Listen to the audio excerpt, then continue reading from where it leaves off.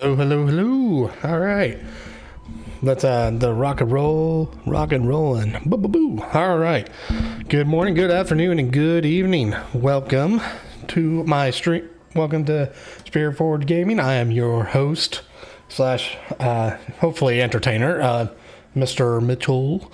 And today I am planning on playing through the 2.2 update of Honkai Star Rail. So let's go ahead, sit back, relax, enjoy the show, and see what happens. So, it's probably gonna, I have the, started up. I wasn't really 100% sure if I was gonna, stream it or doing the Honkai Star Rail again, but I think it would be a good place to kind of start. I also kind of have to get everything prepped and ready for the game to pop up because I did an oopsie the last time I was on, and I tried to teleport into the Express where the new mission just starts. So I have to start the game from the menu, otherwise you will not be able to actually do anything with it. So, all right, fixing.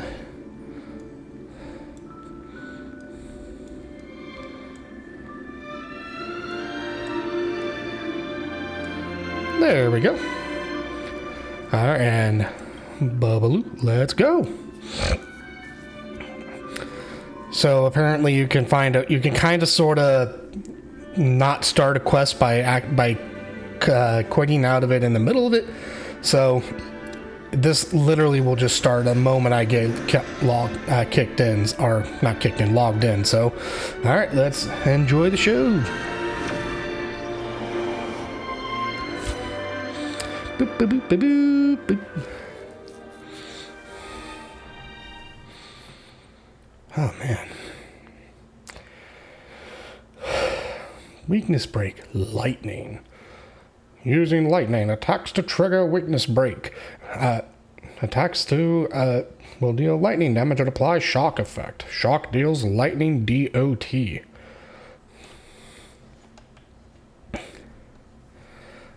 Dots, hots, and bots. All right. There we go. Newsflash. Penacony's Germany Festival has entered its countdown phase. Accompanied by Clocky's TikToks. After 12 system hours, this grand celebration will commence with much fanfare. Well. Looks like we got ourselves a train heist, boys.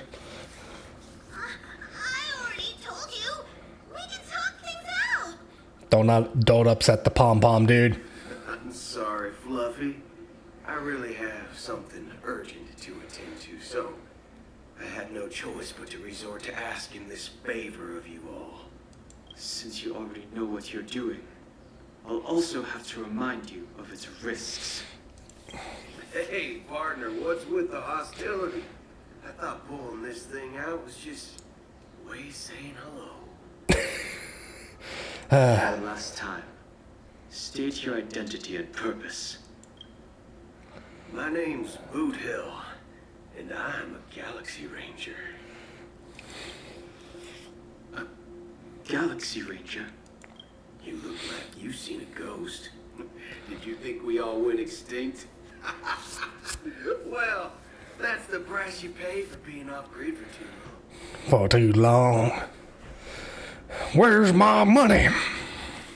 The righteous heroes of the hunt would never hijack the Astral Express. I ain't hijacked anything. What, chatting with someone while holding the gun is considered a hijacking? Well, it kind of... Well, not... legally speaking, yes, it is. It probably is. Pardon my frankness, but there are plenty of rumors in the cosmos regarding the Galaxy Ranger's current status, and none of them are pretty stories. I have a hard time believing you. This is hilarious. The tale that this bunch of fools spin is getting out of hand. There's even a bit about the Galaxy Rangers being turned into gibbons by Dr. Primitive, and they're in some valley screwing around on swings. Okay, well. Of course. I know you won't believe is also why, similarly, I have a hard time believing that you're the real Nameless. Well, See the bullets in this gun? 9mm, an eternal classic. I may need the Astral Express's help right now, but if you're an imposter just like that one, then this bullet might just end up in my head. what?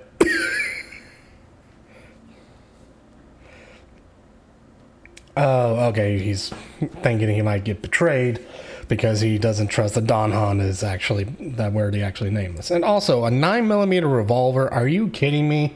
Jesus Christ, Nanny. And also, I guess apparently now we have. So I guess it is a canon that we have not 9mm that rounds of that are used on Earth are now in space. Good grief. I can't allow myself to be exposed to danger. That's just the way it goes. So, you all have to first prove yourselves. Huh? Where are you going?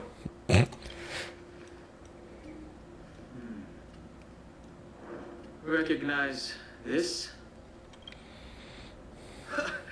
It's a model fudger. The Jade Abacus of Ally and Oath. The CN Joe really gave this to you guys? It's a muddle fudger. Muddle fudger. Oh gosh. Muddle fudger? Okay, I love how Pom Pom and I are on the same wavelength. This is the Jade Abacus gifted to the Express by the Shenzhou Luofu's general, Jing Yuan. Its presence on board serves as the Shenzhou Alliance's official recognition of the Express. Is that enough? Not bad, kiddo. And across these sprawling stars, a gentle squeeze is all it takes to rustle up a whole legion of cloud knights. Now, I reckon that'd be one budget sight to behold. Now it's your turn. Been ages since the Galaxy Rangers had the spotlight shown on them. We ain't equipped with such fancy gadgets, but I've been around the block enough to know the way to handle these types of situations is easy as pie. All right then. Feel free to toss any questions my way. Let's see if my answers can't turn your trust. If your gut tells you otherwise, still ain't too late to show me the door. You could just count on Don Han just going. And why Kicking. would I play along? Ooh. If I truly am a real Galaxy Ranger, you stand to lose nothing. All right then. Tell me, what kind of organization are the Galaxy Rangers? My friend, this question is a hard one. I don't think I can even consider us an organization to begin with. Everyone's on their own fated path along the hunt, with their own resolute sense of righteousness and not so welcome among such so-called universal values. Universal values. This reply does not instill trust. It only makes your predicament more precarious. This one does not spark joy. I'm guessing you're gonna ask about some form of shared faith, right? But us Galaxy Rangers don't need that sort of thing. What brings us together is It's a shared bare. bottom line. Bottom line, we need money. Never bully the weak. Never kill the innocent. These oaths aren't some lofty beliefs, but the fundamental bottom line that one must never cross as a person. As Galaxy Rangers, we strictly adhere to the bottom line. When someone crosses them, the hunt's vengeance will surely come knocking. And at this moment, the other crucial meaning of bottom line comes into play. As long as you don't cross it, you're free to do whatever you please. You catch my drift?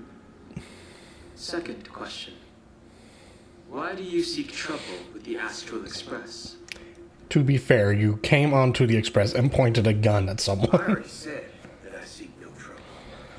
I must go to Penacony for a matter, but I don't have an invite.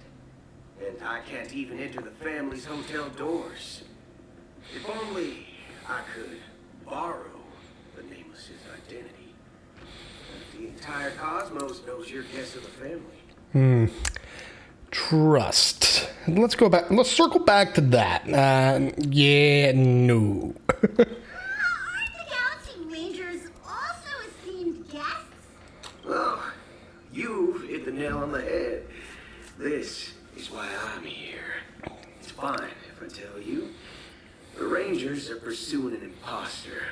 Son of a nice lady posing as one of us. She's on Penacony right now. My informant is a metal keeper. She's the same as all mimetic organisms. Appear in one moment and gone the next. She scares the fudge out of me. Still, she gave me some vital info.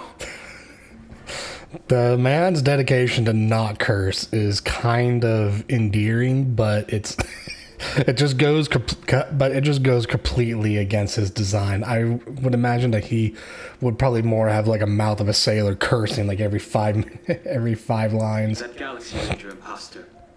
Who is it? Is that the third question? Is it a hard question? It isn't. Just that you might not believe me. That person calls herself Acheron. And according to our informant, she could be an emanator of nihility. That's impossible.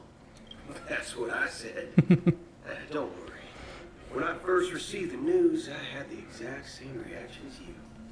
IX never gives anyone so much as a first glance, and that's perfectly normal. What reason would they have to bequeath strength unto mortals? Then you must know that emanators can also conceal their own identities, which, for many people, it's better that way. Otherwise, there'd be wanton bloodshed across the cosmos, or even, perhaps, turning their back on the path they're supposed to follow. Okay, and I just gotta remember, this is supposed to be 12 hours before what happened.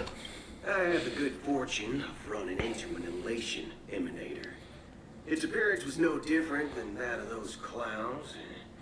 If it weren't through sheer luck that I got it drunk, I would have never known of its eminent status. Even in the purest hunt, you'll find the Xianzhou Alliance under the spotlight and Galaxy Rangers lurking in the shadows. Paths are inevitably concepts created by people and exist in planes beyond our understanding. To reckon that nihility emanators don't exist, well, maybe we just ain't nihilistic enough. So, do you understand now? Your companions are in danger, and it's pretty harrowing. If you don't want to believe me, you best send a message to them. I'd advise you to move fast. We don't know what's happening in the dreamscape or how much of what the memo keeper said is true. True. That Acheron, who knows what she intends to do? Alright, back to the dream.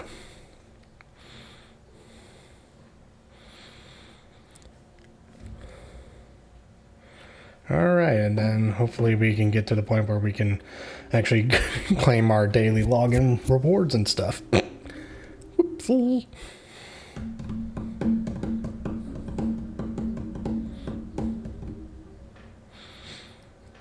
Golden hour. One of the 12 dreamscapes in Penacony, and its time coincides with midnight. Damn. I don't intend to do anything. That's not up to you. Did you know? People who come to the land of dreams for the first time, they'll subconsciously stop to reaffirm that they're still walking on solid ground. And then they will unanimously raise their heads to gaze at the sky. Okay, what's going on? And they're doing the creepy children thing again. Be it reality or dream, staring at the sky is instinctual for humanity. since the day that the golden hour was completed. Is that Shipe? Watching over every single night of decadence. But now this night sky has been mercilessly severed. Died with the mist of nihility.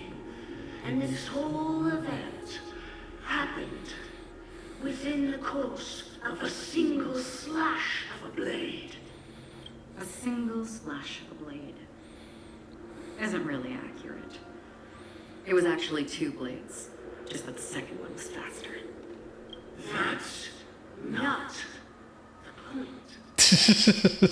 Many guests who weren't supposed to be invited have gathered at this banquet.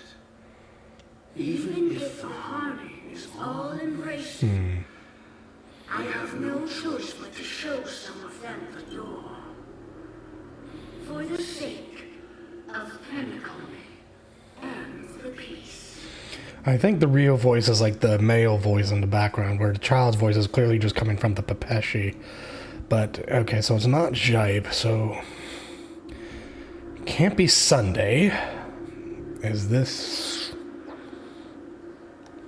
The planet of festivities has no place for you, a puppet of nihility.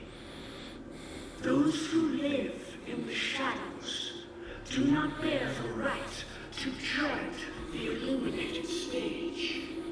Speaking of living in the shadows, there's probably not much difference between us. It's only polite to reveal your true self, at least when speaking to others. Penacony's Dream Master. Oh.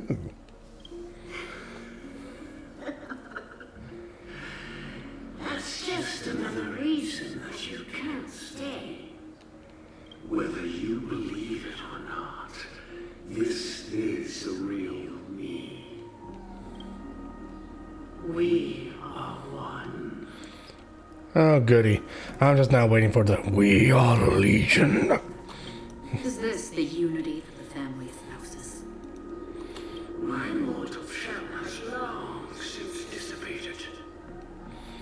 The Oak family's 107,336 offspring are now my eyes, ears, and mouths, spreading joy across dreams when required.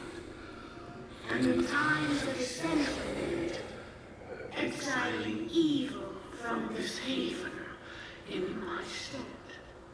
From the sound of it, it seems like you're asking me to leave Penacony. I am glad that you're an understanding one. Alas, I'm not asking. If you think you can. Are you threatening me? I ended it with a period. It was a statement, not a threat. Knowing who I am and still showing such malice. You're not the first, nor will you be the last. This scene played out many times before. And usually, when faced with my questions, most people retort, "Why can't I?" The result has invariably been that they can't. You are confident. But be reminded, the family is forgiving, but not weak. The cords of the harmony extend across worlds. If you do not comply, when the blade is unsheathed for even a hair's breadth, you will never be able to escape the eternal Centurion's wrath in all of your lifetime. Is that Jibe, Eternal Centurion? 137 individuals. That is how many heathens I have exiled since I became Dream Master. Among them were those who once severed my wings, and those who immolated my body. Oh. And here I stand again, about to add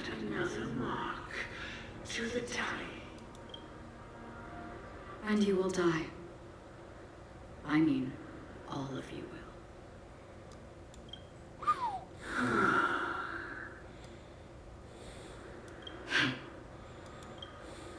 But that won't come to pass. I'll do as you ask. I'll leave. A wise choice. I wasn't aware there was a choice. To you, that surely is the only option. Please bear in mind, you and Penacony are of different worlds. Those born on the far bank cannot seek solace across the river. Leave and never return. The radiance of the planet of festivities is overwhelmingly bright, luring in tricksters, wrongdoers, and criminals.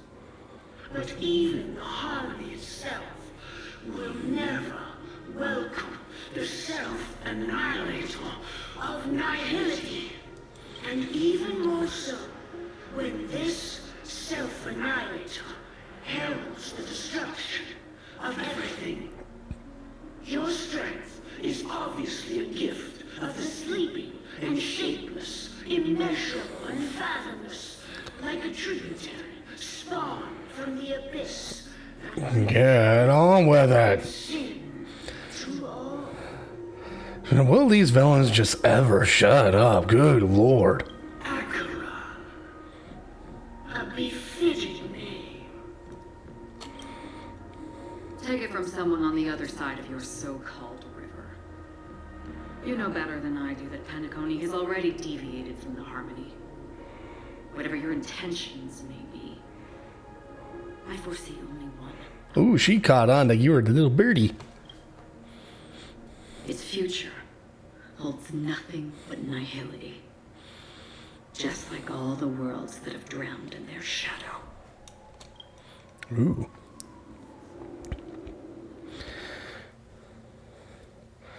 Robin's POV question mark. Penacony falls into temporary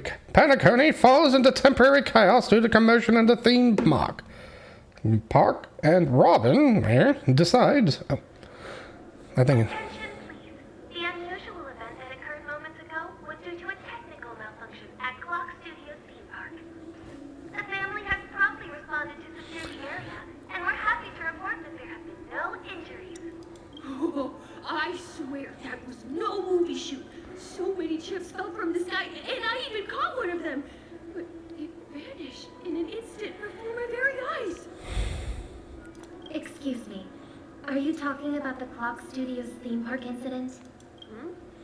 Yeah, what about it? Oh, Miss Robin, am I seeing things right? No need to worry. I apologize for any inconvenience caused to your delightful dream journey.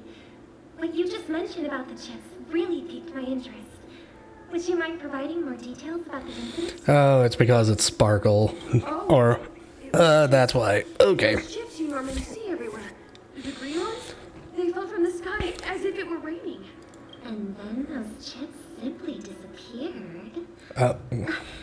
It appears to be the dream sim tech that Iris family has been developing. Huh? Miss Robin, you mean those chips were all part of a performance? But I really... This technology hasn't been made public yet. It was originally planned to debut at the Charmony Festival, but it seems to have been leaked. Can you help me keep the secret? The raining chips were supposed to be part of my act. Oh, I see. Then it all makes sense now. I'll do anything to help make the Charmony Festival a success. Thank you. As appreciation, I'd like to give you a token gift. No, don't give it to. No. Damn it, Sparkle. Why? This button is... Press it at just the right moment in the celebration. There could be an unexpected treat in store for you. God damn it, Sparkle. Why? Alright. It looks like their other guests were also confused. I'll have to excuse myself. Please, enjoy the dreamscape. Okay. So many people talking about it. This commotion at the theme park definitely made waves. The fool always rings twice.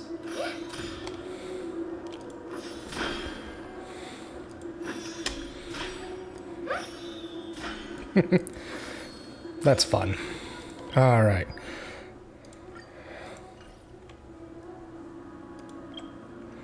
Okay, now we got some stuff that we need to take care of.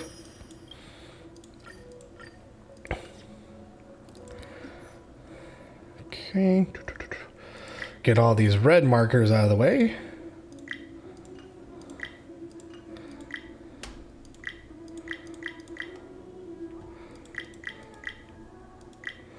Okay, and beta tester sign up. We'll check that later. All right. Claim all. Dispatch again. Boop. Travel log. Claim. Oh. Hooray. Let's see. I think I only have 20 polls here. Yeah, I do.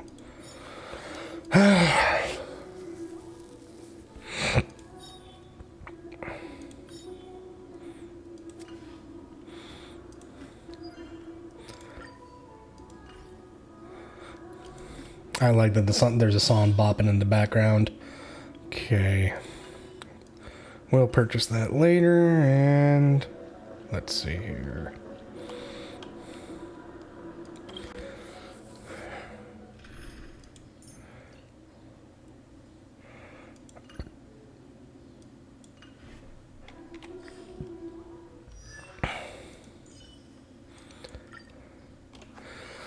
Okay, so that's what we need to do.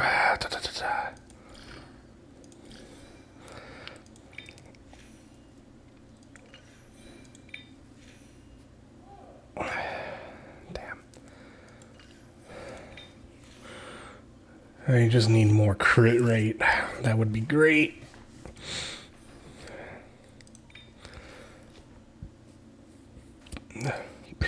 It's not terrible, but it could be better. These, I think, are probably going to be the best that I will probably get out of that.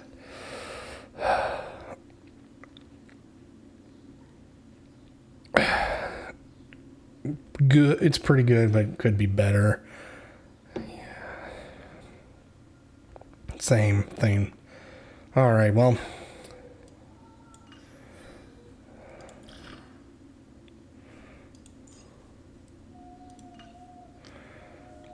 Okay, well, let's...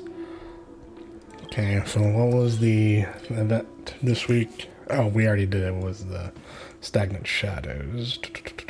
Okay, we can create 10 consumables to get that.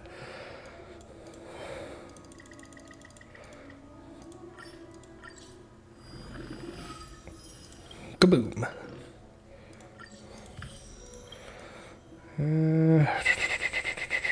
Let's finish the story because I believe the new Echoes of War actually awards some of the newer damage dealers sets, so we should probably focus on that.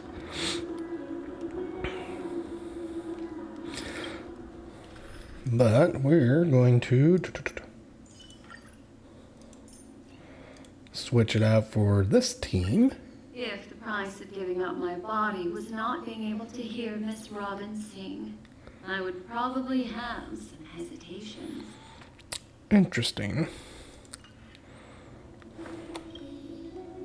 The family promised they would protect the guests within the dreamscape.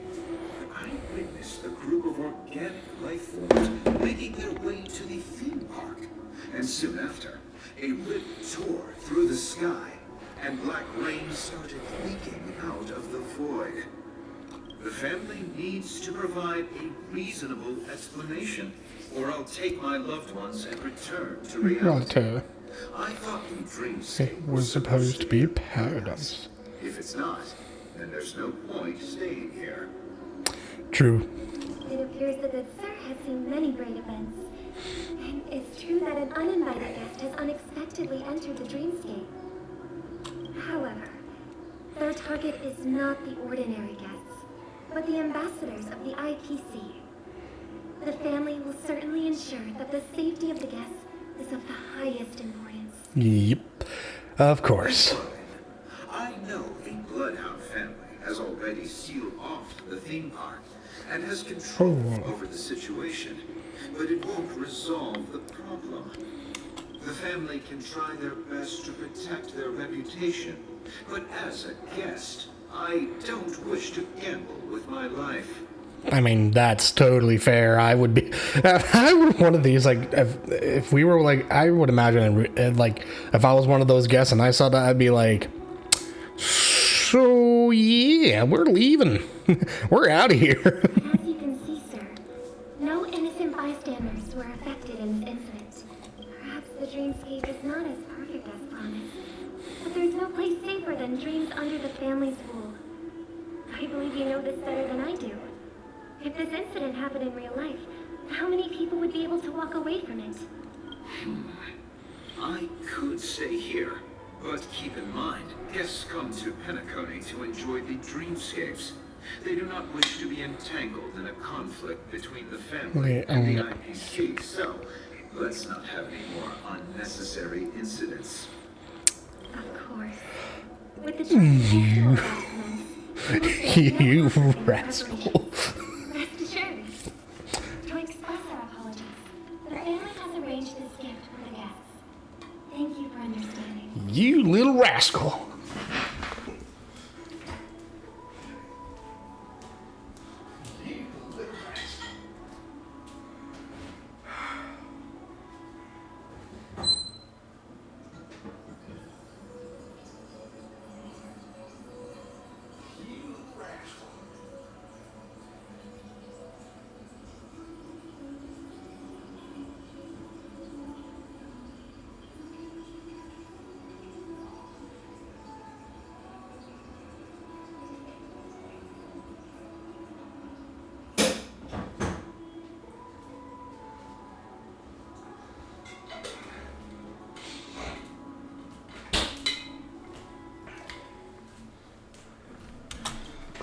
Alright, sorry about that. I just had to grab some water. Need to keep hydrated. You've had quite a bit to drink. Sure you're okay? Oh, it's these two again. Hello. May I ask what happened here? Nothing to be worried about. There's been a small rehearsal mishap at Clock Studios theme park. Please stay calm. Hey, are you a fool? You don't even recognize Miss Robin? Who do you think you're talking to? I'm sorry. I've just been transferred to the Bloodhound family, and I'm still not too used to working on the streets. I didn't realize it was you. I'm so sorry. Yes, grovel, peasant. Hey, don't sweat it. You guys have a tough job. I know how it is. How's the situation looking? Oh, we've sealed off the theme park. Most guests are used to bizarre phenomena in the dreamscape, and so far, no threats have been detected. We can expect order to be restored soon. Rest assured, Miss Robin will intensify our patrols to ensure that no incidents occur. I trust you guys. But regarding what happened in the theme park, what do you hounds think about it? It's okay. Feel free to speak your mind. Well, Actually, I was there shortly after it happened. Is it true that the IPC's ambassadors came with ill intent? And that Galaxy Ranger easily cut through the sky? Miss Robin, to tell you the truth, everyone's been talking about it. The myriad factions on Penacony have already been causing unease for everyone. Yeah. Thank you all for your loyalty towards the family. The planet of festivities has indeed run into some trouble. Representative from the IPC, he's trying to regain ownership of Penacony and is prepared for a hostile takeover. Of course, the family did not agree. The result of the failed negotiations is as you see it now. No wonder. So this is the main reason why the IPC staff are banned from entering the dreamscape. Did they apprehend the troublemaker in the end? Don't worry. Mr. Sunday is currently tracking his whereabouts, and he'll have something to show for it soon. However, given the situation, the IPC surely won't let this go easily. Therefore, we are relying on you hounds to maintain the order and stability of the dreamscape. Please be assured, Miss Robin, we take our orders seriously. We won't let those IPC cronies get away with this. Thank you for your Yeah, the effort. cronies, If yeah. there are any other members who still feel uneasy, please tell them on my behalf that protecting the dreamscape requires everyone's help. This is a small gift prepared by the Iris family for the guests. There's one for you too. Please, open it at the Charmony Festival for an unexpected surprise. I can't believe I received a gift from Miss Robin. It feels like I'm dreaming. Wait, I am in a dream. Crime in it. Trouble comes knocking on our door, we're not afraid to go to war. Rest assured, the Dreamscape's peace will be protected by the Bloodhound family. Yeah, whatever. And then you just got Sparkle over here just causing mayhem and mischief. Oh, Lord Almighty. Oh, that's actually a good time to eat one of those snacks right now. It's not like I have 63 of them. Okay. Where is it?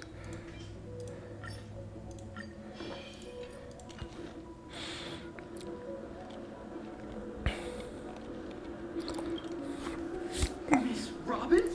That's the renowned cosmic superstar, Miss Robin! Yes, you said the name twice. I didn't expect to meet a fan here. I'm honored. Welcome to Penacony, a world filled with wonderful dreams. I can't believe I'm actually meeting the real Robin! Shouldn't you be preparing for the Charmony Festival? Shamani.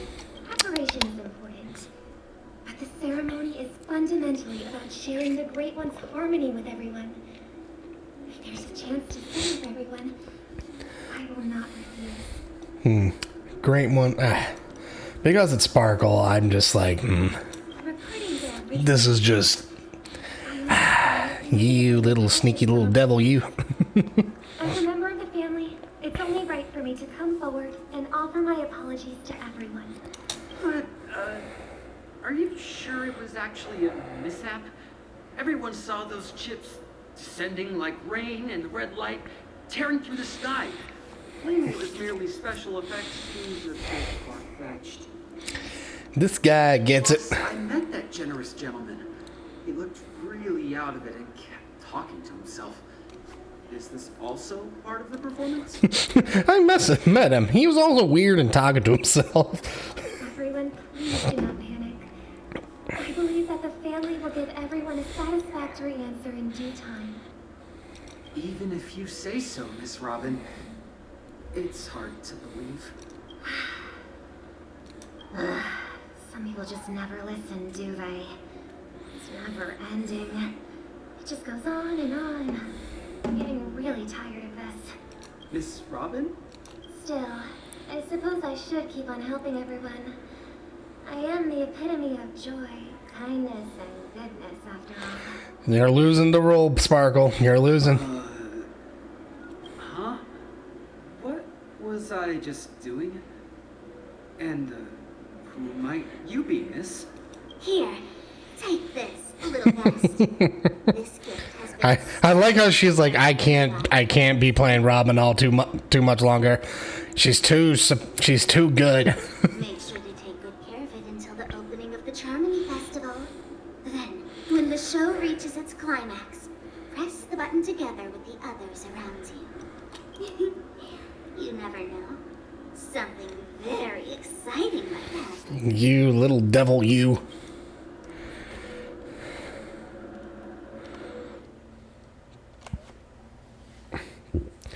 When you have to make a choice, make a choice. When you have to make a choice, make the one that you won't regret. We're back to where it all began. You entered the golden hour from this place. And it is also from here where you will enter the true Penacony. The true land of the exiles. It is a pleasure to journey alongside you once more. time I laid bare the entire truth before you. As you might have heard, I also go by another name. Stellaron Hunter Sam.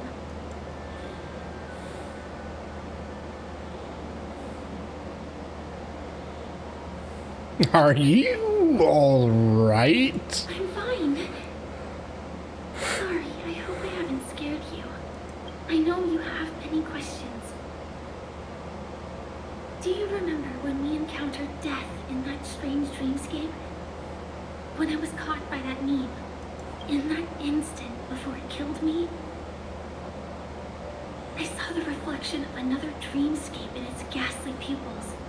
So, following the clues in the script, I came up with some theories about the meme. That's why I instructed Silverwolf to issue invitations.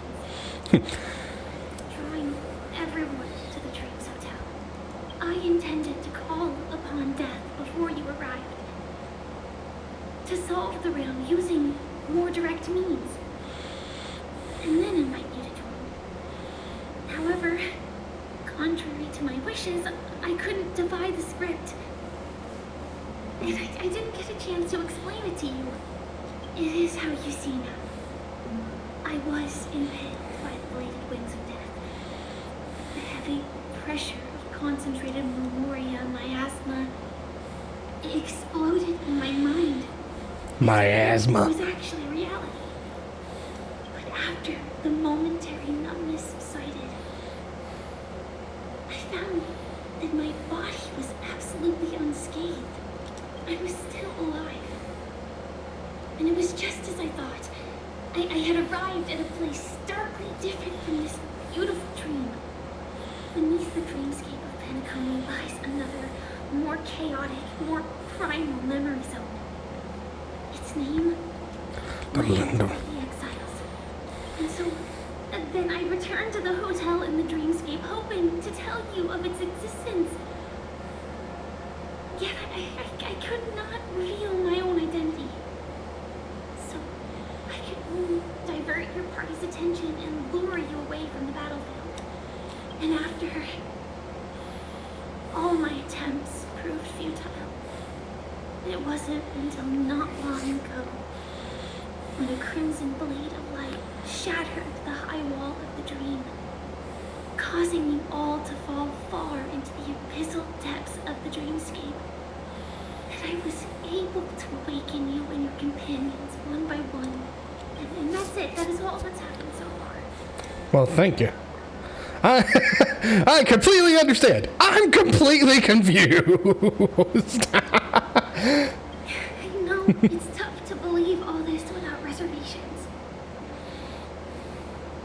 I just want to say you were very close to the final answer. Just one more thing needs to be done. And then I can prove it to you. Now, let's leave this place. Please close your eyes. Take a deep breath and visualize the dreamscape's outline in your heart. And remember, you must not open your eyes at all times. 3, 2, 1. Don't be afraid. The one who has come to greet us has arrived. Crashes through you. After a piercing screech, a thick and ferocious surge of memoria crashes into your chest, churning and ravaging. Your consciousness becomes like a scraps of paper caught in a whirlpool, breaking apart, dissolving and dispersing within the turbulent, muddy current.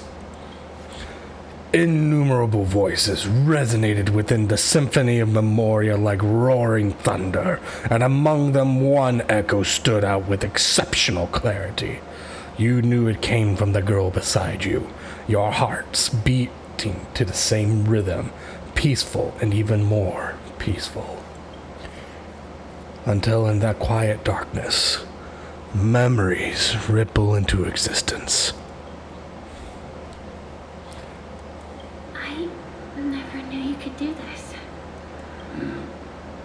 Do you have a driver's license? I do. The real league, there are driver's licenses, and he has one. He is registered with the government. Surprising. Why? Because this is Japella, the city of sins. No, it's nothing. I'm just thinking that you haven't slept in 20 system hours. Are you sure you're okay? Honey, let's be real. He's never okay. I'm fine. I'll survive. Same goes for you. I'm not so sure about that. Slow down a bit. Is that... I'm guessing the green mark is probably the entropy that she Feel mentioned. free to activate Sam anytime you like. There's still some time before the next part of the script unfolds. Let me stay a little longer in this body. So Sam is just essentially the name of her suit. A long silence ensued. Neither of them brought back any topic, seemingly accustomed to this silence. It wasn't until much later that a soft sigh once again broke the quiet in the car. Such a long tunnel. Didn't feel this long when I set off. In half a system hour, they lead us to Kafka. And then comes the downfall of the Japella Brotherhood. Is that also part of the script? It's in your script too. Sorry. I didn't notice. Their destiny won't change just because of your selective ignorance. Jeez, he's a little... This has probably got to be one of the most awkward car rides ever. Oh, man. I told you before, it's a bad habit. What about you then? Is this the moment you finally find the death you've been looking for? As always, it's a blank slate. It's not on this planet. Why the sudden inquiry? Because I'm currently in a car with a sleep-deprived driver. I just want to get there in one piece.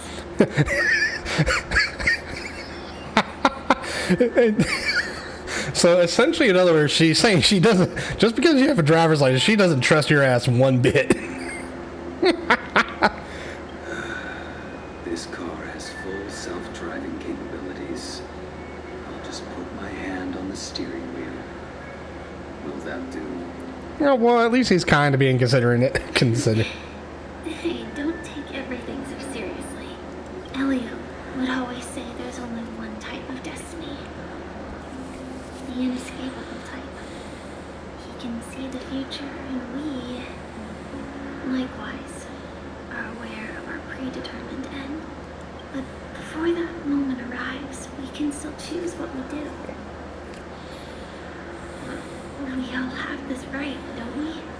After today, Japella's name will disappear from cosmic history, and the Everflame Mansion will take its place. In the not-too-distant future, you will receive an invitation. That's your next stop. Land of the dreams. Penacony.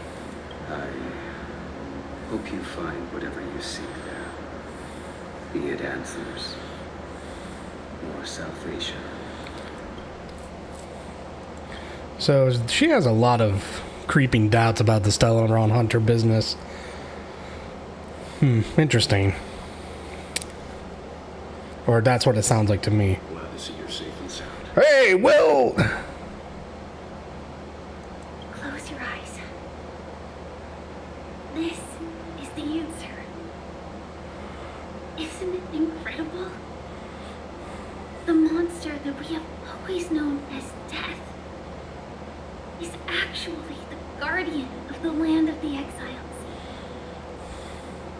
It abides by a certain rule, abducting people from their dreams and bringing them here.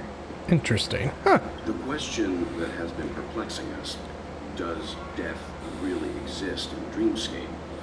appears to be a cognitive trap that was laid by those orchestrating events from the shadows to cover up the truth behind the disappearances and the existence of this fortress known as Dreamflux Reef. Every emergence of that name is related to the Watchmaker. Since Dreamflux Reef is where it brings its captives, it's likely that many of our long-standing questions will be answered in this place. The atmosphere here is starkly different from the beautiful dream. There are no regulators here like the family. And they all look like they're mildly dazed. And it also looks like a very noir, like the grummy noir style, just if we're taking a look at the environment in the background here. Very much in stark contrast to the bright and shininess of like Golden Hour. But from the whispers of the residents, we've heard a familiar name. Gallagher. It's that man again. Always in the right place at the right time. Though that does save us the trouble of looking for him. Himiko and March have already made a move. Get ready. We're about to set off. Cool. The real dreamscape. Land of the exiles. Before we go, should we speak to everyone first? Yeah. Well, let's grab this. Lost Diary Vagrant. Collect. Dreamflux Reef Travel Guide 19.0. Boom, boom. And kaboom.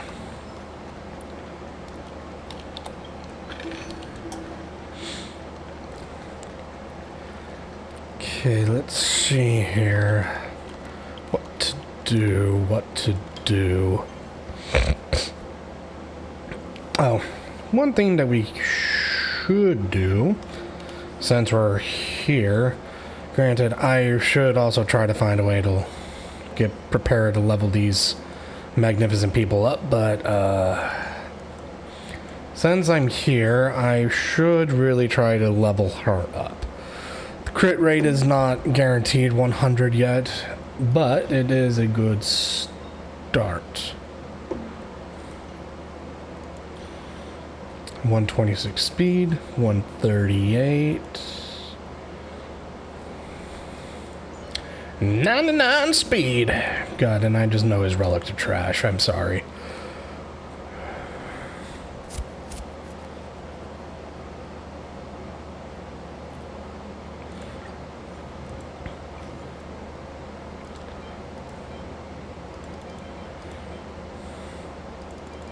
Well, we could at least level them up for the time being, just to kind of get something.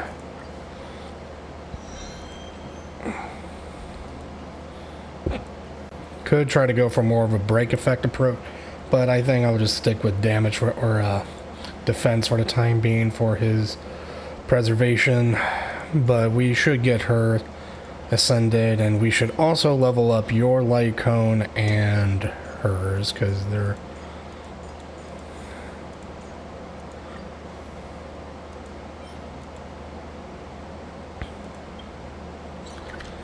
Well, we can get rid of the Calyx weekly quests for the battle pass, so that will be good. Alright.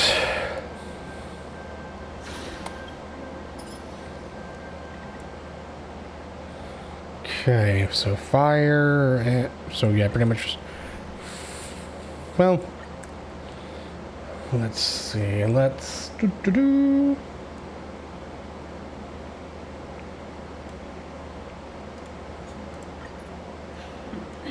So it's you.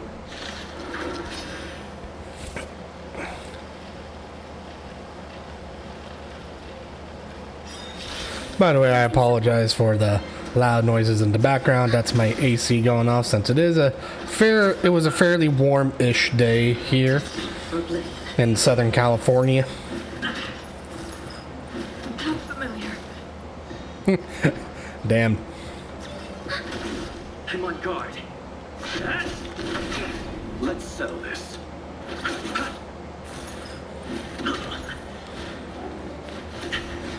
Hit me. Still waters in a blink. I'll see you off. Ready for another?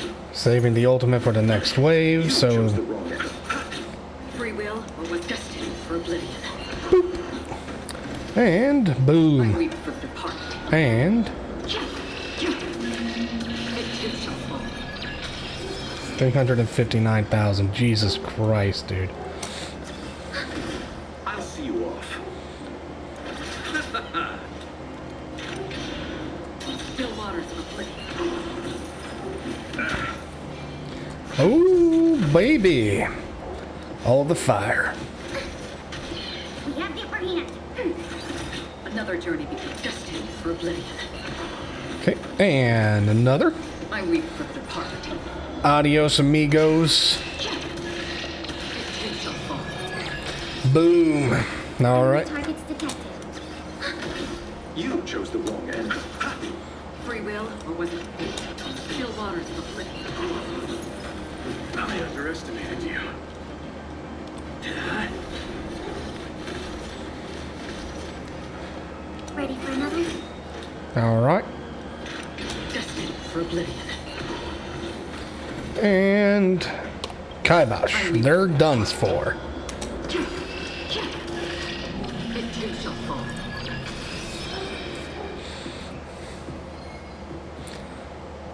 Oh, come on. Not even a purple. Damn. All right.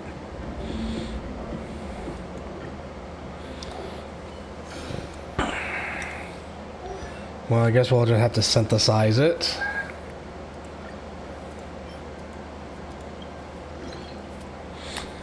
Oh. Ooh. That is not pretty. We do not have a whole lot. This one, we can, that's no problem.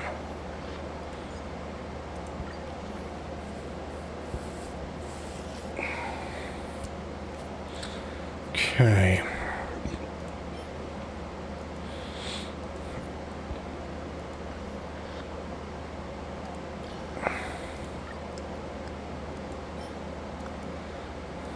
Stargazer Navalia.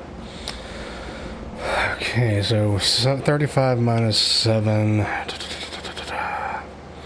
If we do 3, that would put us to 10. 15. So then that would mean that we have 25 after that. So that would mean 5 5s. And each one being... I don't have enough energy in this current round, but we will later on. Okay, let's see. Where's my Blade sub DPS team? There we go. Oceana, because she has a fabulous Jinliu. You don't want to let go of the past, do you, Blade? I'll be switching Bronya out with Brown May when I get Brown May leveled up, but we're here for Acheron.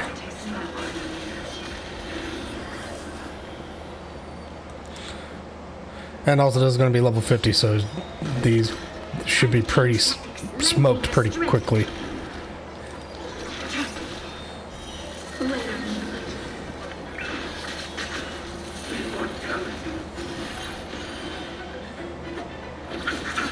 A blade knows no mercy.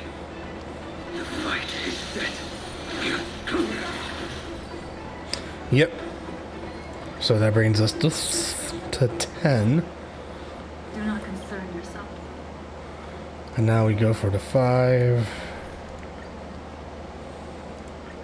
A broken sword. The moon shines on the truth. Kaboom. Time to change tactics. Lend me your strength. Blade of moonlight.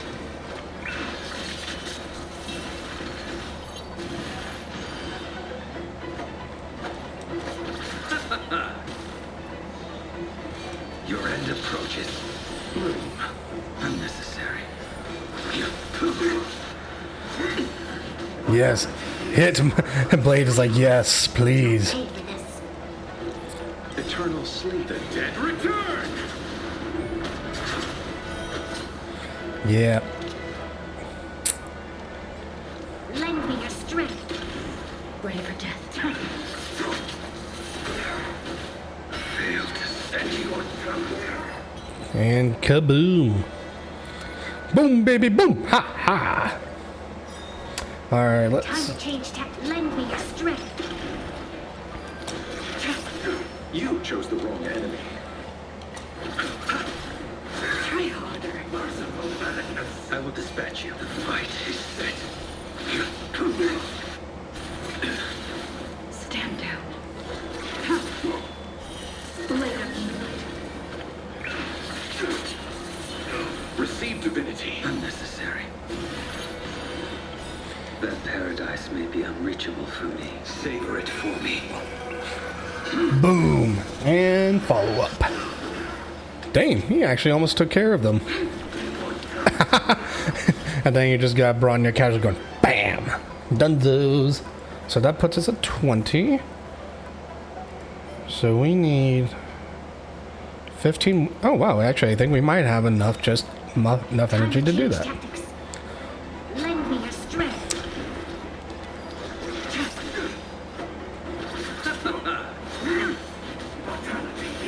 A blade knows no mercy. Your end approaches.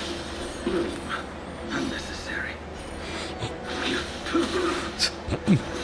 Then you just got Blade here just going, I want to die. I want to die. Give me.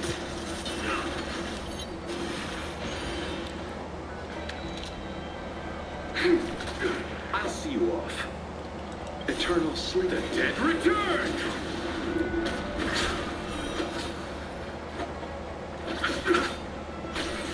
Failed to stand you. You impede me.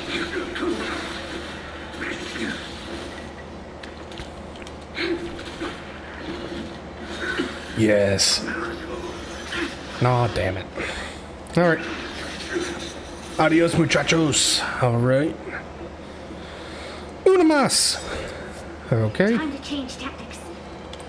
Lend me your strength. You chose the wrong enemy. Try harder. The fight is set. Tedious. Blade of moonlight. Okay.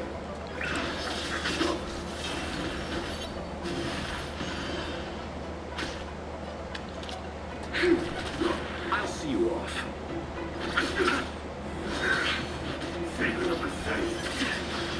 I will dispatch you. Goes for everyone but Blade. Unnecessary. That paradise may be unreachable for me. Savor it for me. Get him, Blade. Go.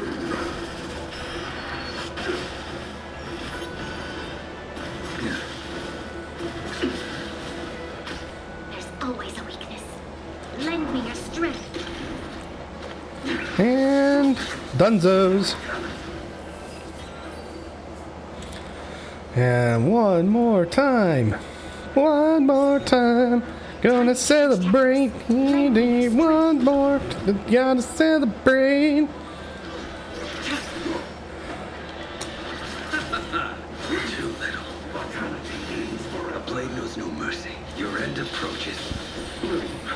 Unnecessary.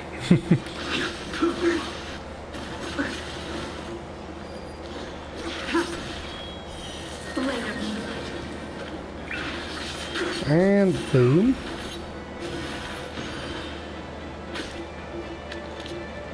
We've entered the storm. To guard and defend. Crush them. Eternal sleep. Dead return!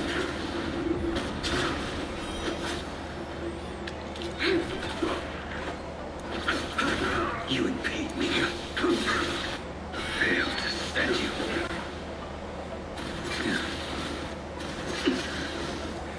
They just wanted their little revenge, but it doesn't work.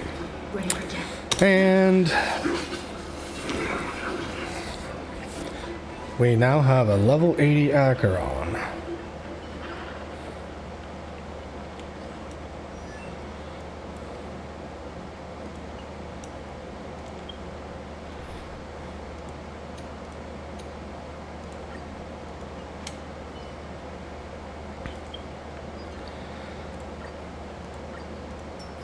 Okay, so we completed the daily stuff. We should go Claim all.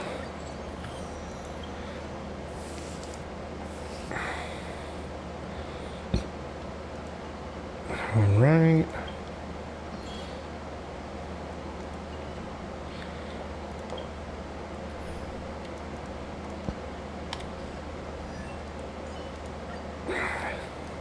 Never turn back. The path behind is gone.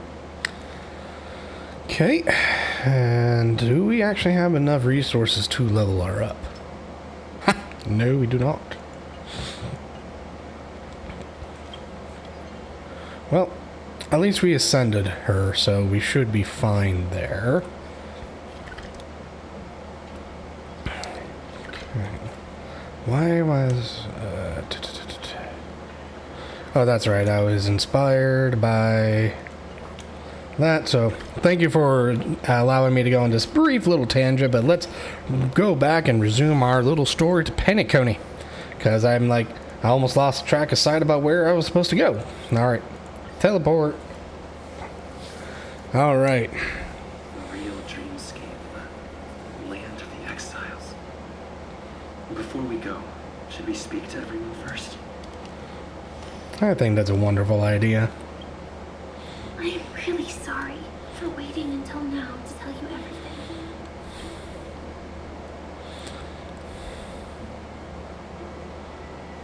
Do you still remember that medical cabin I told you about? Well, that's Sam. It belongs to the Iron Cavalry of Glamoth's Firmament Frontline.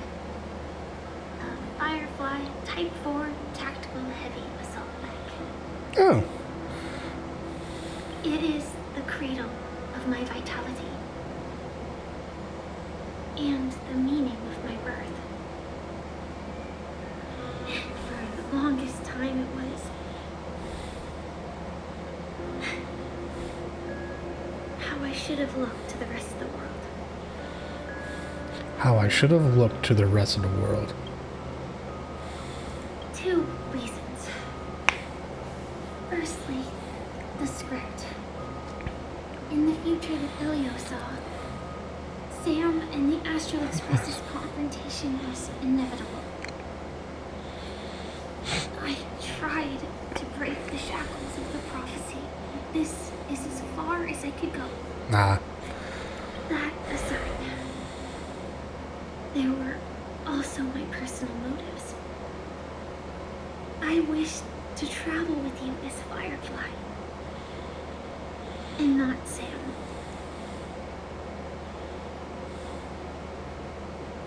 I mean, realistically, Thank you.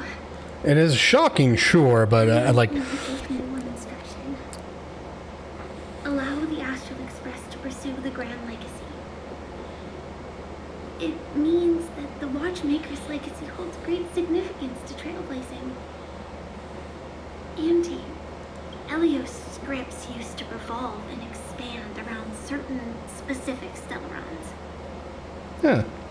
But with your appearance, this condition has apparently ceased to be appropriate. Perhaps he also saw the impossible in the future. The timescale of Dreamflux Reef differs from reality, so we mustn't lower our guard. You're sensitive to memoria. A slight misstep, and you could get lost in this memory zone. Well, that would make sense that she knows that, so fair enough. Something on your mind? Let's talk about it. No wonder Miss Acheron is so averse to drawing her blade. It's hard to imagine such terrifying power could reside in an ordinary sheath. If it were for the fact that Aventurine's power originated from the preservation, the entire dreamscape would have been affected. Yeah. Don't feel burdened by this. Even without that Stellaron inside you, Aventurine would still have found other methods to accomplish his goal. Let's just believe in Miss Acheron. And given her prowess, I don't think we've got anything to worry about. During your investigation, I shared a vital piece of information. McHale, former watchmaker who collaborated with the family to construct the Penacony, were Familiar with today and falling out with the family for specific reasons. And what reasons could that be?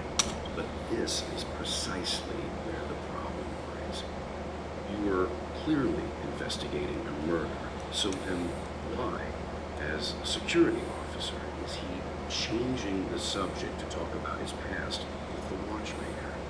And now, with Firefly mentioning his name again, it's hard not to be suspicious.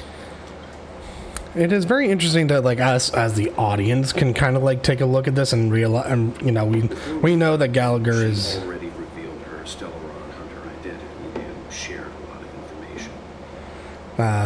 sorry, that was speaking over Welt, and I shouldn't have. I'm sorry, Welt. But yeah, it's like given what we saw at the end of 2.1 with Gallagher revealing himself to be part of or Sunday revealing that he is actually I believe it was an emanator of the Ignemata. It is very interesting that we're still at least we're catching on that something is up with Gallagher. And I also do want to appreciate that they're actually making they do make 4 stars very important to the story, and they're making like all the characters important, not just like certain ones. It's kind of bizarre that the one character that seemed to be kind of missed out on a lot of it is, well, I'm guessing, bro, right now Black Swan was very involved in 2.0, very little in 2.1, and I will see if she's here, but Sparkle is just kind of like in the background, just being the rapscallion hooligan that she is. I would have thought that the Molten Knight's true identity was actually a young girl. For her, this is a secret that she cannot allow others to know. That being the case, I think we can believe she's willing to cooperate. But she didn't reveal all her secrets. I just can't shake the feeling that her situation is different from that of the typical dreamer. And I hope that doesn't lead to any dangerous predicaments. Yeah, we can hope. I hope you've regained a little composure. We'll move out when you're ready. Roll out. Doo-doo-doo-doo. Roll out. Well. Looky what I got here. I'm a useless berry that can't even build its own nest. I'm only fit to live in a trash bag. Chirp. Trash bag is mine! And no one else's.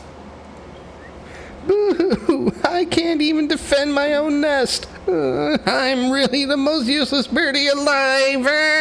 Chirp. Goodbye, stranger. I'll give you this trash bag. Chirp. Oh, man. Fleeting happiness. Oh.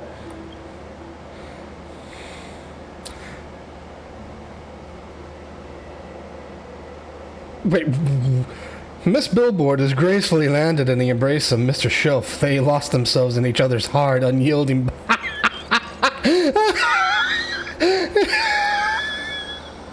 Over there is Sir Trashbag. He has bid farewell to the warmth of his trash can to protect Miss Billboard. Miss Billboard is gracefully laid in an embrace of Mr. Shelf. They have lost themselves in each other's hard, unyielding bodies and are blocking your path ahead. Oh my god. Oh, that's rich. That is phenomenal. Muddled thing. Welcome to heaven. Dreams, true or false, all are ephemeral. Might as well drink more Soul Glad instead. Oh boy. Tip of the water drop. Water is the source of all life and the cradle of civilization. It is soaking the dry ground below, drip by drip, right before your eyes. As the years pass, some stars will extinguish and others will be born. This small, moist patch of land will also see life bloom. Life that only belongs to this place. When the scientists of the small puddle come to trace their history and look up to the heavens, would they be moved by the miracle that originated from a single broken water pipe? When that time comes, the water in this pipe is sure to be heralded as a divine object and become almost impossible to obtain. If that is the case, why not take a drop for yourself now? And a few amber arrows, it can make you a millionaire. Solid. And I love how they named it solid water, not just like ice. Darn it, the goods got robbed. Listen, gang member. Darn it, those were darn good products, and the robbers took them all. I was too careless, and I shouldn't have fallen for such an obvious trap. It's fine as long as our people are still around. We can find a way to produce another batch of dream bubbles. One day we'll have them pay back everything that belongs to us, twofold.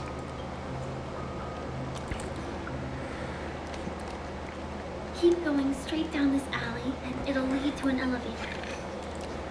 It'll take us to the center of the land of the exiles. Melancholic vagrant. Ooh, balloon pop.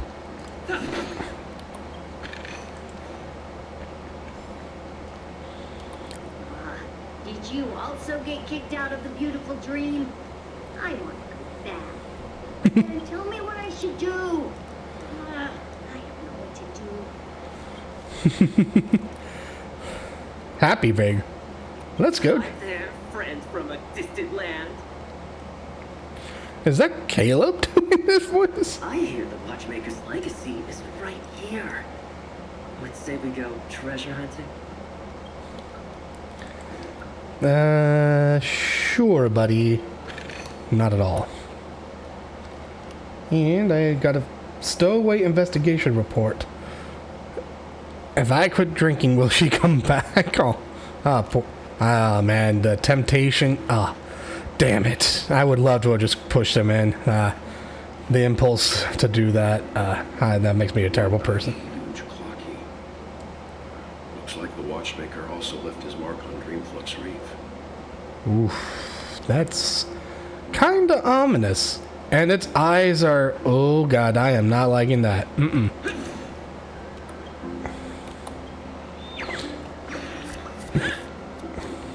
Boo! Did I skin you, little chump? All the birdies are eaten by a gigantic clocky. Guess why I'm still here? Chirp. You're a ghost? Boo! Wrong guess, Chirp. It's because Clocky doesn't eat birds. I was just pulling your leg. Chirp. Your reaction was really fun. Goodbye. I'll come back next time to make you laugh. Chirp. Sinister bird. Potato fry sundae. Ooh, scissor gate elevator time, baby.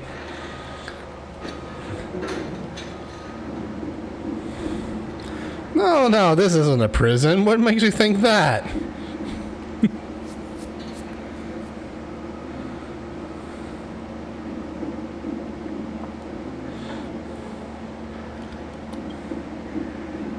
Oh, dang it. I didn't press F in time. Ooh. Believe it. To think there's a settlement of this size within the dreamscape, and all beyond the family's reach. Holy moly. The atmosphere in this fortress is pretty different from that in the beautiful dream. When I first saw it, I was in awe too. The sky here, it's like a reflection of the 12 dreamscapes.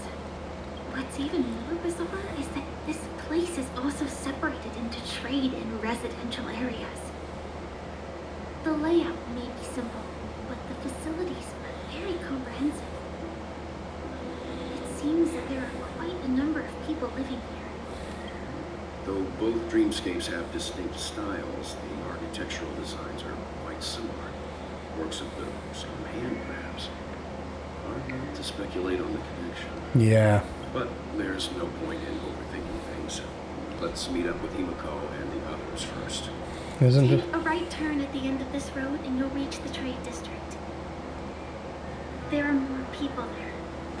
And perhaps someone knows where she is. Not coming with us? The Astral Express likely needs room for some internal deliberation. In the meantime, I'll try and locate Gallagher. Sure. Let's reconnect later. Letting her go was the right decision.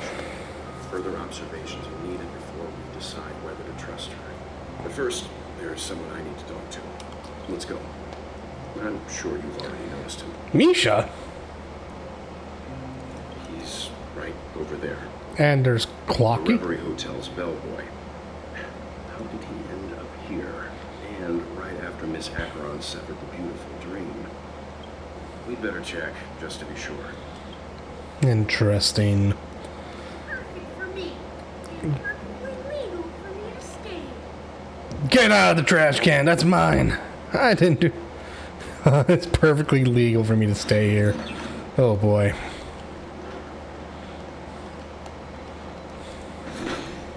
Sorry. Not trying to kill you, I swear. Just popping balloons. How did you get here? Now there's a fresh face. How did you come here, young man? Immerse in Teletron. It was a long time ago now. Back then I came across a beautiful meme in an alleyway. It had countless eyes and beautiful streamlined claws that got my engine racing. Oh dear God. As I walked towards it, I began to read an ancient inorganic being love poem to it. Hearing this, it shyly approached me and grabbed me close. Then I found myself here.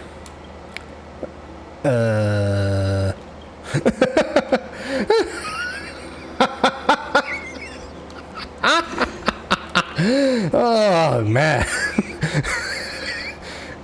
I just love how unhinged some of all this is. Some of the dialogue here has been so unhinged. Ah, it's pretty enjoyable, man. Hey, stoop kid, never leaving the stoop. Yoink. Rockhopper bird. Hey, be gentle. How am I going to descend if you pop the hot air balloon? Chirp. Just look at this height. It must be thrilling to jump down from here. Chirp. Don't you know how to fly? Oh, right. Why didn't I think of that? Chirp. Thank you for the reminder, my friend. Suddenly it doesn't sound so thrilling when I realize I can fly. Chirp. Goodbye. Let's meet again at the great tree. I wonder if I can forget how to fly. Chirp. Bye-bye. Pop. Flotastic disc burger. Boyga. All right. You were the guest from before. We meet again! And a new friend. Oh, forgot to introduce myself. I'm the hotel's bellboy, Misha. Hello, Misha. I'm Welt. We met in a dream. And... Oh, welcome to see Clocky. Yes, we're not insane. Talk! Old friend and new friend! Let's high five! Your... memory zone meme? No, Clocky is a good friend of mine. We all live here. How did you two get here? This dreamscape isn't supposed to be open to the public. I wonder if it has something to do with Sleepy. So, this is your home? Yep. After my work in the beautiful dream ends, I'll go back home. Commuting used to be more convenient, but ever since travel became cumbersome, Sleepy started ferrying people back and forth between the two dreamscapes.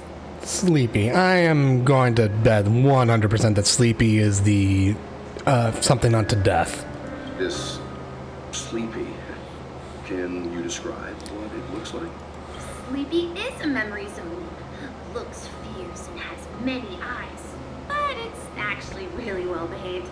Gallagher's been taking care of it. Based on the description, that meme is indisputably death.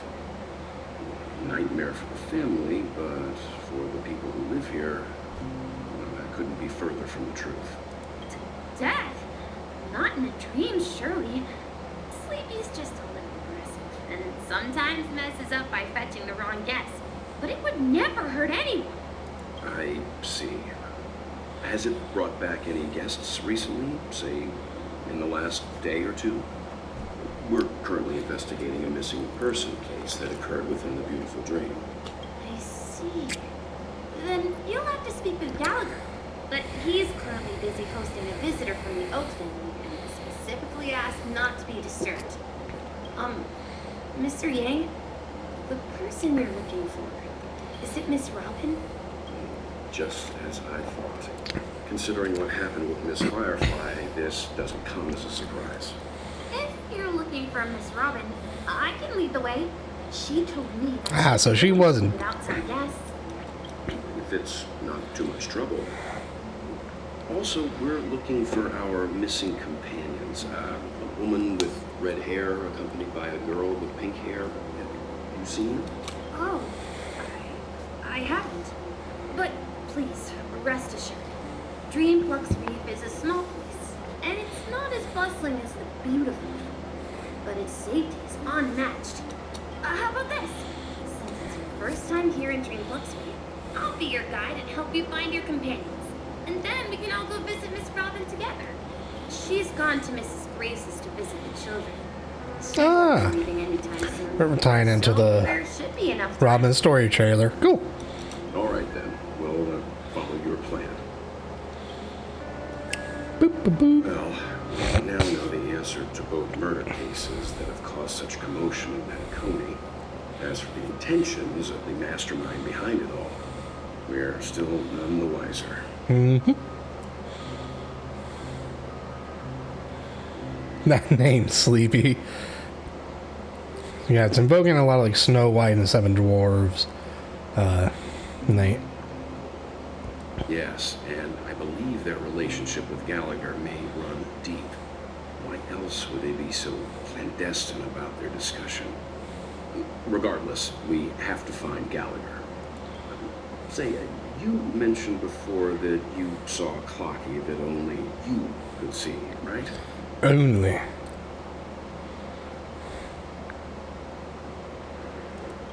can't shake off this strange feeling. Am I really still so young at heart? Aw, well. Forget it. It's not important. We'd better just follow Misha. But I also believe that it may, because when we first met Clocky the first time, he was also with Misha. So it may also just be that Clocky appears kind of like to people that Misha likes. Everyone, look! From here, you can see the most spectacular view of Dreamflux Reef. A black hole? An accretion disk formed from consolidated memoria? Was Dreamflux Reef built on such unstable memoria? Oh, so Mr. Yang is also versed in memoria dynamics. I was just trying to figure out how to explain this huge hole to everyone. I bet you guys have a lot in common with Miss Kami. Kami? Who the heck is that? Uneasy local. The watchmaker is gone. There's no one to protect us anymore. Don't you think we should leave? Why should we leave? It's those insatiable thugs that should leave. If we let them keep corrupting this place, one day there won't be a single dream bubble left in the city. We need to seize the moment and counterattack Penacony. At this point, it's either their death or ours.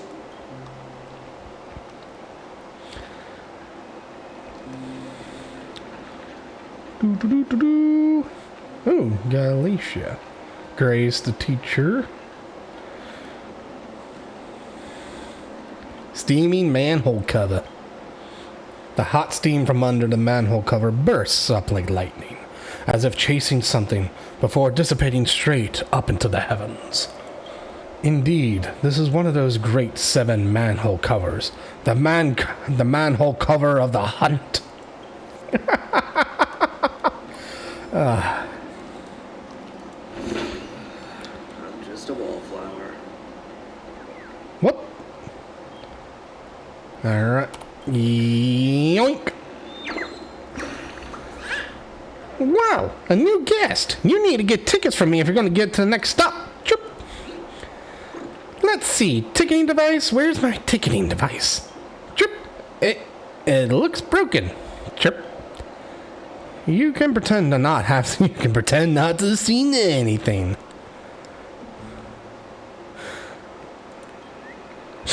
I'm truly an incompetent birdie. Chirp. But on second thought, wasn't a birdie's youth on this place simply isn't worth it? Chirp. I remember Mr. Signpost has a ticket. You best ask them. Origami Gird punching out. Time to slip back to the great tree and take a nap.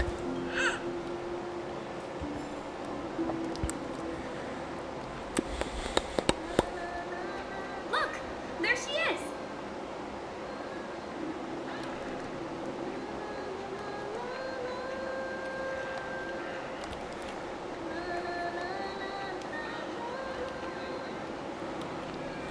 Romanticist. Basic. My calculations are finally done. In another 10 system hours, the above dream will swallow the dream below. My hypothesis is correct. This place will cease to exist as the dream devours everything. Where are you all, and why haven't you left yet? This place is about to disappear.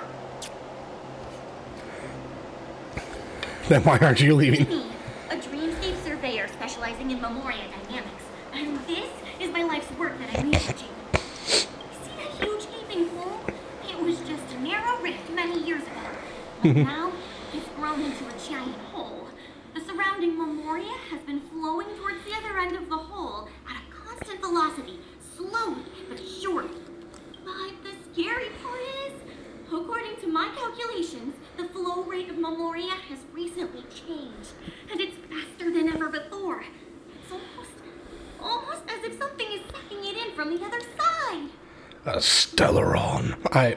I have no idea, but knowing what what we're made of and the whole script thing with Elio and this and that, it would not surprise me.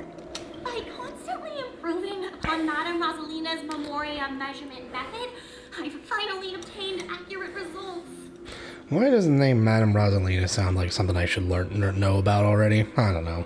After 10 system hours, the dream flux state will cease to exist. Just like the melting of glaciers, everything will crumble and disintegrate. Dreams on that side of the void will fuse into one. Please don't worry. This sort of thing has happened many times before. Miss Katie isn't a bad person. She's just a bit lost in her own world. Is she also a Hello?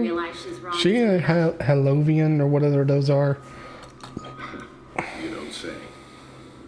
There was something else that piqued my interest. Who is Madame Rosalina? I feel like I should just shut up and let the characters speak. Oh, do you know her too? Or are you also a fan of Memoria dynamics? We're very interested in Madame Rosalina's achievements. Could you tell us a little more about them? Why, of course. She's an excellent scholar of Memoria dynamics, and the first person to apply Memoria rate measurement methodology on interstellar travelers. Regrettably, due to the presence of the Garden of Recollection, ordinary people don't pay much attention to the nature of Memoria. She departed this world without much fame, leaving only a few thin journals behind. I came to Penacony to learn more about my idol, and went to great lengths to seek out Dreamflux Reef, all because this is her final resting place. Prodigies always meet their demise prematurely. If only Madame Rosalina had more time, she would have discovered a way to reverse the flow of Memoria. I felt it. The source is in the golden hour. There is a certain anomalous presence stirring the currents of the memory zone. We must uncover more concrete proof. We must convince everyone. Oh, goody. Does the name Madame Rosalina sound familiar to you? That's right. It seems like she did a great deal of research and calculations in Dreamflux Reef before abruptly passing away. Miss Katie regularly mentions. I just used an option, even though in reality I was like, I don't remember shit. Prison work. She could see the Penacony of today. It's people building homes in the memory zone. I bet she'd be really happy. Perhaps. Our destination is the commercial district. That's where the largest crowds gather in Dreamflux Reef. We might be able to find the others there. Oh, well, there's I'm mistaken. We found him. Let me go! Please, come to your senses. I'm begging you. Marge, stop bullying children. Ghost! There's a ghost! Don't come near me! Oh my. I'm human and so are you. Can you get a grip? Mr. Yang and Mr. Trailblazer, I've been waiting for you. Quickly, come help. I bumped into a member of the family on the way here. He was so scared and I just wanted to calm him down. But... Let me go! Let me go! I've only done good in my life. Why can't I rest in peace after death? well, this is how it turned out.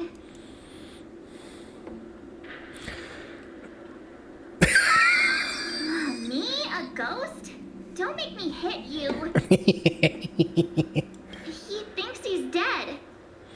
Although, when I first fell in, I also thought the same. Dear guest, this is not the afterlife. This is Dreamflux Reef. That's right. Did you hear that? Repeat after me. Dreamflux Reef. You're talking to someone invisible. If I'm not dead, what am I? I shouldn't have pushed my luck and tried sleeping in my dream. Curiosity kills the prophecy.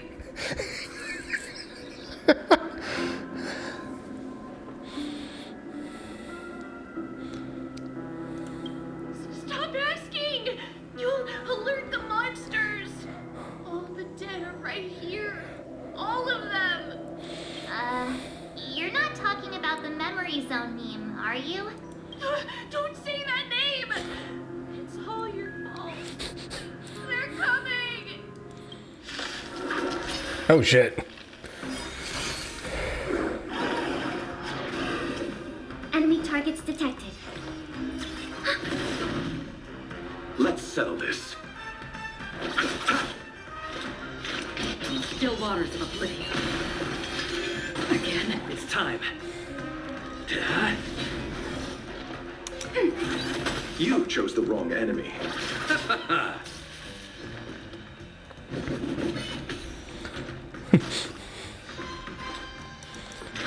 Destined for oblivion. I'm on guard. We have the upper hand. Ready for another? I'll see you off.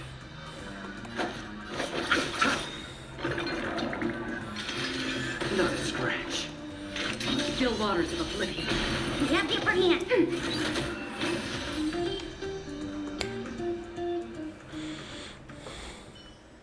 He passed out. His intense negative emotions attracted the nearby memory zone memes. I see. But why aren't the other people around here scared? Unlike in the Sweet Dream, people here don't see memory zone memes as dangerous monsters. And even if they pose a threat, people can easily escape by forcing a wake-up call. But we can't just leave this man here. Can we take him somewhere safe? We can ask Jessie for help. I've gotten to know many locals while waiting for you guys. Everyone here is living a self-sufficient life. I don't know how to describe it, but this place feels like the real dreamscape. The hot steam from under the manhole cover rises gently like a slow exhaltation, kissing the cheeks of passers-by. It selflessly donates its warmth. Wow, could this be one of the legendary 7 manhole covers? The manhole cover of abundance. Yoink. Oh, it's sun time over? Chirp, chirp. Even feathers will loosen up by the hot steam. Chirp. But I feel my body going woozy. Chirp. Can paper even be soaked in... Origami birds aren't made from actual paper. Why would we get wet? Or would we? Chirp. I'm gonna go look for Dr. Blues right now for the answers. Chirp. Bye. I remember when this place was all hustling and bustling. Now look at it. Nothing is spared from the decay of time. You alright? Ah, god damn it, another sleeper. No, at this rate, the family will be done for. Done for! The hot steam from under the manhole cover envelops you. Who are you? Where are you going? What pain is there in life? What suffering is there in death? This must be one of the mysterious 7 manhole covers. The manhole cover of nihility. So I bet you there's an achievement finding all the 7 manhole covers. So we got the hunt, abundance, and nihility. Which one are you? The steam from under the manhole cover is united in psalm.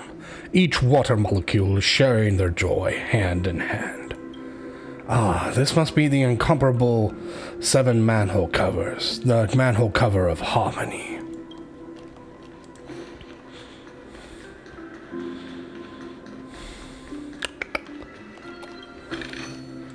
Yoink. And another. A hot steam under the manhole cover dissipates evenly and effectively, like a program that was written long ago. You can be certain that this is one of the 7 manhole covers from the stories. This is the manhole cover of erudition.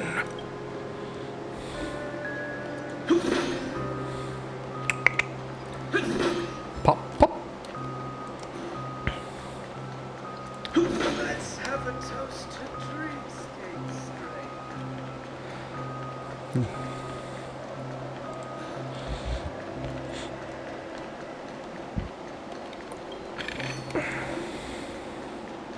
Let's see, did I miss any up here?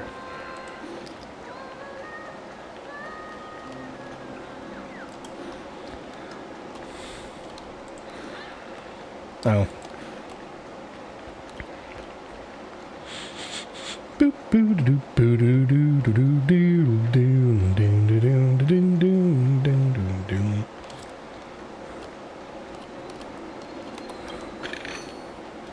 Yep, and more.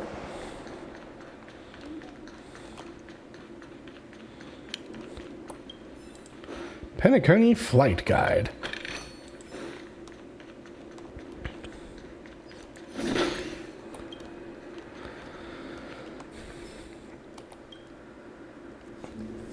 The dreamscape hasn't been peaceful lately. The family is in chaos and the watchmaker is gone. If the IPC takes this opportunity to seize his place, times ahead will be rough for us ashore. For us here. Oh. What are you doing thinking about all that? It's not like something either of us can change. Why drown in sorrows when you can drown yourself with a good drink?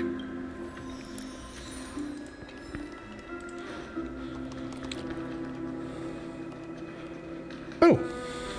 Unintentionally finding where I needed to go. A stroke of genius like this.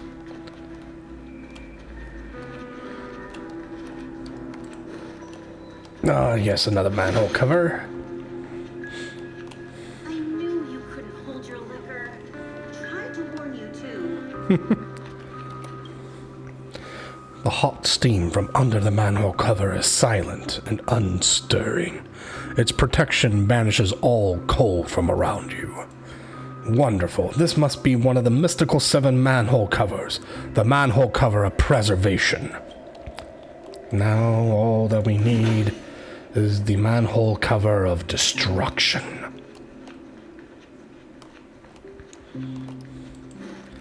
Laborer. Boop. Yoink.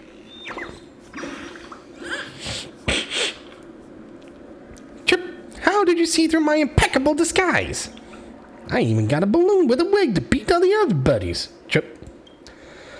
Your hair color. Because my eyes see all. Cool, I didn't think I'd lose so easily. Goodbye, I'm going to return and see if I can if I'm the last birdie around found. Chirp. Wee.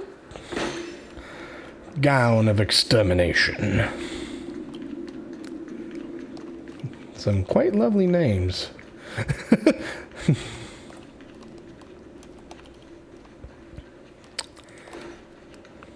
Interstellar Cowgirl. Jesse. Evening, Jesse. Is it evening? Welcome, Miss March. Who might these be? These two are my friends. As for the man lying on the ground, he's a scaredy cat who fainted from fright. I see. Another poor guy who accidentally ended up here. I'll take care of him. Oh, that's very nice of her. There have been a lot of new faces lately. Things must be tough in the beautiful dream. The few remaining havens of freedom in Astana will soon face trouble. Do such things often happen here?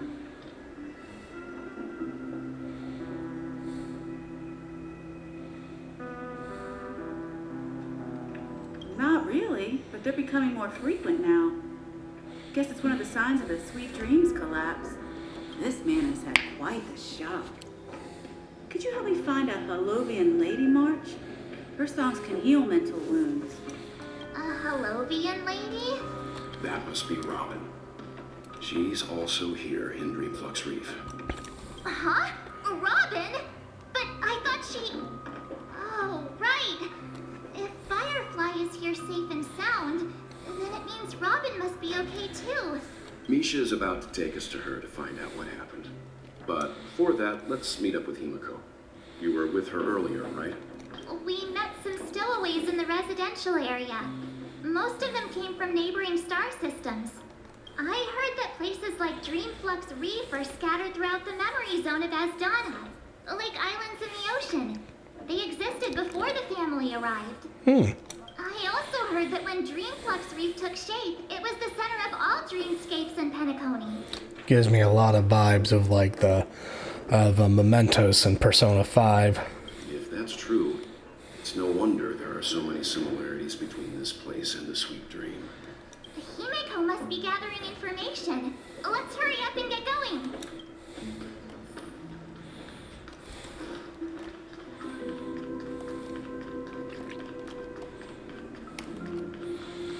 Where is that manhole cover? Okay. Well, there is one place we haven't checked yet, I don't think. This way. Or did I? Perfect. Steaming manhole cover. Hot steam bursts forth from manhole cover, lashing at the world with a fiery roar like a newly birthed volcano. That's right, this is one of the famous 7 manhole covers, the manhole cover of destruction. Congratulations, you have collected the blessings of the sacred 7 manhole covers. Now your great name is known throughout all the world of manhole covers. You want to know what the blessing of manhole covers do? You're hitting the nail on the head. They're cool, and they're very cool. Anyway, it's cool. Finders keepers.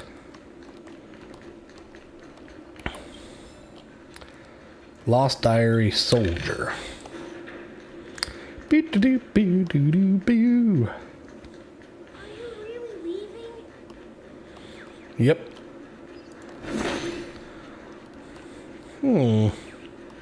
Now we should probably continue with the quest. I just wanted to find the 7 manhole covers.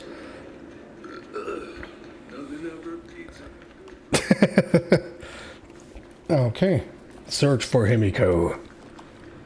Absorb emotion. Now, mission. Let's go, let's go. Hup, hup, hup.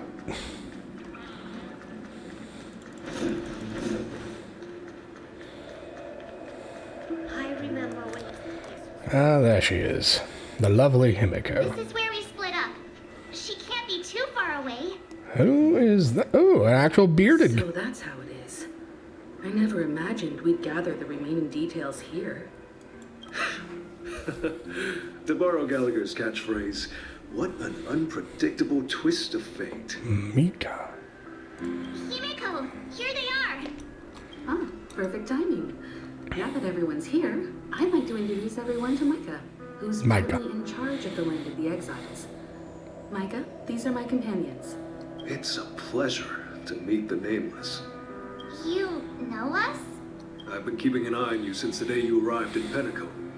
We would have met under more appropriate circumstances if Dreamflux Reef hadn't been isolated from the 12 Dreamscapes. Please, allow me to formally introduce myself. I'm Micah, the Gravekeeper of Dreamflux Reef. Gravekeeper? Gravekeeper? Life in Dreamflux Reef is pretty liberating. Everyone here mostly keeps to themselves, without meddling in others' affairs. My daily task involves cleaning a few tombstones. You're too modest, Micah. When lost dream chasers stumble upon this place, you're the one who takes care of them, guiding them back to the sweet dream, or showing them how to survive the wild dream chaos. So, guardian of sorts. Were you talking to me, Mr. Yang? On that note, Mr. Mika, which tombstones are you referring to? We didn't come across any graveyard when we arrived. They're actually just symbolic stones. But since you're curious, Mr. Yang, I'll take you there. I have a feeling you might find something of interest there. But before that, you have an important guest joining you. An important guest? Who could it be? Neither gal. This way, please. The roads here at Dreamflux Reef are a bit run down, so watch your step. Do, do, do, do, do. Ba, ba, ba, ba. The emotional appeal of... Robin. I was about to say either Robin or... There she is. Gallagher. Everyone sang so wonderfully. It's not often that I tried this music style, but I've gained some valuable insights from it. Oh, I can't thank you enough, Robin. Well, these kids have made incredible progress in only a few days. It was nothing, Grace. I merely taught them how to sing. It was you who brought hope into their lives.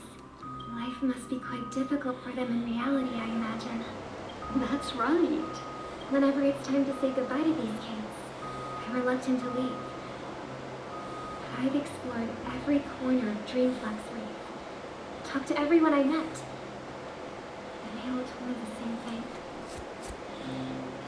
This shattered dream is not worth clinging to. If it seems you truly are a child of the Harmony. Emma and Andy are orphans I took under my wing. Carol there, with her blind eyes, used to work at a nutrition center in the outer ring of Penacony. And as for Gary, he's been living with autism since he was a child. They're not old enough to enter the sweet dream managed by the family. If we compare people to birds, these kids are like fledglings with impaired wings. But in this dream, well, they can fly freely. Even if they stumble along the way, well, they're still relying on their own strength. And me, an old lady with no legs. Well, without this dream, I couldn't even walk toward them. I'm glad that you found a new life here in Penacony.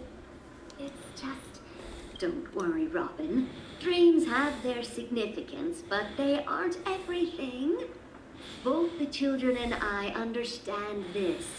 No matter how long we fly through this dream, we will one day return to reality. But you know what?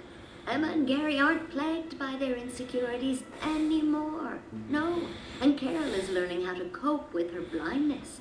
And Andy is livelier than ever. Well, even I've become more optimistic. You see, in dreams, we learn how to live. Once we return to reality, we learn how to survive. Should our feathers be damaged, then we share our wings with one another. There's no need to covet an illusory sky in dreams, because we have the right and the ability to fly towards a broader horizon. It's a relief to see you safe and sound, Miss Robin. It's nice to see you all again, Astral Express crew. I heard my disappearance caused quite the commotion out there. I'm really sorry about that. Since you're here, can we assume that you're fully aware of the situation in Penacony? Ever since I returned to Penacony, my voice started to change, until it gradually faded away. At first, I thought it was a temporary ailment, perhaps due to having been away too long. I thought maybe it just takes some time for my body to acclimate to the high concentration of Memoria and Asdana. But now it seems the root of the problem goes way beyond me. There are elements around me that don't align with the harmony.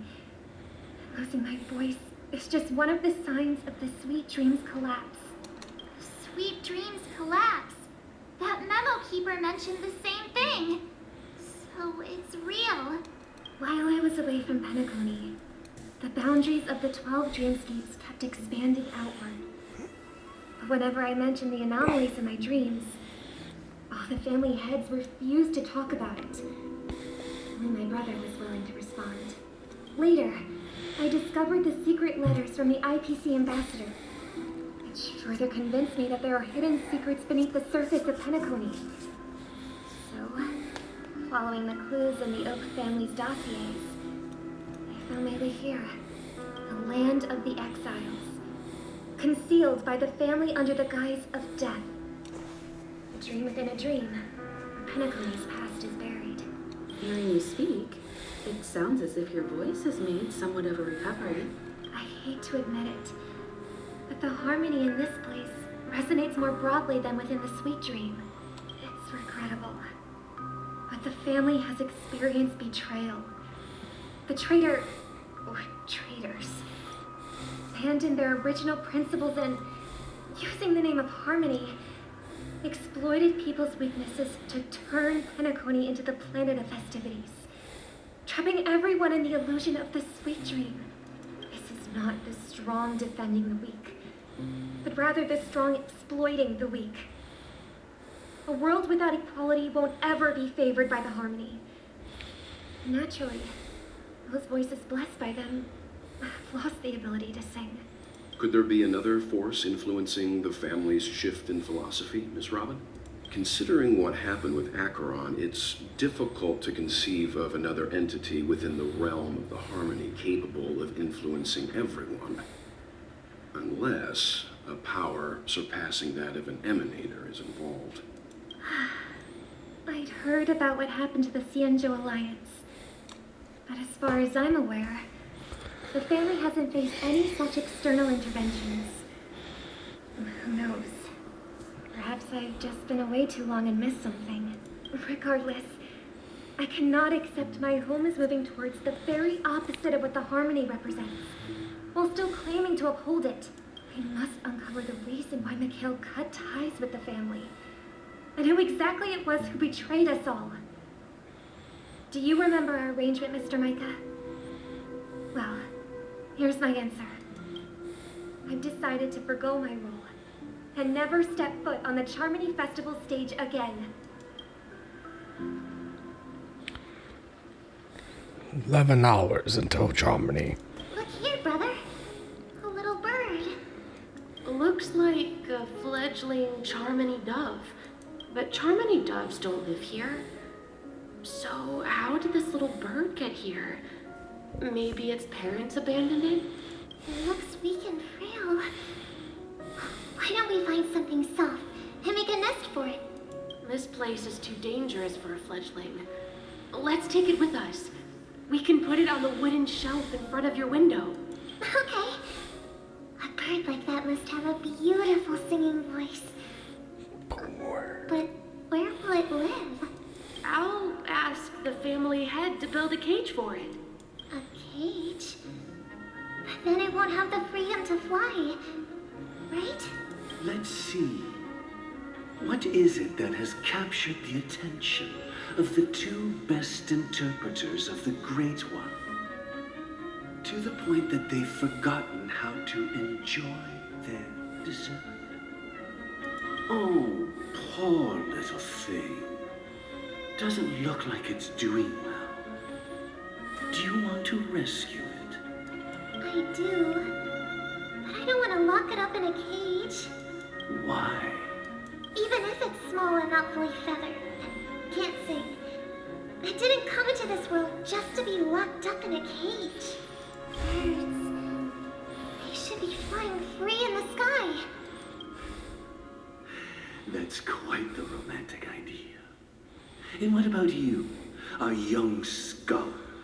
Do you agree with your sister? I think she's right.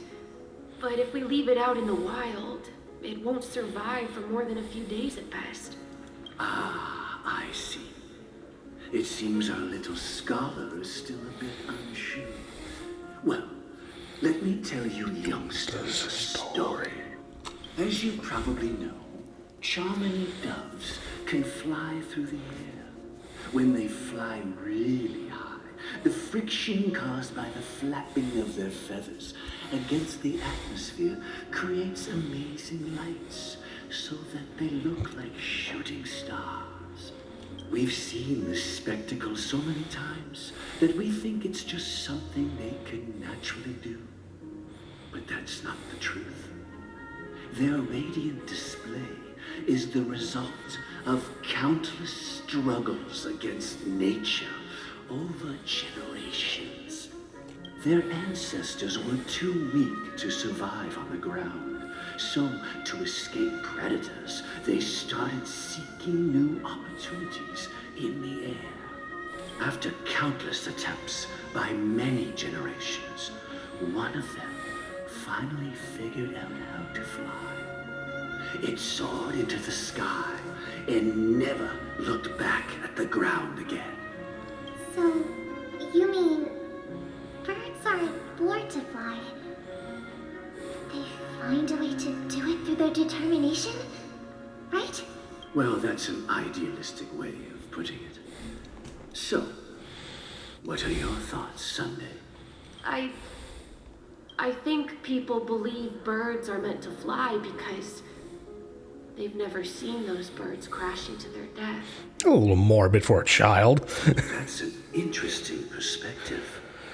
So, have you decided what to do with the bird now? For now, I'll keep it in a cage until it can take care of itself because I want it to live, no matter what. Well said, kids. It seems each of you has found your own answer. Your insights are truly remarkable. And I hope they come true in their own way. We will take good care of it, won't we, brother? Yeah, but Mr. Gopherwood, there's one thing I don't quite understand. And what might that be, my son? What if this little Charmony dove never learns to fly in the end? I mean, if there are fledglings in this world that can never fly throughout their lives, should we let them go back to the sky, only to see them crash to the ground and die? Talking in your sleep, Birdie? Time to wake up. Huh? Need a hand? I'm still alive? Yeah. Happy about that? Where is Robin? Tell me. Now. I knew that was going to be the first thing you'd ask. Don't worry, your sister's here, safe and sound. She's probably walking around the streets now. If I were you, I'd be more worried about myself. After all, right in front of you is the guy who just stabbed you in the chest with a dagger. If you wanted to kill me, You wouldn't give me the chance to speak. Just tell me your demands, lackey of the watchmaker. So, you figured out who I am, huh? No wonder you had the guts to go against the Dream Master and the Four Families. Looks like I made the right choice. Choice? You are aware of my plan and see through my act. Time is running out, so let's drop the charades. Fictionology. I'm suggesting we cooperate. Cooperate? What makes you think I'd cooperate with you? The fact that the famous Robin has chosen my side. Plus, some clues about a traitor and a bright future for Penacony. Any of that catch your interest? I find it hard to believe a man who's full of deception.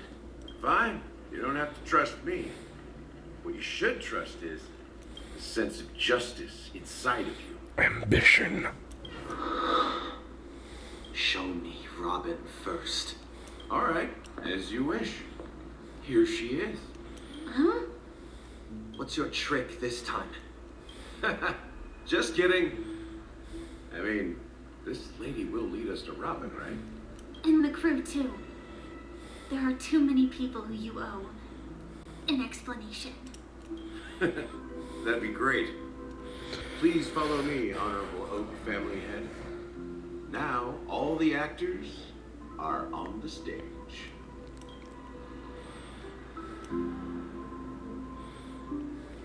This is the monument I mentioned earlier. The names inscribed on it should be familiar to all of you. Rosalina and Tiernan.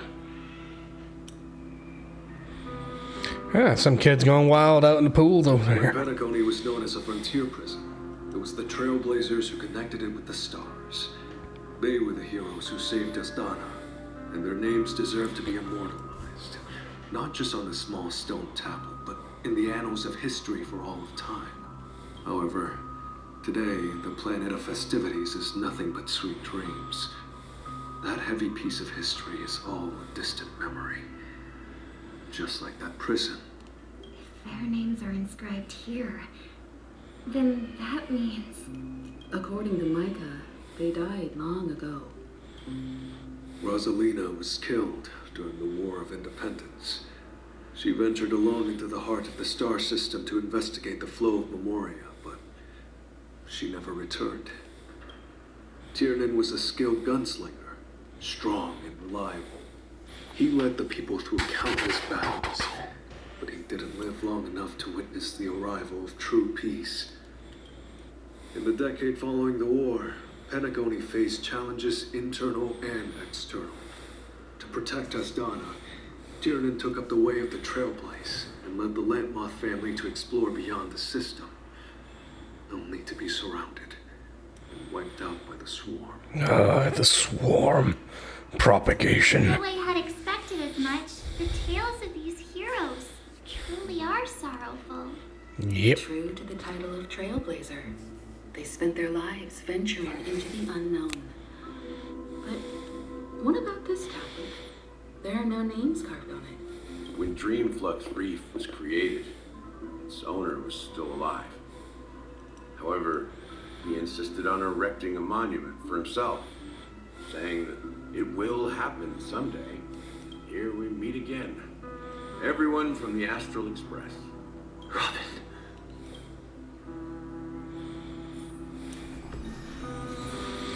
Speedy Hams. Misha. I did my job. I gathered everyone here. Gallagher will explain the rest to you. Take care. Micah. I like the fact that he has a beard, but I just... It would be really cool if he was playable, but I think he's too generic looking, unfortunately. Brother. There's no need for words. You're safe, and that's all that matters. Huh. The atmosphere sure is livened up with all these people in here. I brought Gallagher here. It's time to face the truth. I promised to give the siblings some privacy, so let's talk about our business first. What do you say? That sounds sensible enough. Since you went through the trouble of gathering the family head, the crew, and the Stellaron hunters, I'm guessing you have something important to say, Mr. Gallagher? Oh, is it that obvious? The look on your face is practically screaming, I'm the one behind all this. You're right, Mr. Yang. It is indeed time to come clean on everything. The siblings already know what they need to, and they've made their choice. But you, Nameless, arrived a bit late. So it's only fair that I answer your questions. Before we begin, let me reintroduce myself. I'm the founder of Dream Flux Reef, the deputy of the Watchmaker, and the one who sent out that invitation. Oh. As Gallagher, the history fictionologist, I humbly extend my greetings to you all. History fictionologist? So what, everything you told us was made up? Well, don't worry. Almost everything I shared was true. Well, except for the part about the family accepting me back. I double-checked with Micah, and everything he said about the family, the Watchmaker, and Mikhail is true. Thank you for your understanding. Now let's get down to business. I'm sure you're all wondering why I went through the trouble of setting up this battle for the legacy, inviting different factions, stirring up a ruckus all over Penacony. Well, it all boils down to something very familiar to all of you. The Stellaron. The Stellaron? But how is that possible? Penacony is a free-flowing interstellar hub. There are no signs of contamination whatsoever. You're totally correct. So, care to take a guess at what that means?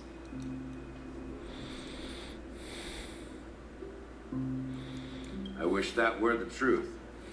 But if that were the case, I wouldn't have invited all of you. The sweet dream doesn't come out of thin air.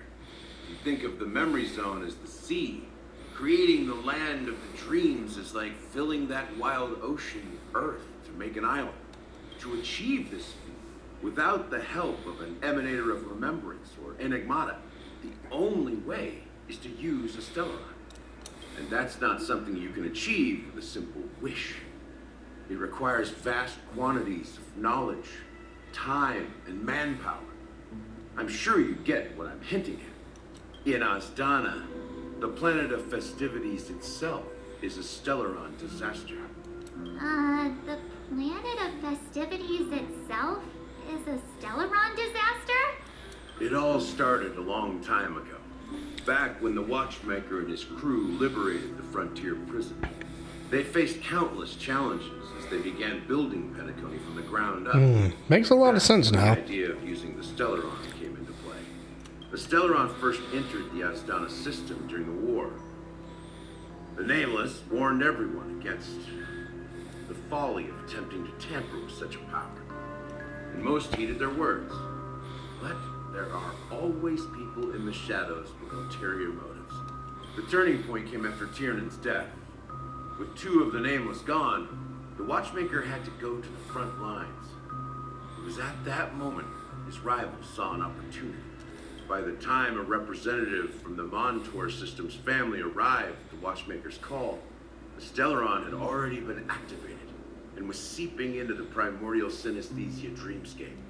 And I suppose the family happened to possess the knowledge to seal the Stellaron? Not just that. They knew far more about the Stellaron than the average person. They helped Mikhail swiftly quell the civil unrest and played a part in building Penacony under the disguise of the Harmony. Those three eras were known as the Age of Dreaming. The Watchmaker, who had been left in the dark, sent out invitations across the universe, spreading the hype around the land of the dreams. Then, how did they turn against each other? Remember the island in the ocean metaphor? The truth is, the Stellaron was never truly sealed. It existed in a different form within the dreamscape. Think about this. What would it cost to create and maintain such a lavish dream? It's people's lives. The opulent dream is built upon the decay of spirits. with a toxic elixir called pleasure flowing through the dreamscape. It tempts people to indulge in the dreamscape, and gradually their minds succumb, becoming nourishment for the sweet dream. Confusion, laziness, and cowardice, weaknesses that plague humanity, were magnified and nourished by the family. Penacony became a new kind of prison, even more impenetrable than the previous one. Sadly, we realized this far too late. By then, the family had a firm grip on Penacony, swiftly quelling any opposition that arose. At my wit's end, I had to use the power of the Enigmata and sought refuge in this chaotic realm. Over the years, I created a meme within this dream for our use. Dormancy. That's its real name. We exploited a loophole. You see, regular people can't fall asleep again while they are inside the dreamscape. So this is the true meaning of the impossible. You sent out invitations in the Watchmaker's name to find forces capable of resolving the Stellaron disaster and draw them into Penacony to uncover the truth. It's not just that. Above all, I wanted to see what happens when the major factions engage in a struggle for the legacy. Since this is the Watchmaker's first announcement in decades, the traitor within the family is bound to reveal themselves. So, the legacy is just a facade. If you want to consider the Stellaron as the legacy, I'm totally fine with that. Okay, that kind of, well, now that we know that essentially the whole dreamscape is kind of a result of the Stellaron, that kind of makes a lot of sense. If that's the case, where is the Stellaron now? That's a question for Mr. Wings. The Stellaron is still under the family's control, and as the head of the Oak family, I'm sure he holds all the answers.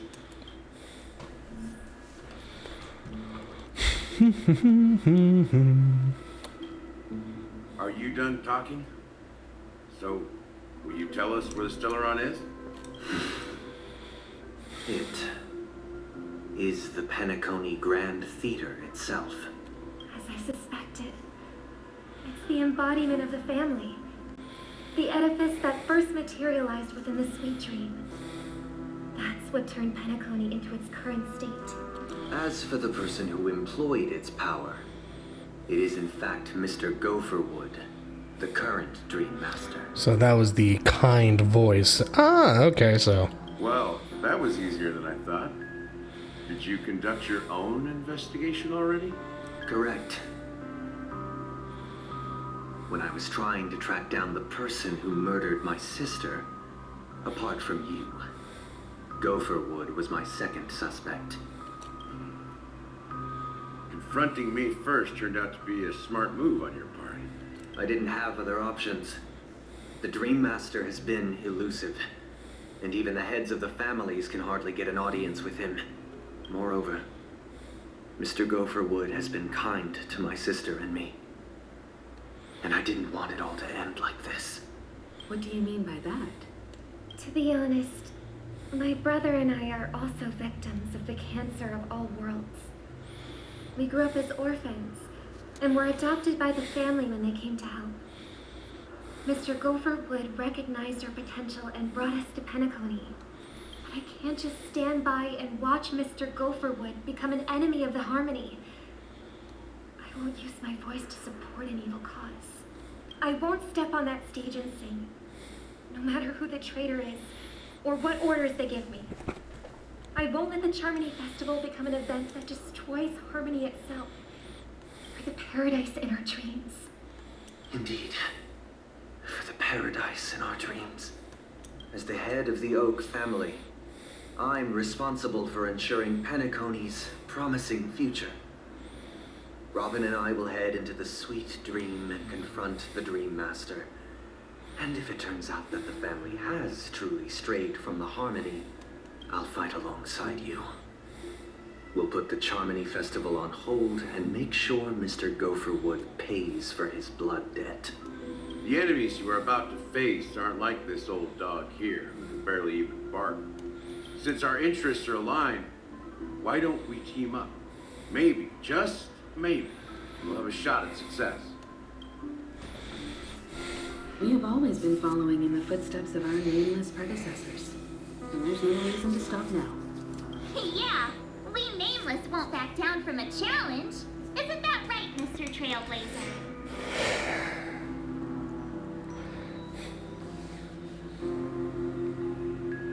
Peace was never an option. Exactly. Peace was never an option. Rest assured, sitting on the sidelines isn't in our nature. Mr. Sunday, Miss Robin, I'm willing to accompany you on behalf of the Astral Express. Having a third party present should help with negotiations, and could make all the difference if things get ugly. Thank you, Mr. Yang. Thank you all very much. The Charmony Festival is about to start, and time is against us. We must hasten. Everyone, let's gather over here.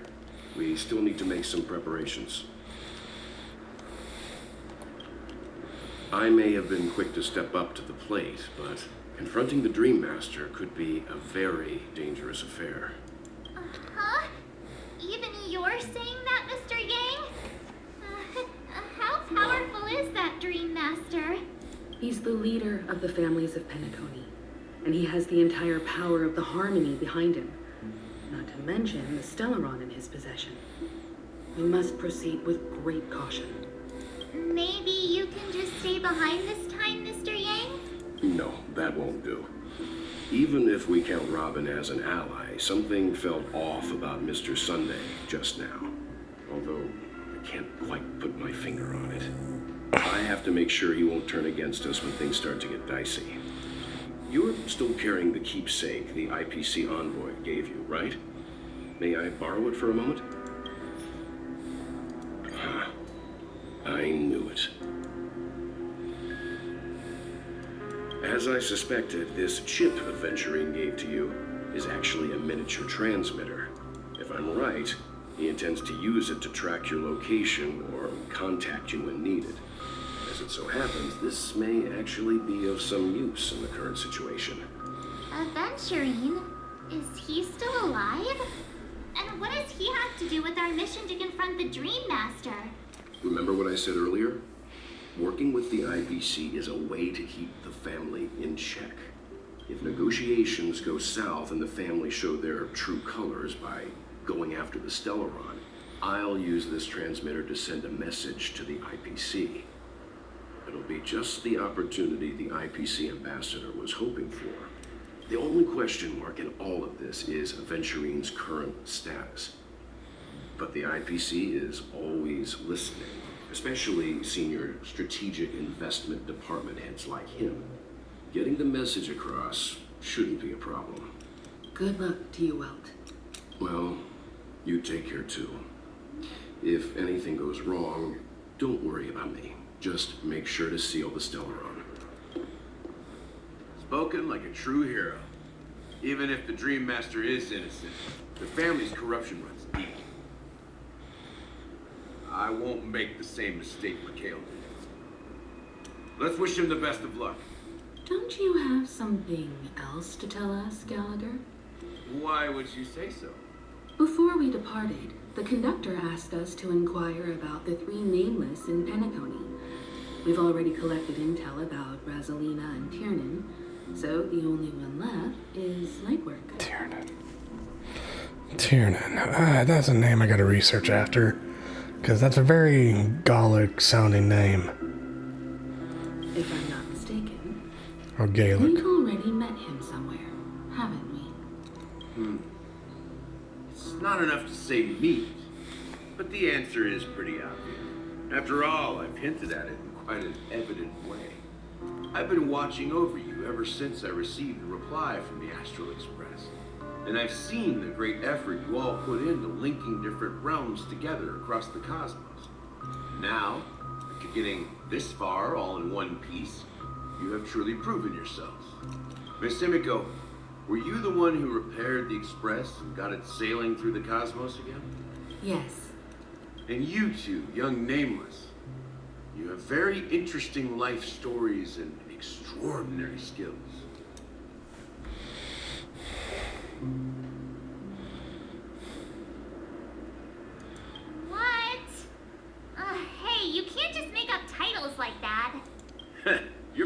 energy. Please send my regards to the conductor, Pom Pom. Please let them know that their friend had fond memories from his time aboard the Express, which he reminisced on every time he had a good drink. As for the last nameless, he embarked, disembarked, and embarked again, traveling in a great circle, ending up back where he started. On his deathbed, he told me to find the Astral Express and deliver an invitation to the future nameless. He left behind a special gift, a true legacy, something that belongs only to the successors of the Trailblaze. Come with me. Now is the time to reveal it.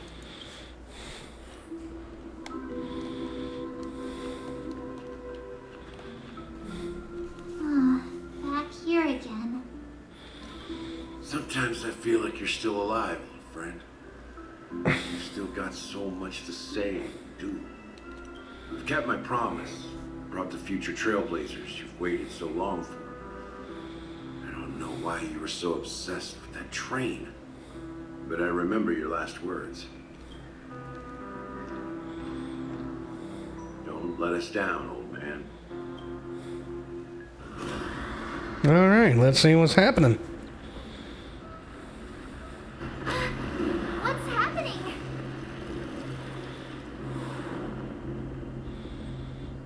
Rise! Rise!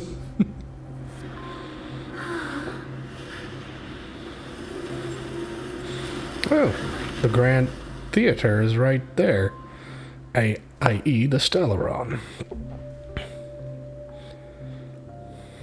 Go ahead. His resting place lies in the garden up ahead. The first and last nameless of Penacony. Mikhail Char Legward, the Watchmaker. Makes sense. Pop.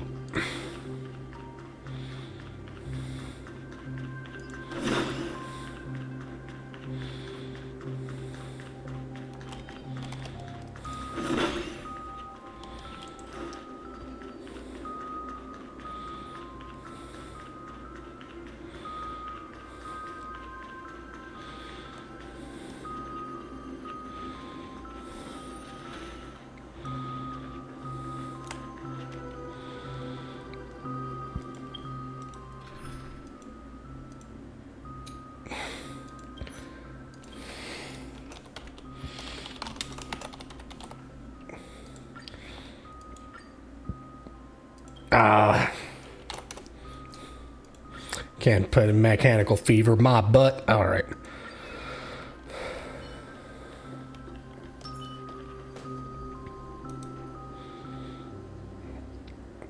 Beneath the sea surface of the memory zone, in garden closest to the full moon and water, an elderly man rests on a recliner, enveloped in utter silence. The watchmaker, Mikhail Char-Legwook, has passed into the endless, timeless dream, where no sound could ever wake him. Sure enough, the Watchmaker is the third nameless. Even I could guess that one. The legacy he left behind was a dream bubble. I believe inside that bubble, there's something that holds meaning only for the nameless. After all, when I checked its contents, I found nothing inside. Maybe some Trailblaze runes? Even more mysterious than me. Enigma. Well, let's have a look. As the words cease, Himiko nods ever so slightly in your direction. You take a deep breath and steady your mind, and turn your gaze towards the watchmaker.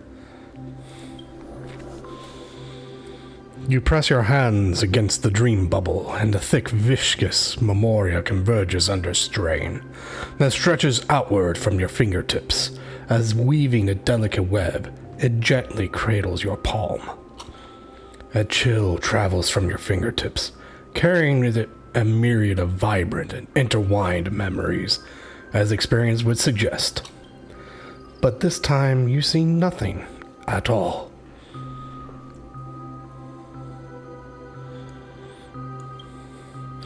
The dream bubble is clearly extraordinary. Perhaps the approach was wrong, you think.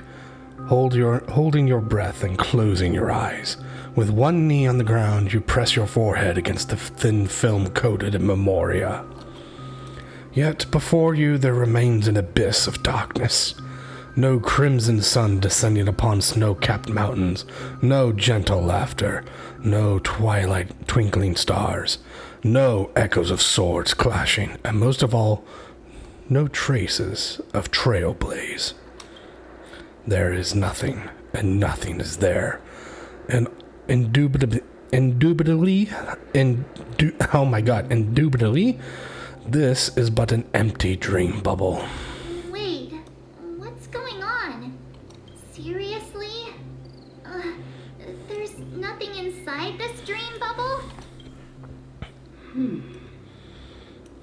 How could a dream bubble be empty? Just as I suspected. That old man always had this strange belief in the nameless and the trailblaze. And I never understood where he got that confidence from. Especially since he never managed to get in touch with the Express while he was alive. I could never figure out what was going on in that old man's head. This empty dream bubble is so typical of him. He was always full of weird fantasies and incomprehensible romanticism. Mischievous old man. Well, I didn't expect him to leave anything concrete behind anyway. Don't think that's the case, Gallagher. I'm sure Mikhail has left us the most precious thing of all. Don't start getting all philosophical on me, all right? Just as Mikhail believes in the nameless of the future, we unconditionally believe in the nameless of the past. How could they leave with regrets for the future when they were ready to dedicate their lives to the land they loved? There must be something contained in this dream bubble. It's just we haven't figured it out yet. You also have faith in the Watchmaker, don't you, Gallagher? Well, I'm a follower of the Enigmata. My philosophy forbids me to have faith in anything. That's why I understand what faith means in the path of Trailblaze. And I also want to know what he left behind. I'll leave it to you guys then. Can I borrow your pet? I need to make a trip back to Golden Hour and check something at the Dreamscape sales store. It's for Mikhail, and for the future of Penacony. Boo Hill, where's my money? Welcome to the Reverie Hotel. How may I help you? Greetings. We're the Nameless from the Astral Express, and we'd like to check in. The Astral Express? But I thought... Yes, my companion's already checked in. My name is Dan Han, and I believe my personal information is recorded in your system. I see, but your companion said you wouldn't be coming due to a change of plans. Now the plans have changed again. And you are... Me? I'm Pom Pom. Also with the Astral Express. He's my fellow trailblazer. We responded to the family's invitation before he boarded the express, so he wasn't registered in your system. Is it possible to accommodate him as well? Oh, I see. Another one of the Nameless had a similar situation. Seems like a lot of people are joining the Trailblaze these days. Since there's a precedent, it shouldn't be a problem. Just give me a second to contact your companions. I'm sorry, dear guests, but it seems I'm unable to reach the other members of the Astral Express. What do you mean by unable to reach them? My apologies. This is the first time I've encountered a situation like this. However, the system indicates that those guests are still in the dreamscape. How about this? Give me their room number, and we'll go check on them ourselves. I'm afraid that's not possible. I need to verify both of your identities before I can share any guest information. How about you just wake up someone, let's say, Welt? I'm sorry, but there are strict rules regarding forced awakening. It cannot be done without the proper clearance. So nothing works, huh? What's your solution then? Are you saying we sleep here? At the reception? Please be patient. We need to contact your companions in order to confirm your identities. And now it seems you need to confirm our identities before you can contact our companions. It seems so. Oh, fudge. Look, nothing personal, but if you can't handle this, go find Someone else who can. Okay? Please calm down, dear guests. I do recall that Mr. Sunday, the Oak family head, personally handled this issue earlier. Oh, please, wait a minute while I contact him. Oh, poor Allie, dude. I don't think she's trying to give us a hard time. She really just doesn't know what to do. I have a bad feeling about this. You tried to contact them on the express earlier, but they didn't respond. Something doesn't seem right. I need to leave for a moment. You can stay here with the receptionist. Sure thing. Just don't keep me waiting forever. Don Holmes seems pretty worried about his companions. I should give him some space. Stressing out about it won't help anything.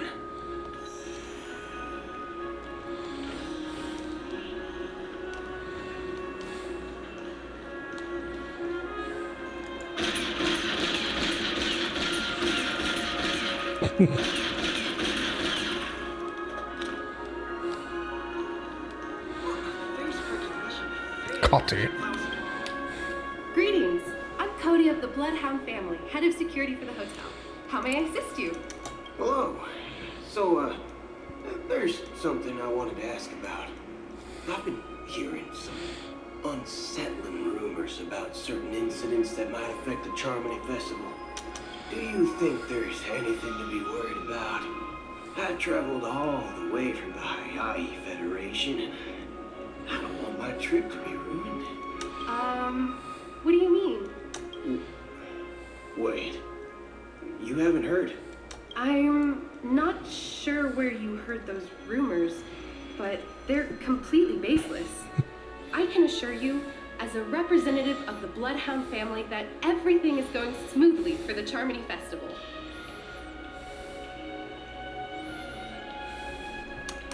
At present, all of the families are focused on making sure the festival starts on time.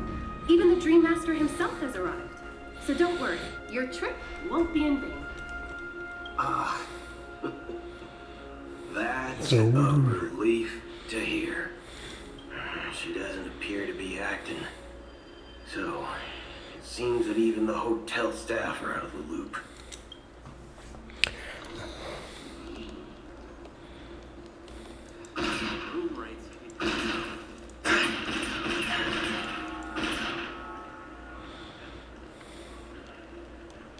Everything here is so tall. The Charmony Festival is about to start. I'm so excited. Hey, you guys here for the Charmony Festival too?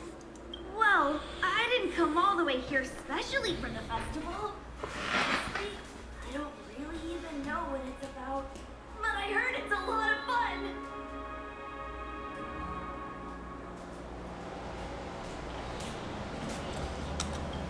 Alright, I'm gonna be right back. Gonna get some more water. We have festivals like that all the time. My dad threw me a birthday party one time that was just as extravagant as the Charmony Festival.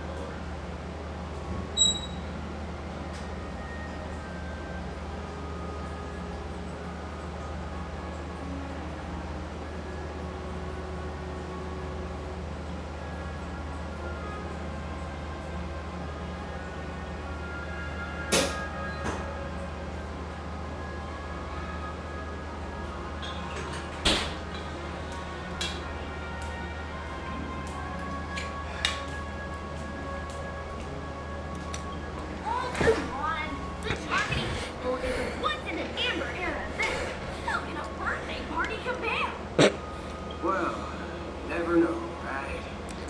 Maybe on her world, birthdays only happen once in a year. Anyway, let's forget about that. Have you heard about the unsettling things happening in the dreamscape? What could possibly go wrong? It better not ruin the Charmony Festival. I've been looking forward to it. Yeah, me too, kid. Me too. Relax. With a big event like this, there's bound to be lots of gossip and rumors.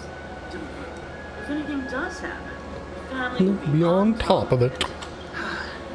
Oh, that's a relief. I didn't come all this way to see the festival go down the drain. Well, looks like I won't get any budging clues out of these two. They're clueless. Back already? Hasn't she returned yet? Nope. I'm starting to wonder. Sending her to contact Sunday was a good idea. Neither the staff nor the guests seem to know anything about what's happening in the dreamscape. Wherever we go, all we see is people enjoying themselves. Definitely not a good sign. I agree. Another unusual thing is that the Oak family is supposed to be in charge of organizing the council and managing everything inside and outside the dreamscape. However, I walked around the hotel but didn't meet a single member of the Oak family on such an important day. Well, Peculiar. If I remember correctly, the head of the Oak family is that Sunday guy, right? We shouldn't linger here too long. Let's go back to the Express for now. Not so fast. You ever robbed VIPC, bro? If you run away now, everyone will be chasing after you. Are you suggesting we sit here and do nothing? I wouldn't say do nothing. But let's stay put for now. Even if the family has ulterior motives, they couldn't have anticipated us showing up here. We're the surprise factor for them. They don't want to attract unwanted attention from certain outsiders, so they would do anything reckless. See, the IPC lackeys are keeping a close eye on this hotel. If I were a family member, I'd find an official excuse and keep the surprise factors here. If we just wait here, that would be like walking into their trap. Of course, we don't need to walk into their trap. I give a backup plan to the memo keeper. If it turns out we won't be allowed to enter the dreamscape, she'll order a drink for me at the VIP lounge at the hotel. Reality. A secret signal. That's right. A concrete object can indeed help the memo keeper establish a connection with you. But Boot Hill, if you have more backup plans in the future, I hope you'll let me know in advance. I'm sorry, but it's one of my quirks. I have too many unreliable friends. And if I reveal that I have backup plans, things can go awry. And that will leave all backup plans completely useless. Possibly. How do we get into the VIP lounge? This is where my street smarts come into play.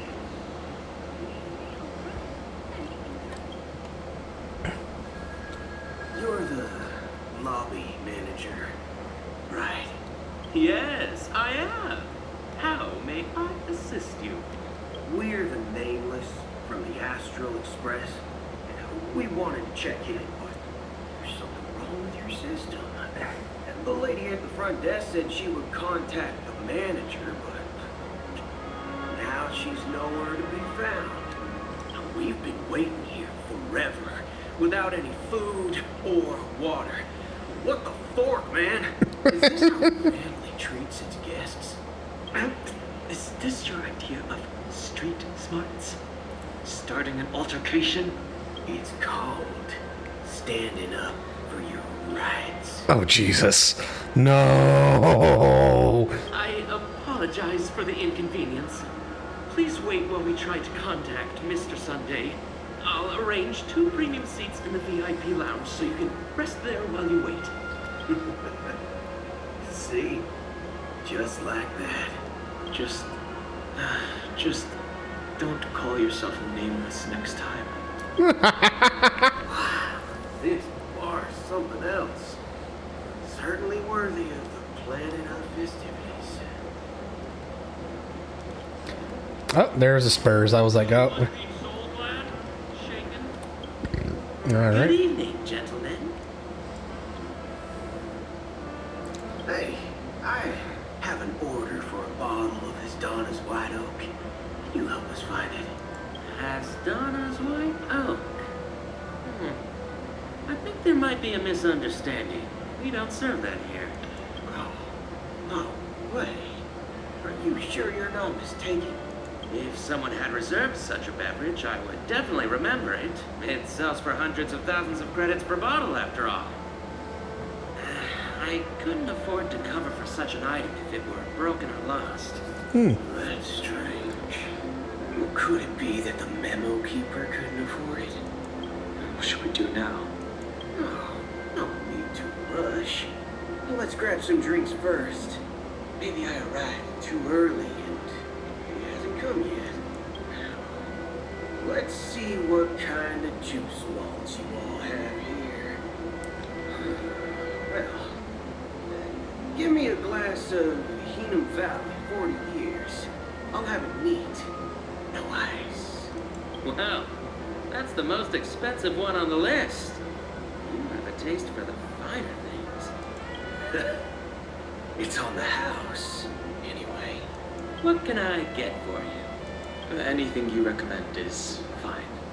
Then I would recommend today's special, Glass Village. It's classic Soul Glad mixed with Laboon juice. It's refreshing and suits your cool demeanor. Just 1 minute. This flavor. Dynamite barbecue with rocket fuel. Ooh, really hits the spot. Truly the finest sherry cask aged malt juice in the cosmos. Dynamite barbecue with rocket fuel. Is that really something that humans enjoy? Hey, this guy doesn't know anything at all. As long as you're satisfied, dear guests, please enjoy. Let's give the memo keeper another half-system hour. If she doesn't show up, we can come up with a new plan. Yeah. Take stock of the situation. The backup plan being Tahiti. The situation is unclear. Something must have happened on the planet of festivities, but the public is unaware of it. Someone in a position of power within the family must be covering it up. It's unusual for the followers of the Harmony to invite other factions, let alone the IPC and the Masked Fools. If what you said about the Emanator of Annihility is true, the situation in Penacony is a little complicated. The same. Actually, there's something else I'm concerned about. Regarding Acheron, as you know, the faction that follows the path of the Hunt are some of the most dangerous bolts in the cosmos to mess with. Who in their right mind would impersonate the Xianzhou Alliance or the Galaxy Rangers? It's like asking for a death wish. Isn't there a saying among the Xianzhou people that the rainbow scent lets their luck's arrow do all beating? Talking. Do all the talking. You know what I mean. Even though the Galaxy Rangers have been out of sight for years, we've been keeping an eye on this region. Even the dumbest criminals know better than to mess with the Annihilation Gang, much less the Rangers. But that Acheron lady, she doesn't seem like a lunatic at all. On the contrary, she's highly logical and organized. She knows exactly when to hold back and when to strike without mercy. And you believe that someone like her would have an ulterior motive for impersonating a Galaxy Ranger? I'm not entirely sure. I do have my suspicions. Maybe she knows a Galaxy Ranger, or perhaps she's trying to lure us out for some reason, which I can't figure out. Anyway, what worries me more are the anomalies within the family. They've summoned followers from various paths for the festival. No matter how generous such a gesture is, this move seems highly unusual. Yes, sir. Unless the invitations weren't sent by them. If that's the case, it's even more intriguing that the family insists on organizing the Charmony Festival, despite the chaos. Maybe she pay the Harmony pulled the strings. You find it beyond human understanding because it wasn't arranged by humans at all. People do stupid things out of irrational impulses. I like how this is like where most of the everyone else was like way back. Things they know they shouldn't, but they break their own rules. But eons don't. They stick to their determined path and never turn back, even if they reach a dead end. You think Shipei's will is behind all this? It may not necessarily be Shipei. There's definitely some higher entity involved. I know it may sound pessimistic, but if human free will were reliable, why would we even need Galaxy Rangers? It's much simpler when you boil it down to the eons of paths. Like how Lon always follows the path of the hunt, or how the Express stays true to the Trailblaze despite Akavilli's disappearance.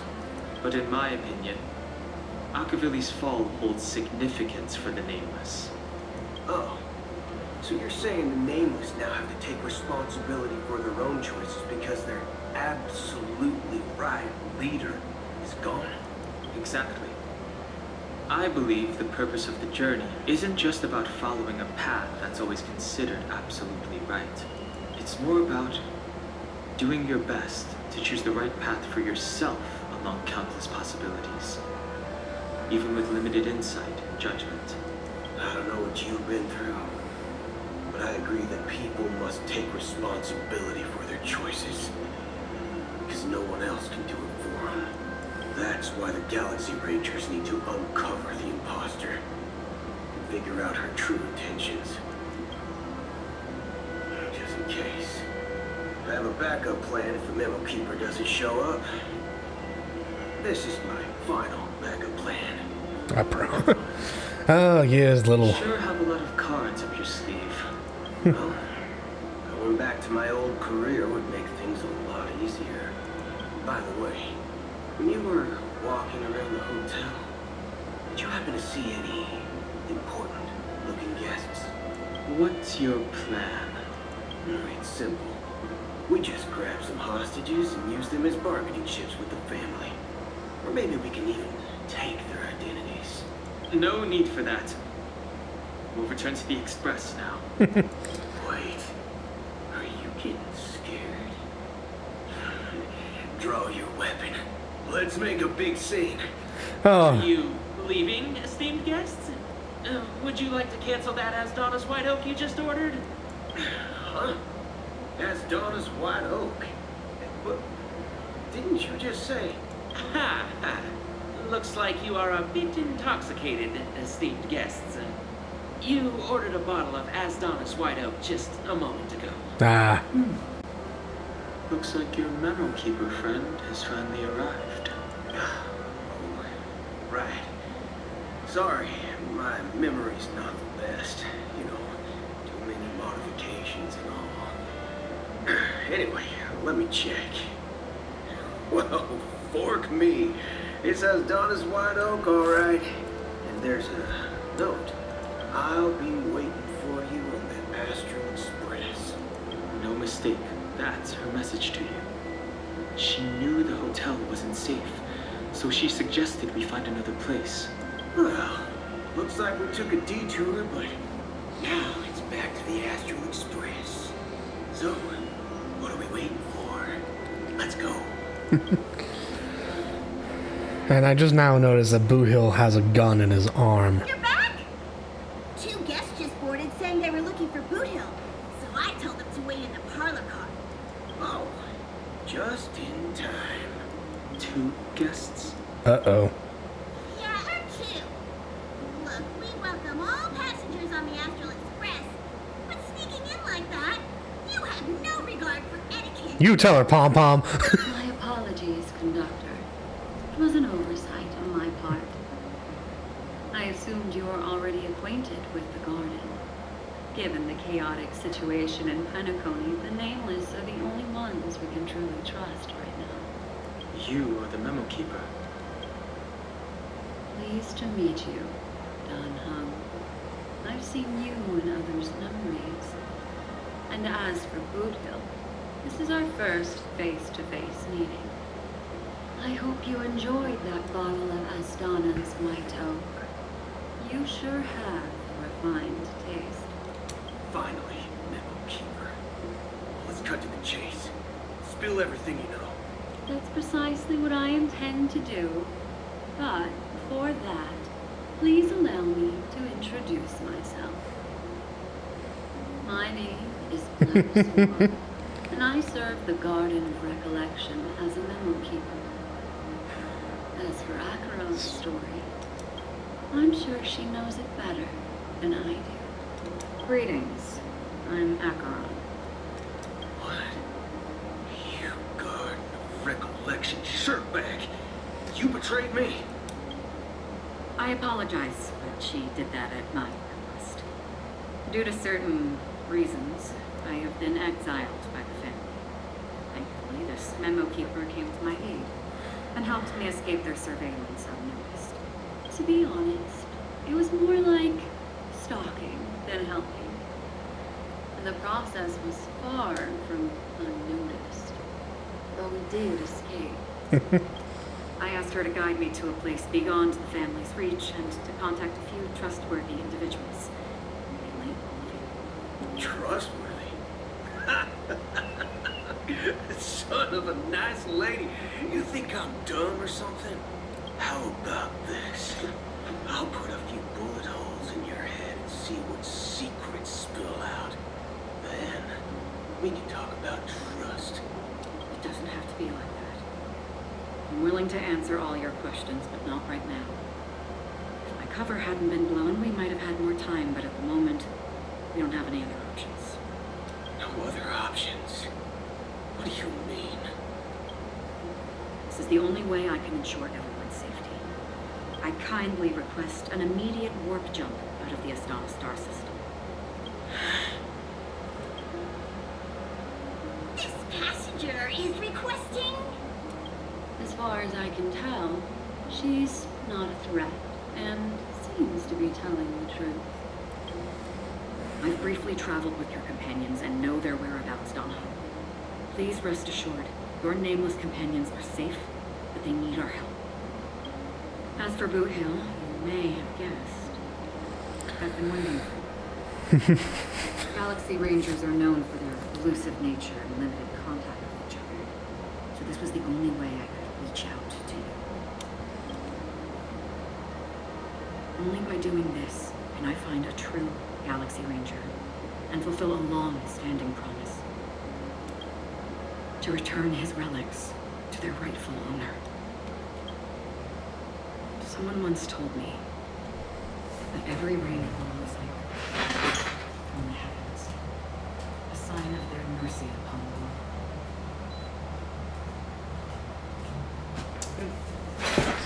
world. All right.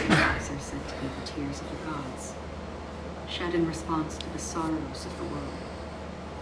Their constant pouring is a reminder that the gods haven't abandoned us yet. So, how long has this rain been going on for? I used to believe just like you that it would eventually stop. Okay, back onto the... Ooh! And decades passed. Looks like the god you mentioned doesn't exist after all.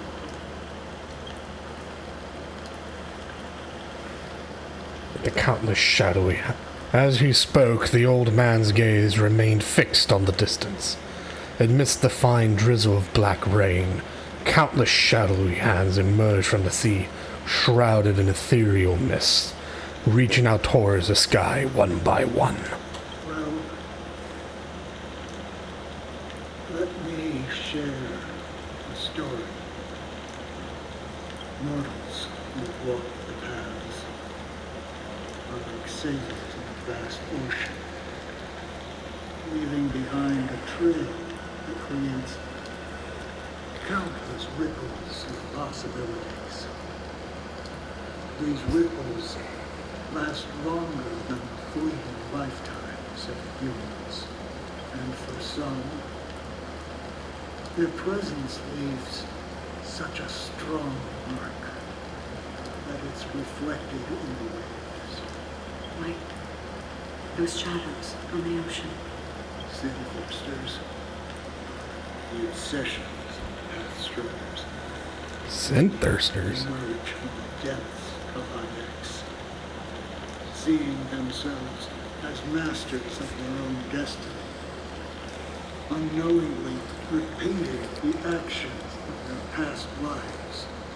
They emerge from the nihility and head toward it, leading purposeless lives. However, these hollow phantoms, they were once my dear companions, who were galaxy rangers. Are you watching over them? Watching over them? No. I'm guiding them toward transcendence. It was a brutal war. A crusade that shook the universe. The Lord Ravagers. The universe witnessed the fall of Zulu, the Lord Ravager, but it came at a price. A price so hefty that only those who were there still remember. Jeez. The unwavering determination of the Hunt followers persists even in death. So someone must guide these lost souls to their life beyond. They were heroes in their time. They shouldn't be reduced to mere puppets of nihility. As for me, I've suffered too many losses on that battlefield to advance any further. And that makes me the most fitting person to carry out this task. But you know, these Synthirsters, they're not who they used to be. Does this seem pointless to you? Well, some tasks have to be done, even if they are pointless. I can help you. For what? For the meaning of the nihility. That's what I've been seeking. I see. After all, this realm is off limits to ordinary souls, right? Thank you, stranger. I wish that you find what you seek. Before we part ways, I have one more question. It is true that their actions and even their entire lives may seem pointless from our perspective. But if, and it's just an if this is what the departed ones expected, should we try to change it? A good question. And a profound one. I don't know the answer. What I do know is that one day I too will pass away. And when I bid farewell to this world, someone will stand at my grave and place a bouquet of flowers on it. All right, now to the real Robin's POV, I think. 9 hours. When I appeared as a child, my speech, mindset, and soul reflected immaturity. innocence. As I grew into adulthood, I left behind my childlike side. I humbly request your blessings, esteemed advocate of Sheepy. So that's interesting that he said he got rid of his childlike tendencies, because in English in language, when we're saying something is childish, we're usually denoting very negative traits associated with immaturity and of youth. But childlike are supposed to be the qualities that are very admirable about children, such as their naivete, their capability of dreaming, and their aspirations, and how the world just seems so big for them, and that they're very excitable. But it's interesting that he has lost those qualities. Interesting. And that he is... almost sounds like he's lamenting that. Come to me, my kinship. I have sought their presence with us. As you wish. I have faithfully served the Alfalfa family for nearly a decade, promoting the path of the harmony to the best of my ability. However, I made a mistake yesterday. While I was preparing dinner for the family head, I accidentally dropped a prepared dish on the floor. Out of laziness, I lied and claimed that everything was ready. Although the head has dismissed me as punishment, it has been tough to sleep with the guilt still gnawing at me, as I worry that the seeds of evilness may have taken root in my soul. So, this is a confession booth. I confess to you now, to seek atonement for my sins. Do you sincerely repent and vow to change your ways?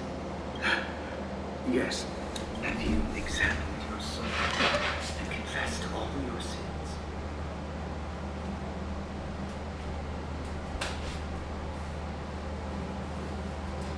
I so apologize to anyone who was watching that. I just saw a little bug fly by, and I was like, gotta get it. Yes. Are you willing to accept the process of atonement? Yes. Very well. Show your dedication and goodwill to the family, and you shall be reinstated among them. Now, please. So, this shows that Sunday, very appropriately named, I guess now, is kind of like a priest figure. Brave Sheepy. And thank you, esteemed advocate. Next, please step forward. I wholeheartedly confess to you. Please, pardon my sins. Rest assured, I have implored their presence to be with us. As long as you are sincere, absolution will be granted. Oh, great. You know, I arrived in Penacony as a stowaway. I sold everything to get a ticket. My house, my land, and my 2 children. I see. Please, go on. But my children were starving, and I hoped they'd have a chance at survival if they became slaves here. If I can strike it rich here, I'll lift them out of that situation and give them the life they deserve. But the Bloodhound family got me. They're on my tail, hunting me down. I thought I could bring my kids here. It was all my fault. All my fault. The family is ready to forgive all sinners. I'll ask the Bloodhound family to cease their pursuit. You don't need to live in fear anymore. Oh, thank you. Thank you. Oh, what my heart is to redeem my children and make them part of the family. Praise the harmony. Next, please step forward. Hey, long time no see, Mr. Sunday. The most esteemed individual in Penacony. And the next right? I have sought their presence with us. Let us proceed. Sure. Let's just get this over with. I have sinned. Please forgive me. I wasted half a pizza at breakfast and a bottle of soul water. That's it. Nothing more. When we wrap this up, I've got a robo ball game to catch, you know? Do you seek to atone for your sins through good deeds? My sins? Starting to sound like a saint, huh? Well, let me tell you something. Neither the family nor you have the right to judge me. You think nobody knows what your precious family has done? About the watchmaker? Huh? Yeah, a cocky little shit, eh? Those dream chasers might be fooled by your act. Don't fool yourself. Before you start spouting off your holy verses, answer me this. Where does the power of the Oak family come from? In your power. What makes you think you can sit there all high and mighty, looking down on everyone else? Well, I've spent enough time in confession today to enter the Harmony's paradise, right? Then I'll take my leave. Good luck with your election, and, don't make me regret my investments in you.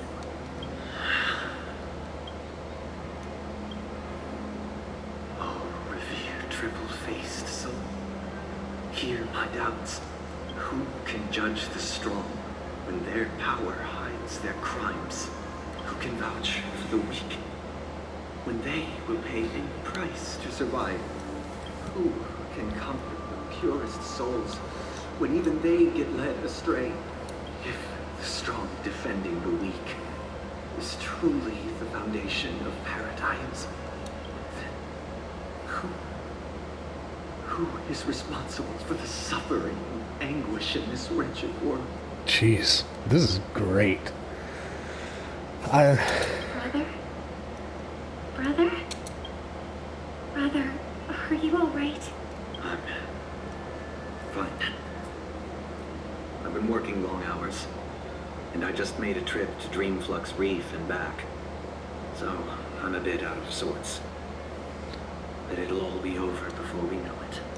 You've been working non-stop on the Charmony Festival, Mr. Sunday, and no one could have predicted this incident. Even if the Stellar Run does pose a grave threat, I still feel sorry for all the trouble we've caused you. No need to worry about troubling anyone. The Charmony Festival was meant to spread joy and harmony across the cosmos. But now that we know the truth, I'm afraid we'll have to cancel it. It has always been our wish to make everyone happy, so we'll do our best to explain everything to the Dream Master. I'm sure he'll understand, even if the negotiation does not go smoothly. I'll refuse to go on stage. Without the Chord Master, the Harmonious Choir would not arrive, and the Charmony Festival would be just a grand performance, and nothing more. I'm relieved to see your determination.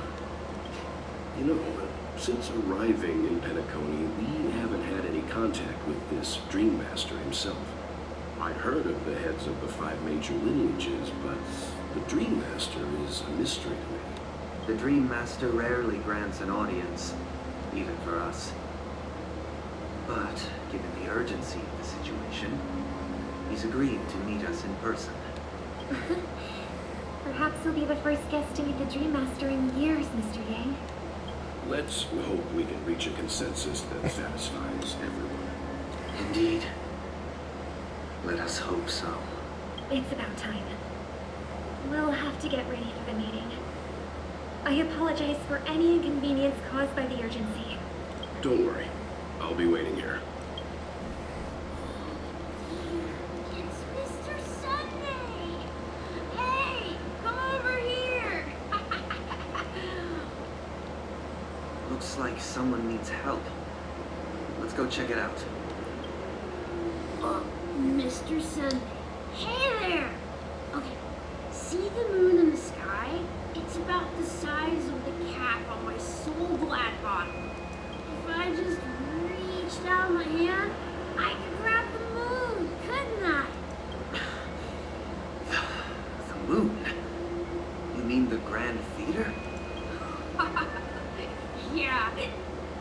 Look at me.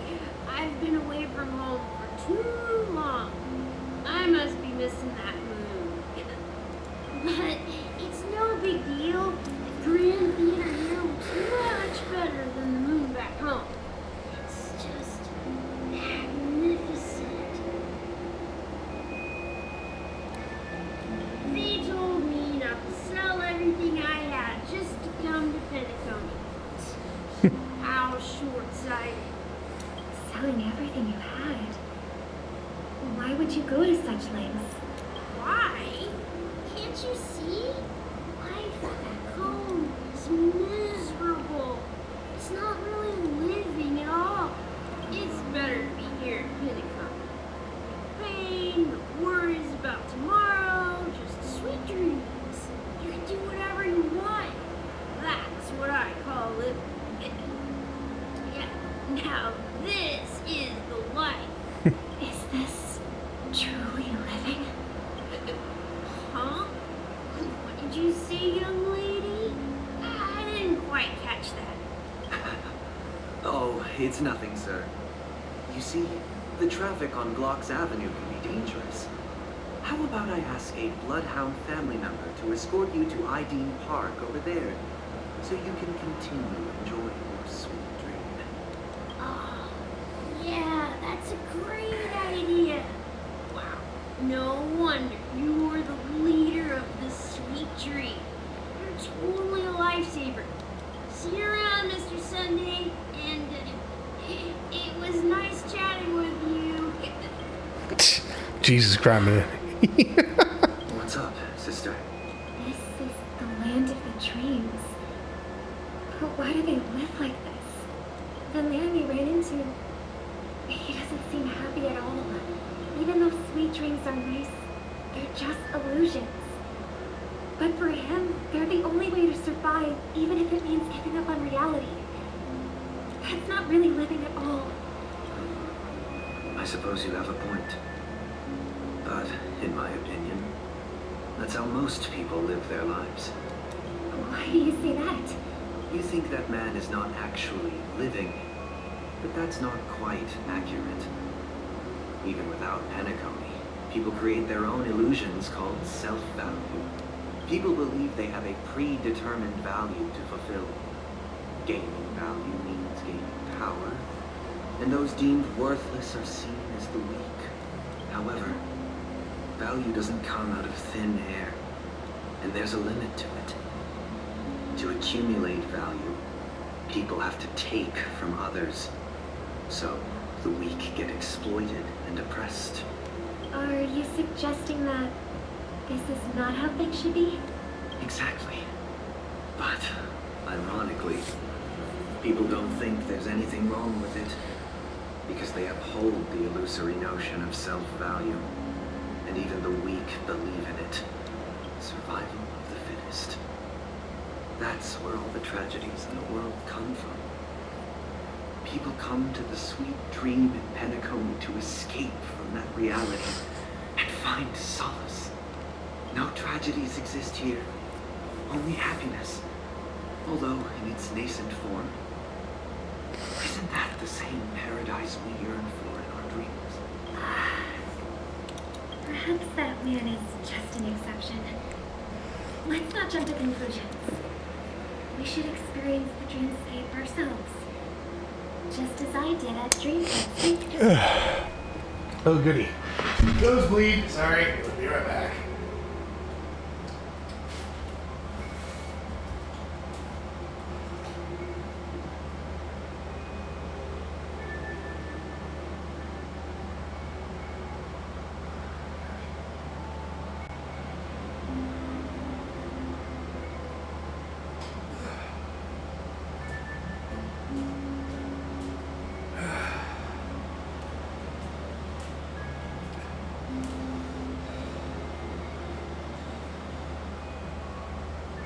Jesus Christ, sorry everyone, or whoever's watching.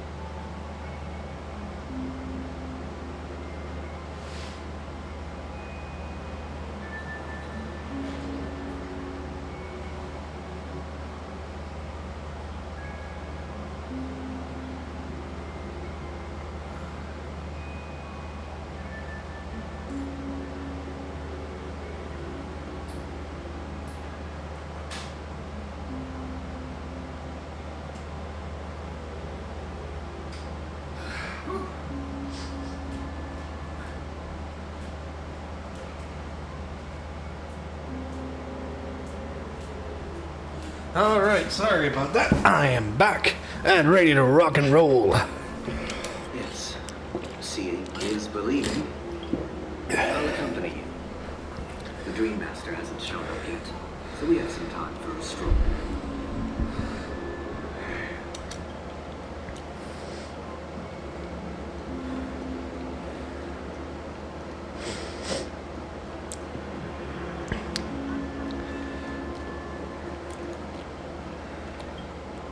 Glad to meet you again, Robin. How are the preparations for the Charmony Festival coming along? We're all so excited about it. It's going smoothly. Thanks for making the trip to join the festival. You're too kind, Robin. It's a pleasure to have guests from all over the universe celebrating day and night. I can't stand being lonely or bored, so this jubilant dreamscape is perfect for me. But if this went on forever, would it get boring too? Nah, not at all. Who would get tired of having so much fun? Every day you get to wear fancy clothes, explore all sorts of dream bubbles, indulge in delicious food without gaining weight. You never get old or sick. As long as you can afford a room, this place is the ultimate paradise. But you know that only a few things can be brought back from the dreamscape to reality, right? That's exactly why I don't plan on bringing anything back. Just enjoying the dream itself is good enough for me. I mean, I'm not one of those long-living species. I only have around 60 or 70 years in this lifetime, and there's so much to worry about. Being happy here is pure bliss. Only in this sweet dream can I truly feel like I'm in control of my life and fate. Who would want to go back to reality after experiencing this bliss? Oof. I see. I genuinely wish you all the happiness in the world. I wish you a fantastic performance, Robin. I'm off to the Blue Hour for the ball. See you later. Seems like that guest's perspective didn't resonate with you either. She had a valid point. I could sense her genuine happiness. It's just that... What you're trying to say is, she thinks she's in control of her life. But in reality, she's just escaping from reality and seeking solace in this sweet dream. Once she steps out of this sanctuary, everything will be lost. Yes, sir.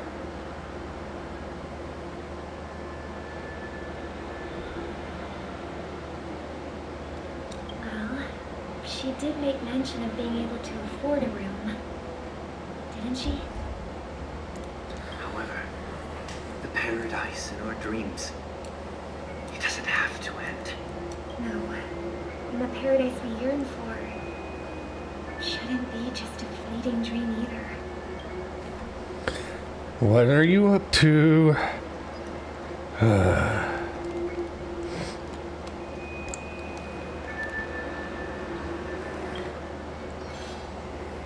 Ah, man, I just keep seeing the red thing and I'm like, ooh, I want to select it.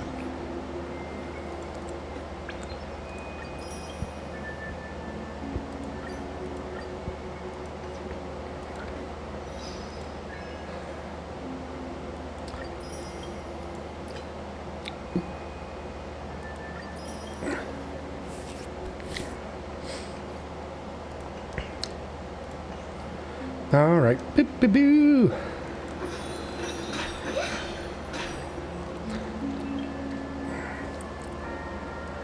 Scenery in this dreamscape is truly breathtaking, isn't it? Oh, Robin. Can't believe I'm meeting you in person here. What an honor. You're right. Even though time stands still in this dreamscape, it always feels fresh. I find something new every time. Philosophical mind. I hope I'm not intruding. Oh, not at all. With little time left, I yearn for meaningful conversations, and especially with someone as esteemed as you. Do you mind if we chat? It's my pleasure. No need to be formal. Just speak your mind. You said with little time left. Please, forgive me for being blunt. But is that why you came to Penacony? Yeah. I was part of a war, and while escaping from the Sarkosian mothership, I got exposed to some radioactive materials. And then, all my comrades died. My hometown was wiped out by neutron bombardments. I couldn't bear to live. Everything I knew gone. That's when I heard about a possible solution here, so I came. How heart-wrenching.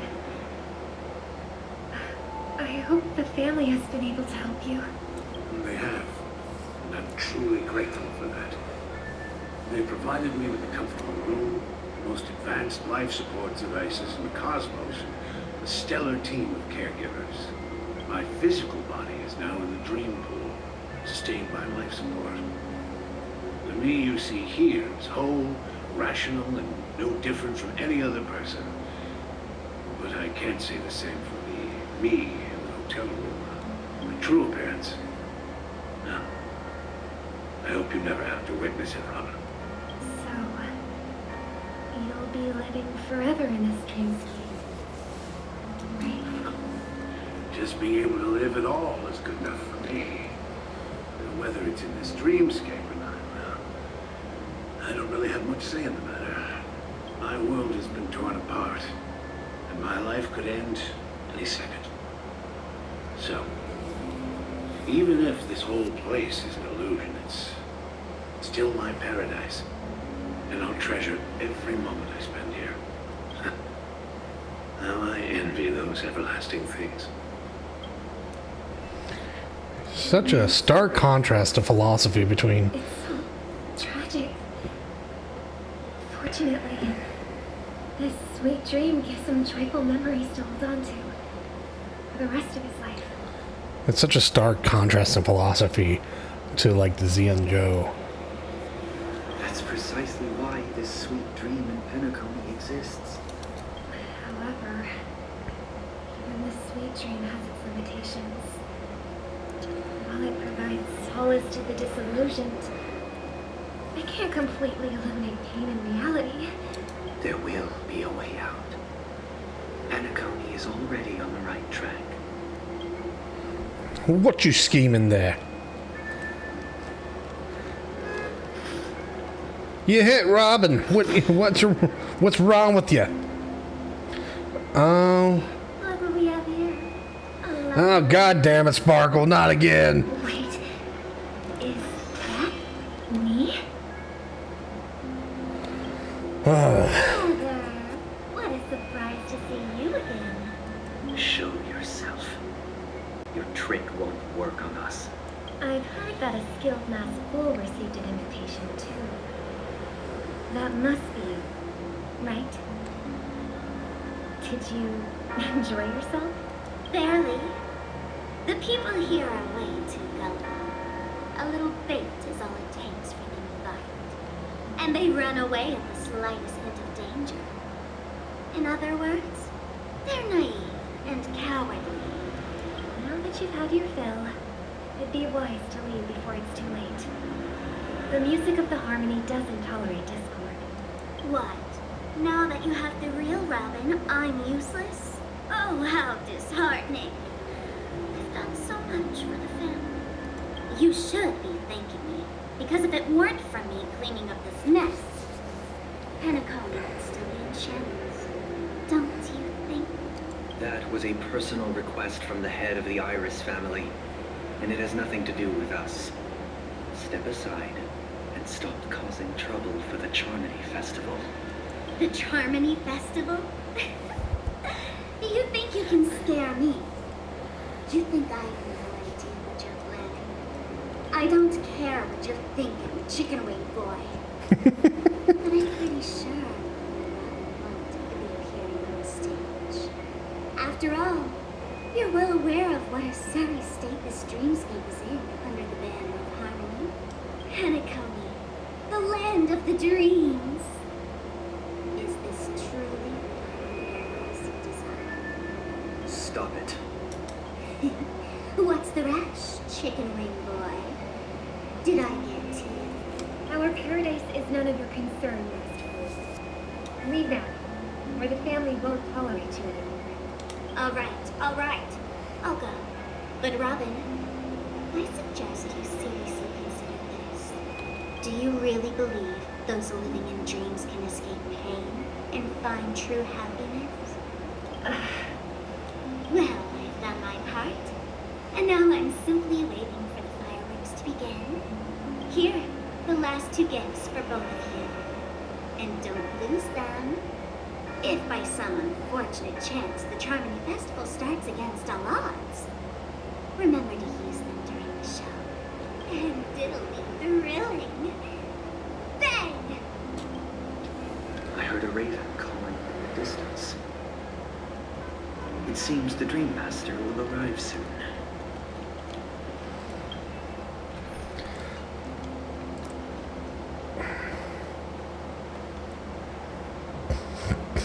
Let's wait here for the Dream Master to arrive.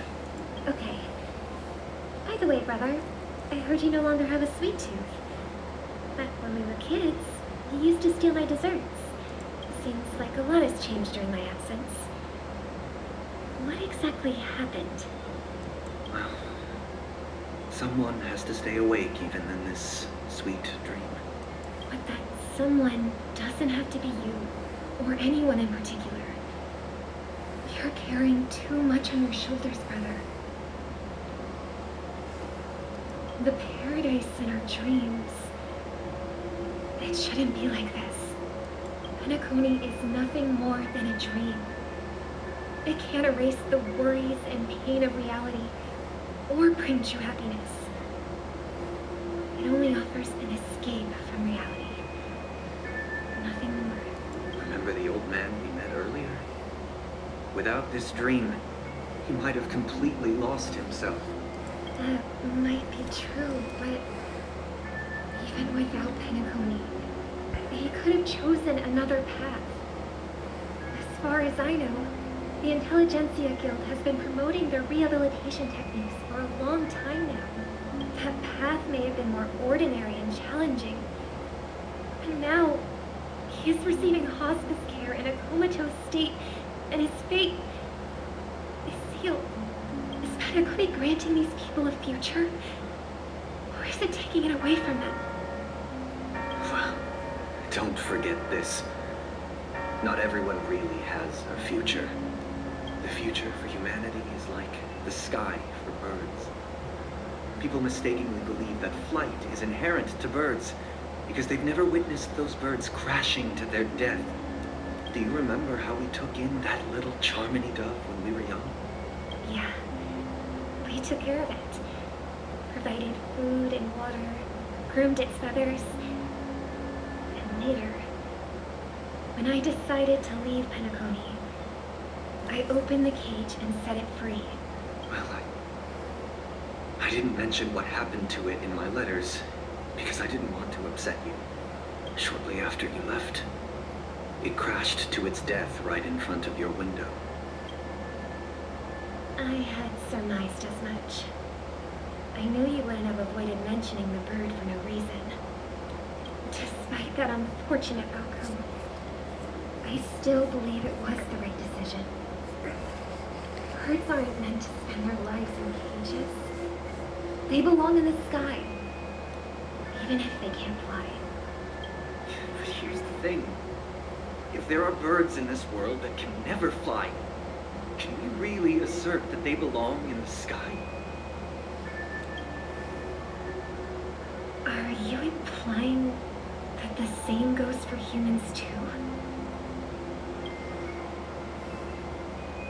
Let's take the Astral Express as an example. The Nameless made tremendous efforts to bridge worlds, gaining fame across the universe. However, only a few extraordinary individuals can endure such a perilous journey. That's because the pursuit of the Trailblaze exceeds the capabilities of ordinary humans. Otherwise, why would this path be filled with broken rails, an abandoned express, and even a fallen It's just sophistry. If that were true, then only the powerful would have the right to determine the future. Unfortunately, that's exactly what happens. Another name for the future is self-value. While this world has its fair share of heroes who inspire people and garner admiration for their heroic deeds, the majority of ordinary people will never become heroes in their lifetime. Some are born weak and vulnerable. Some find themselves trapped in unfortunate circumstances. Some fall victim to malice and cowardice. When it comes to survival, everyone is equal. And the weak can only watch as their value gets constantly diminished by external forces. Damn, dude, this is... That's why we should care for the weak and support them as if their suffering were our own. That's what the Odes of Harmony have always taught us. While the Harmony holds noble aspirations, the strong will always be strong, and the weak will always be weak, even in this carefree dream. Human nature contains greatness, but it also harbors inherent weaknesses that can't be eradicated. In the end, if people can't even secure their own survival, they won't care about the illusory future of equality. As long as the law of survival of the fittest prevails, there will always be fledglings crashing to their death. But if people don't live for the future, do they merely exist for survival? If even you, my brother, don't believe that the Harmony will save the weak, then which eon can make our dreams come true? People often forget that when the first bird took flight, the entire world envisioned a future where no more fledglings would ever crash to their death. Are you reading, sister? What are you reading? Mr. Gopherwood gave me a picture book. It's about the story of the harmonic strings. I could become a board master. I'd like to summon Dominicus, the harmonious choir. I want to sing with everyone and spread our wishes so that all can feel happiness and joy. I see. Then I would summon the harmonious choir too. Don't you have a wish of your own, brother? Of course I do. It's just that it includes your wish and everyone else's. I long for a true paradise where everyone can find peace. Then let's build a stage there and invite everyone to our performance so that both our wishes come true through the power of the harmonious choir. It's a deal then. Yeah, it's a deal. But how can I become a board master? Maybe you'll have to become a star first.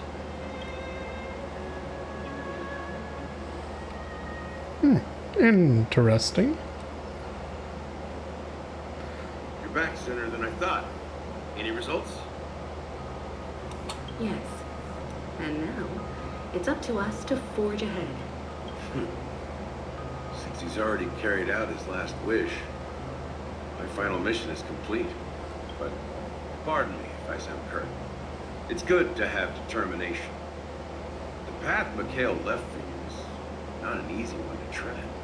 Why else would he have chosen to sleep in solitude, staking everything on some nameless future?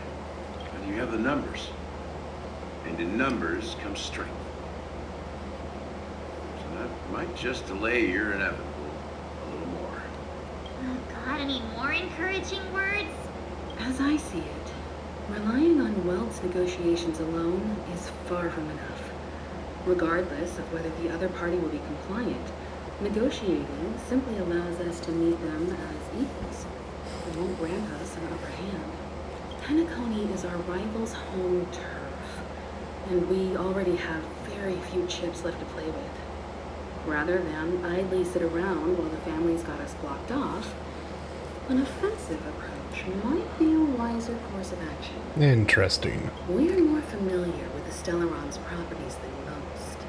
And since it's the key to stabilizing the Sweet Dream, it's vital to the family's interests. By attacking their core interests, they're bound to retaliate hastily. And as the saying goes, haste makes waste. That's right. As long as we pose a threat to the Stellaron, either with words or otherwise, we have a chance at gaining the upper hand. But the problem is, on the eve of the Charmony Festival opening, how exactly are we going to get close to the theater? Family security will be airtight. And if we brute force it, even if we succeed, it's too risky. Brute force it. So, no one's gonna say anything?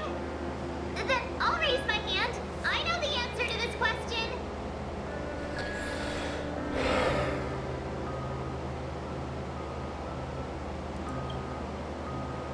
What's that supposed to mean? You better believe it. So, I heard that before the Charmony Festival begins, there'll be a pageant to kick off the festival.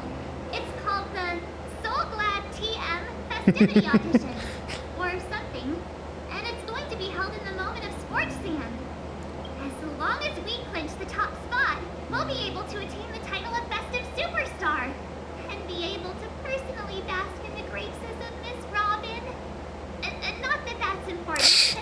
What's crucial is that we can enter the Grand Theater before the audience arrives. So, how do we go about participating in these festivity auditions? I've already procured special invite tickets from Miss Robin's fan club. To tell you the truth, I had been preparing to join the auditions all along. No. But now it looks like even if I scrape through, I probably still won't have the chance to shake Miss Robin's hand. Jesus Christ. You're still running this thing, huh? It was originally just a publicity stunt, set up by Mikhail to drum up attention. Looks like worth a shot.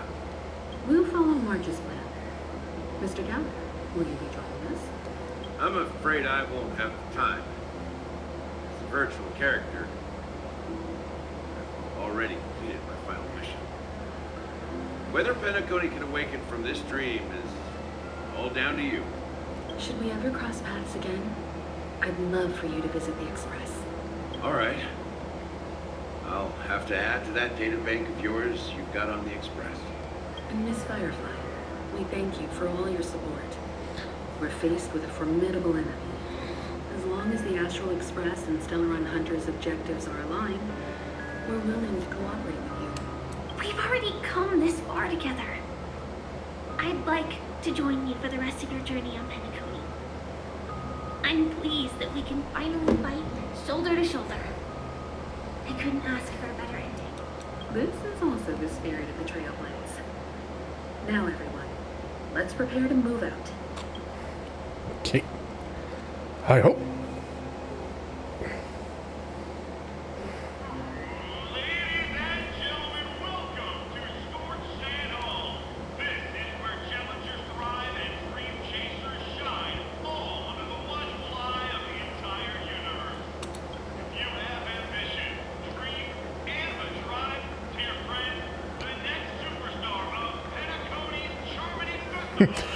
Welcome to American Idol.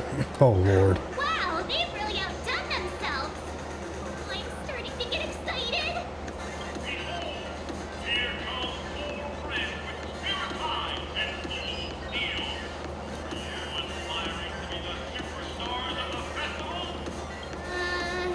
Is he talking about us?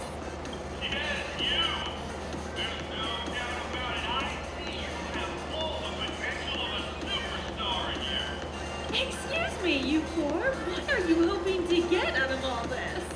As the last group of contestants, how confident are you in overcoming all of Oh, hello. That is, God, what is his? I forgot his name. Camden, I think, the Adventuring's voice actor. Would you be open to a brief exclusive interview with us? It'll be quick. Your journey is long and fraught with peril, blanketed by banners. You fly for the crown. The sword and rose! Protect the beauty! Magnificent and majestic! A knight's head is hard as steel. Brother Lance Focus is stubborn as a heel. We don't all have to be winners. If we don't have fun, we'd all be sinners. People are pouring in. Kinda feels like all sorts of baddies are showing up. Let's get in there quickly and enter the competition. Ladies and gentlemen, please make way. Make way. Coming towards us now is one of Penacony's top 10 wealthiest tycoons and the soul-clad business empire's founder, Mr. I. Allow me to introduce myself. I'm the director of Soulglad's factory, Ideen Lee. My four friends, introduce yourselves to the audience across the cosmos. Hello, everybody. I'm Hinigo, a nameless from the Astral Express, and these are my companions. Don't you guys need to hide your identities? Can't hide it anyways. Penacony is plastered with our posters. And because the Astral Express is so well known, the family won't dare to make any rash moves.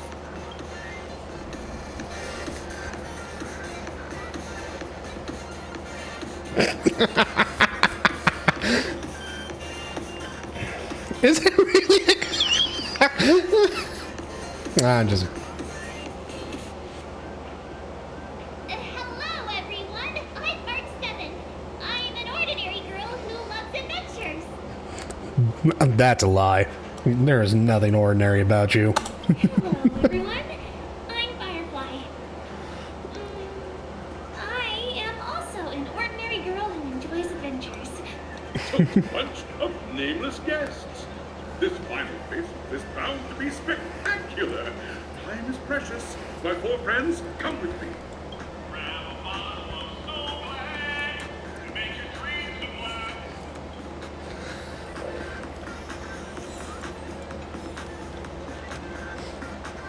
I'm digging the vibes, though. Okay, so let's...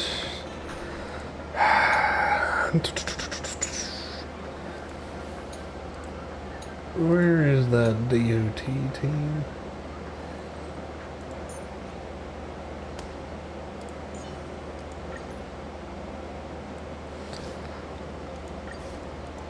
Just want some decent output sources, depending on if this is where we...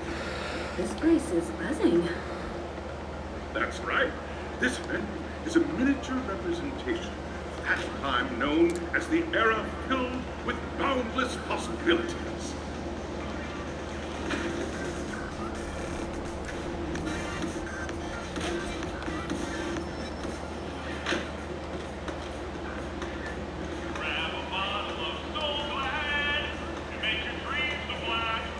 Nameless, your own reminds me of the grand occasion when Penacony was first established. I was still a young, bright-eyed lad back then, lured here by the watchmaker's ads, full of zeal and ready to make my first fortune in life. Once, during a particularly grueling day, I passed out and was resuscitated by a drink from Mr. Sousa. That sweet taste has since been etched in my mind, and that was what drove me to create the Soul Glad that we all know and love today. The dream-chasing era was truly a wondrous time. Oh, I miss those days, and the watchmaker. Scorched Sand Hall is my homage to that time of boundless possibilities. I wholeheartedly hope you make it to the finish and emerge as the next superstars of Penacony. Now, there's a chest. Is there anything you'd like to say before the competition officially begins?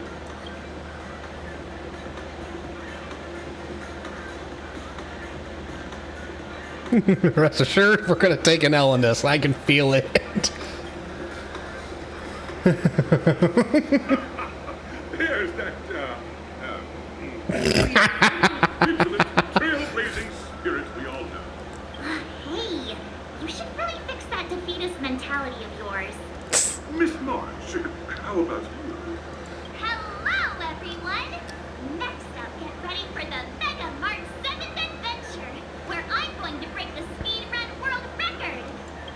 blazing into the uncharted and challenging the limits. That's Miss March done it for you. How about Miss March?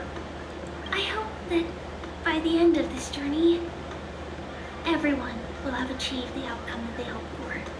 Ah, a wonderful wish. Miss Penacony, what are you expecting from your team? Safety first, everyone. Simple words, but full of warmth.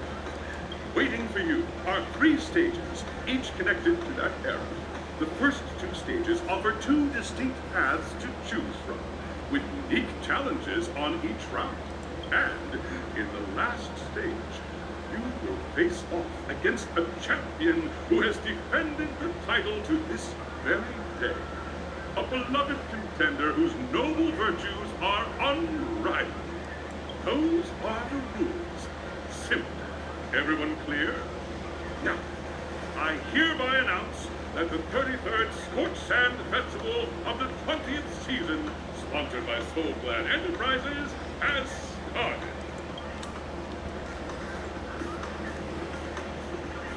Everyone, as the Penacony Festival is drawing closer, we must reach the end as quickly as possible. Factoring in efficiency and safety, splitting up into 2 groups is the best choice. March and I haven't known Miss Firefly for too long and aren't overly familiar with her. It'd probably be better if the 2 of you paired up. Fine by me. Let's do it. All right. I don't have a problem with that.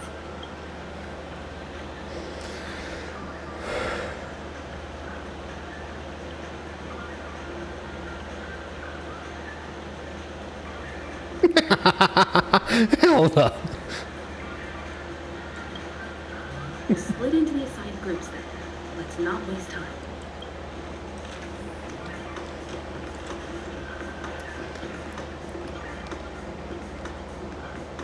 Welcome to the first stage of Soul Glad Enterprises' 33rd Scorch Sand Festival of the 20th season, Dream Play Fantasia. In this stage, you can choose between 2 challenges, the School of Acting or School of Action. In the School of Acting challenge, you have to complete 3 performances from 3 scripts and move the panel judges. In the School of Action challenge, you have to defeat 3 groups of enemies convincingly and reach the end. Now, make your choice. School of, If I had someone actually chatting with me, I could try to make a decision, but I...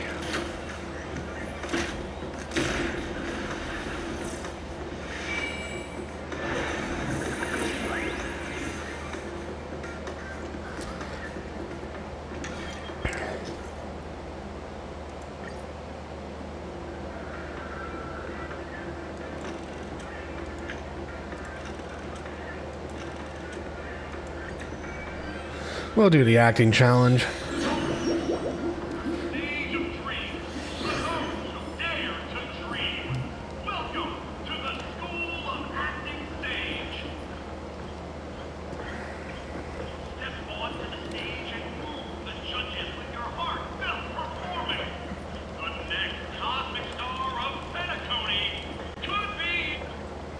Competitors, allow me to introduce the rules of this challenge to you.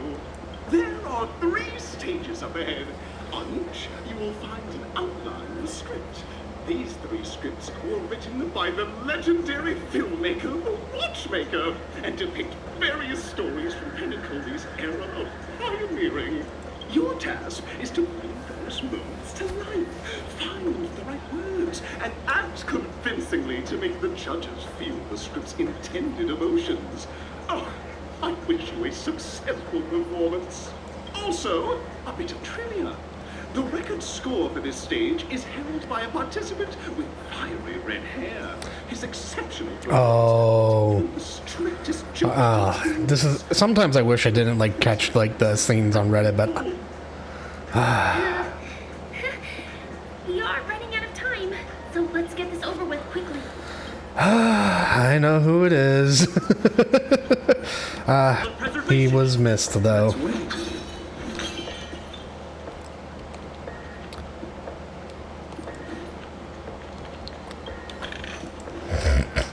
Okay. Oh, just take a look at this pair. Such star quality. Since you come as a pair, I'll prep a two-person scene for you. You two, are you ready? Envision that you both, driven by the spirit of exploration, are arriving in the land of dreams that is Penacony for the first time. But instead of lush lands, you find yourselves amidst swirling sands and desolation, far from the paradise the watchmaker described.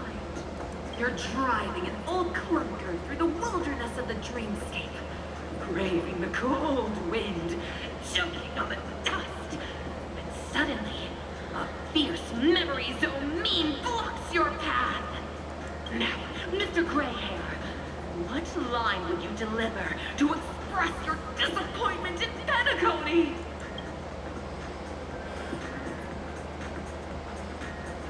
What? Very good. Now, though you're disappointed, your screen partner is conversely very enthusiastic. Now, young lady, you will say... This is great! I love living on the wild side! Very good, very intense. And then we cut to the story's next scene. You find a job mending the rails, but the days are long and your endurance can't keep up. And you finally collapse in the endless expanse of the desert. Suddenly, sweet rain falls from the sky, wetting your lips and rousing your spirits. Now, Mr. Greyhair, what line will best express your surprise at this moment?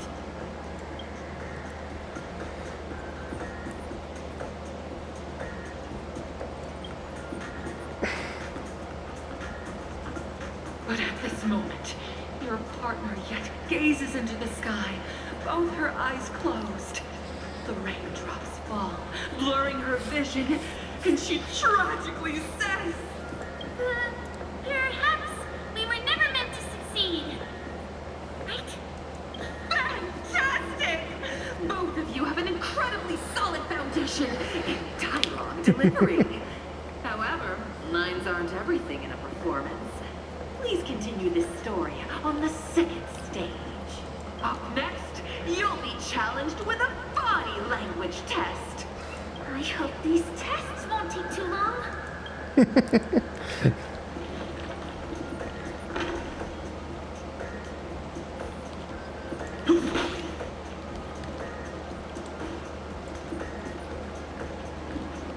Here, you two are required to skillfully utilize body language to portray the story context I've laid out for you.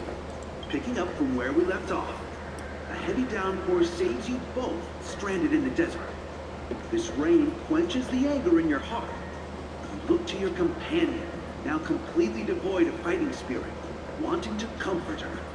At this moment, what should you do to make her laugh?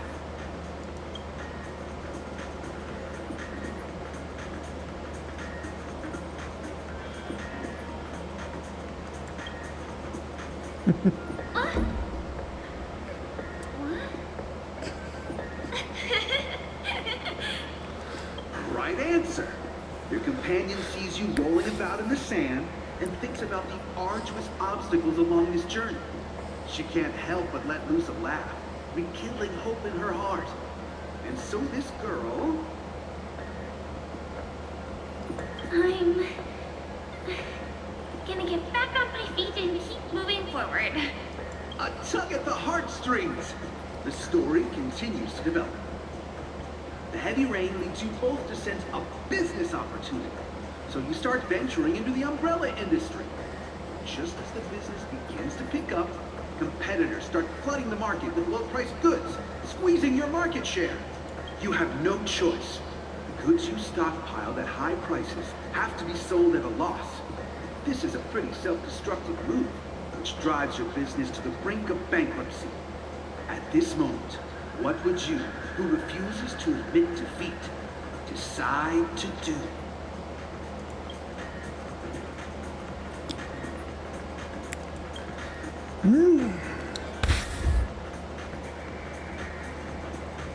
Fantastic. What a pity. Okay. Your eyeballs in debt. She sees nothing but despair Despair in in her your future. future. And then I leave Penacony in utter disappointment. Is that okay? Of course, absolutely. I was this close to tears. Both of you possess exceptional acting talent. However, the true test is yet to come. You're about to encounter the harshest judge this show has ever seen. Yeah, this is giving me a lot of American Idol vibes.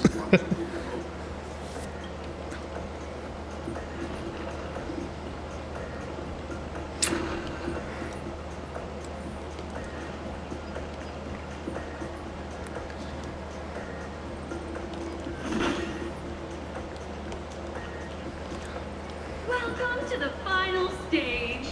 Actually, all the scenarios that you've previously encountered were all from the film Once Upon a Time in Dreams. Two companions arrive on Penacony with nothing but a dream.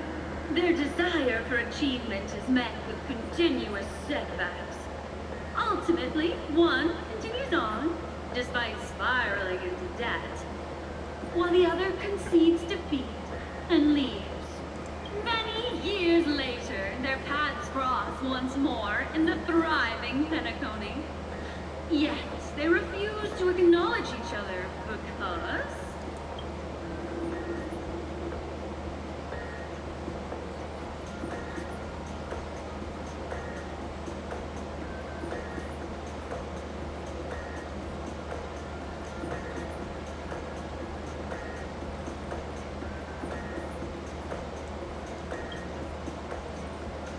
Against the backdrop of a revitalized Penacony, the joy of reunion mixes with the sorrow of fast separation, the awkwardness of being strangers, and the shyness of a long-awaited encounter, all converging at this very moment.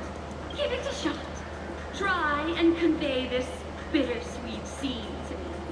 Bring it to life with precise and emotive acting. Is this ever going to end? I know! Why don't you try that clockwork thing you used before?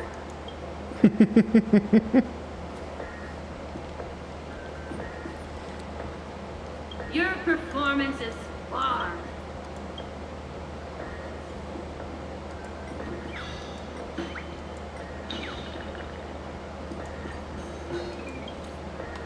God!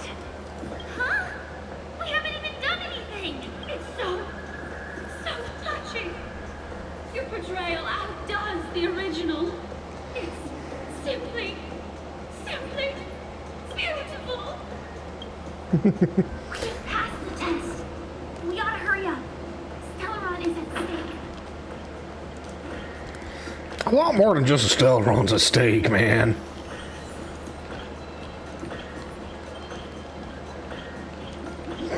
Congrats to both of you for clearing the stage, but more importantly, are you having fun? Ah, that sounds like a Giovanni's voice actor. Look at the time! You finished much faster than that red-haired contestant did. That red-haired contestant. Who is that exactly? You'll find out eventually, but only if you clear the next test first. Welcome to the second stage of the 33rd Sports Gunfire time. season, sponsored by Soul Glad Enterprises. Gunfire time! You have the option to choose Gunfire and undergo Brother Hanu's trial, or Time, where you'll face Clucky's trial. Now, make your choice. All right, here we go. 3, 2, 1.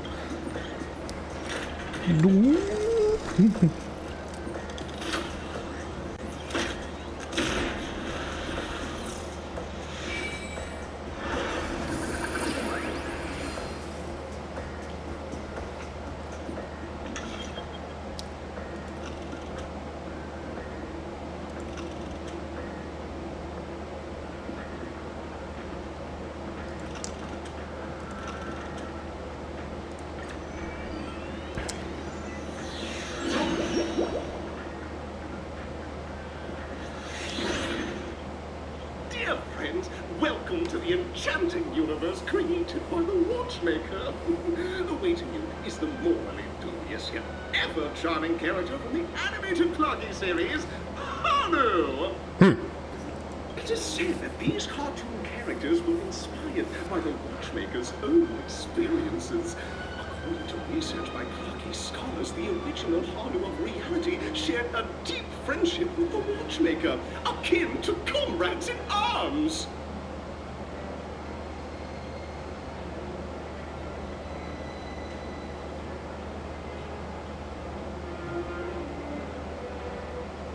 Enter into the world of Hanu via the TV by the entrance and partake in an enchanting and suspenseful story with him.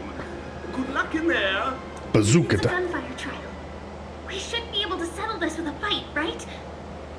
I hope this won't waste too much of our time.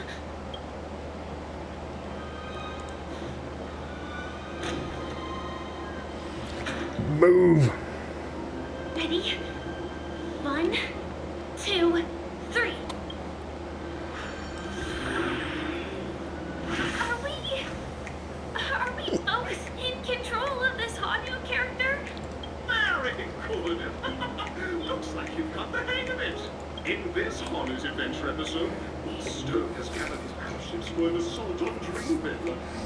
Buzzfly, Cousin Wolf, and Bobblehead are ready to go. Hanu must fully advance and protect his home. Alright, I'm gonna grab some water real quick.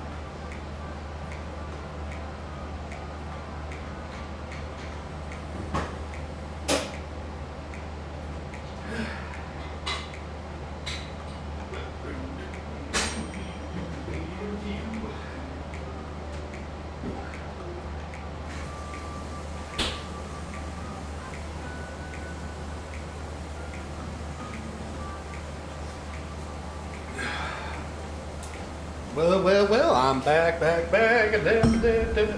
not. Shut off the water. Okay. Well. All right. Now we gotta do Hanu's thing. Alas, Hanu presently is ill-equipped to fend off malevolent mischief makers, which is why he is preparing to seek out the puzzle gentleman's aid. Go forth and speak to him. All right. Hanu vision, baby.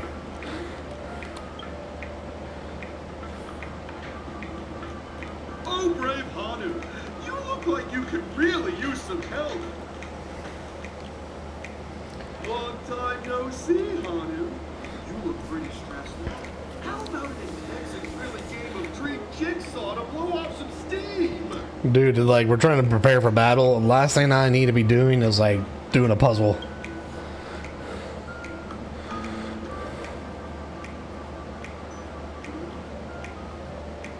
Oh my! Are you telling me that Boss Stone has rallied the village to seize Dreamville? What a dreadful twist of fate! Listen closely, Hanu. I'm aware you're in need of a suitable weapon, and I also know there's one just upstairs. But you know what? You'll have to play an exhilarating round of Dream Jigsaw first.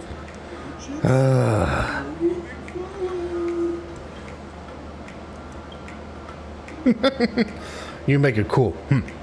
Only if someone as cool as you could produce such a cool. Perfection. Now scurry along, Hanu. Be carefully. Two ne'er-do-wells are find those jigsaw pieces. Either outsmart them with a quick knockout, or ensure they don't catch you in the act. I can't wait to see you finish the dream jigsaw. Best of luck, Hanu. Let's stay alert and make sure those monsters don't spot us.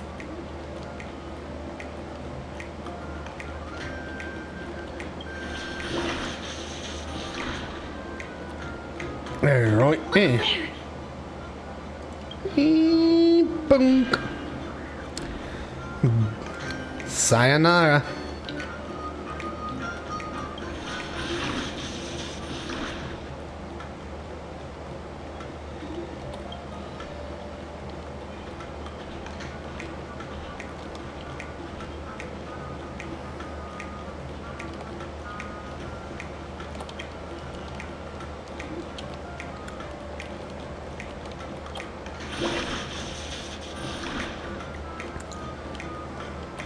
Finally, that's all the jigsaw pieces. Let's hurry back.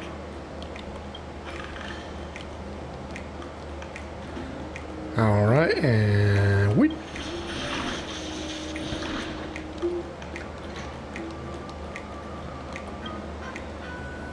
Alrighty.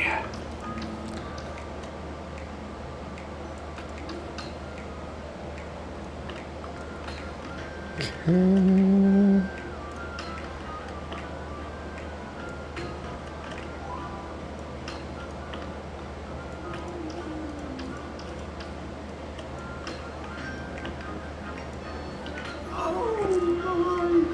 The exquisite sensation of perfect alignment. My organizational itch has been quite thoroughly scratched. Hurry now, Hanu. Touch that TV set and transform back into your own self. Then head upstairs. Your weapon awaits you there. You sounded way too excited for that. Haphazard instructions, are you okay?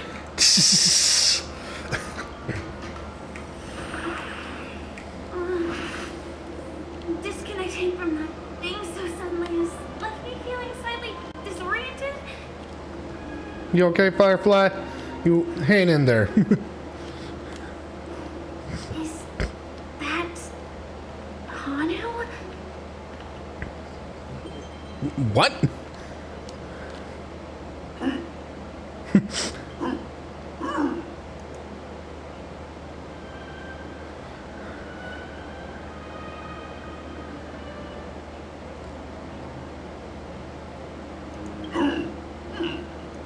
What exactly is he talking about?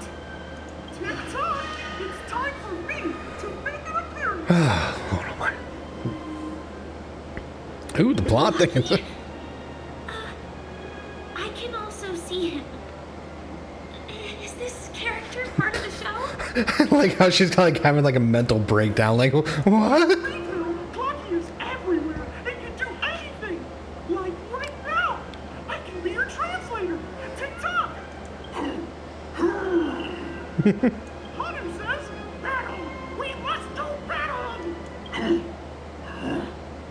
The enemy is at our doorstep, and we have no path of retreat for the future of Dreamville! Touch that suspicious-looking TV right now! So they just jumped inside that TV. Sheesh. Logic in this plot and dialogue is really being pushed to its limits.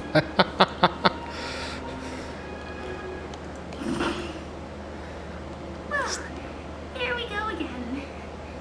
Ready? And gradually getting used to this. Huh. Who knows?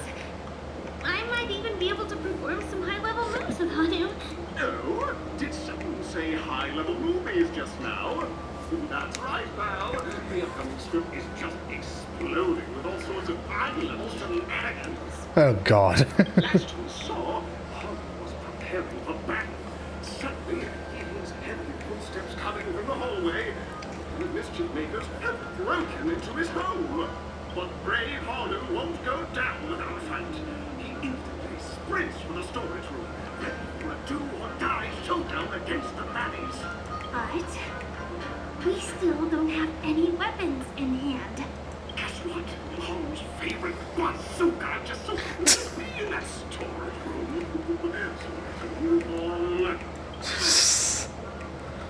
What a coincidentally convenient plot twist.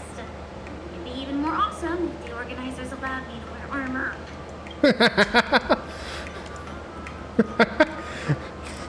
She just wants to bring out Sam, and, well, that would bring things to a very quick end. Storage room.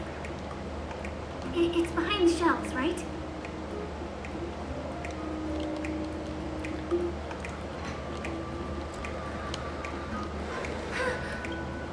He wasn't lying. There's actually a bazooka here. Now we should have a way of dealing with those baddies. This thing feels just like the soaring locust too.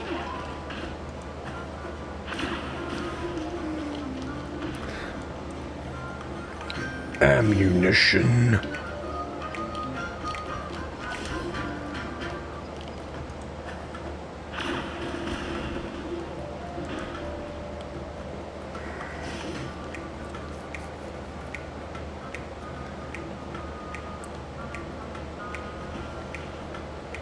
Careful. It looks like we've got more company. Get ready to fire. Kaboom! Oh man, more?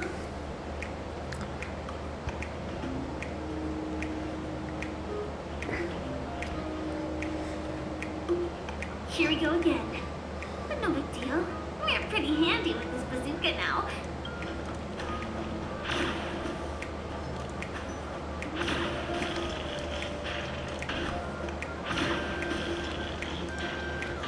Ammo, ammo, ammo, ammo.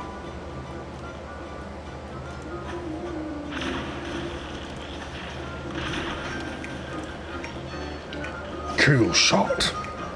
That should be all of them, right? It's on the street. Everyone, the stage is complete.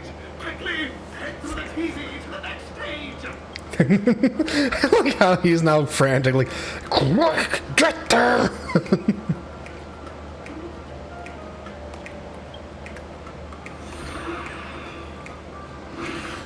Well, that's that. But it is gonna be hard to let go of this bazooka. Oh, Firefly. Never mind. Let's hurry over to the next stage. I like how I like how there's like a little spark of interest of her to be like, if only I could.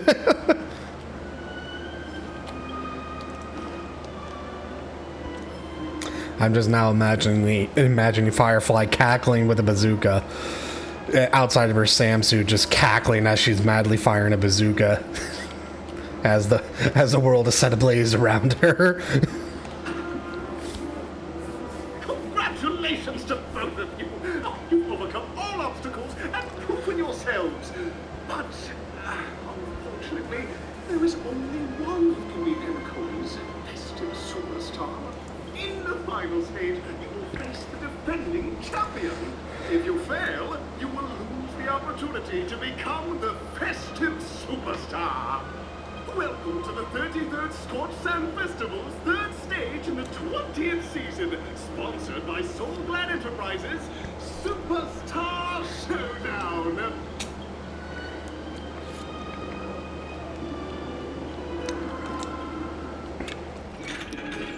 Oh, thank God the AC finally went down.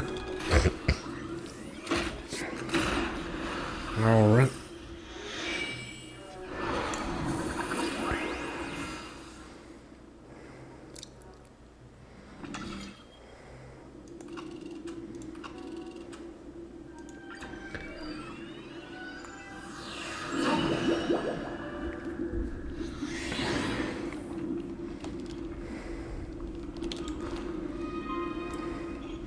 Ah, yes. The broest of all bros. No way. I think I just saw someone. Someone extraordinary. Ah, yes.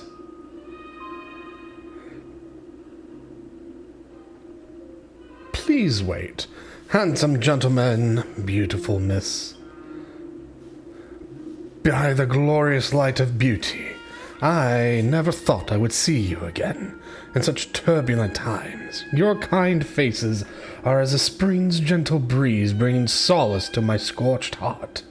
Are you a knight of beauty? Why is...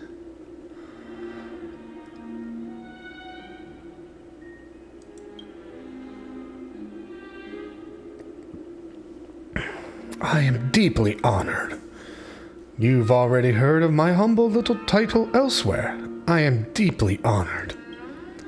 Upon hearing of the impending festivities, I commanded the one and only to bring me to Penacony with haste. Alas, in the cosmos unguarded by the beauty, disorder prevails. Thus my passage was delayed by tending to the sick and injured. Fortunately, the mini-rabbit mech pilot, stray cat duelist, galactic ninja, and quad-drive Intellitron, along with 32 other souls in distress, all emerged in their predicament safe and sound. Then I led them here to revel in the harmony with the countless other splendid things.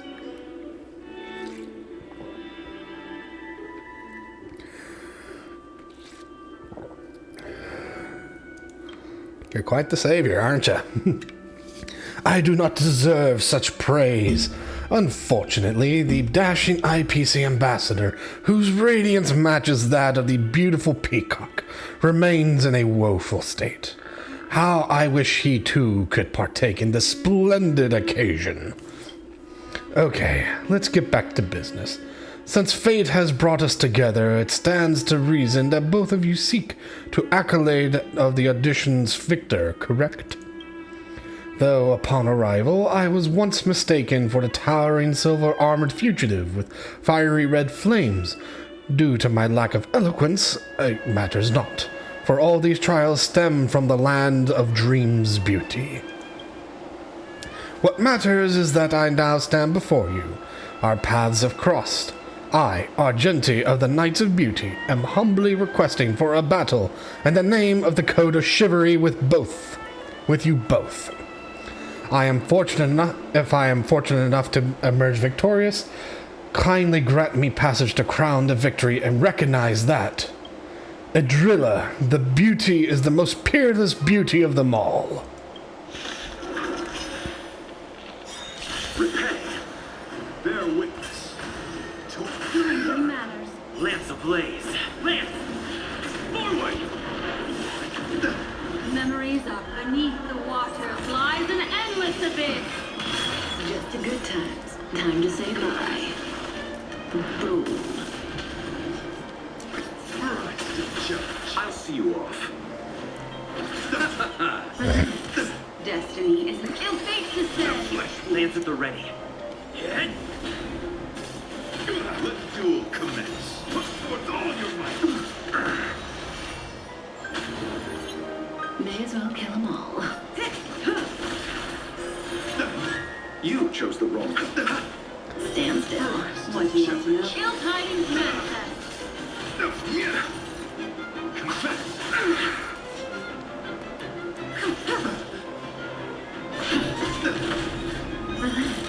I'll see you off. To the challenge. Behold this symbol of pure. Destiny isn't chosen. Ill fate to say.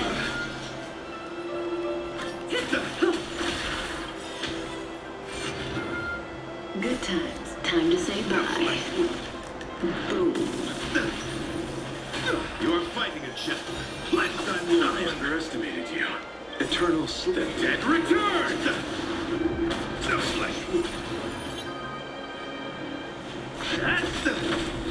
Stand still. You chose Lance the wrong. ablaze. Lance! Forward! Rise to the challenge. Ill tidings manifest. May as well kill them all. Put forth all your might. To the challenge. Lance at the ready. Stand still. What do you want to know?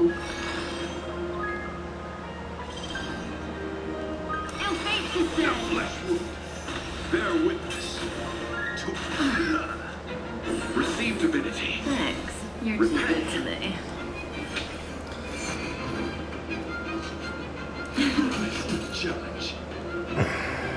Rise to the challenge. Let the duel commence. Put forth all your might.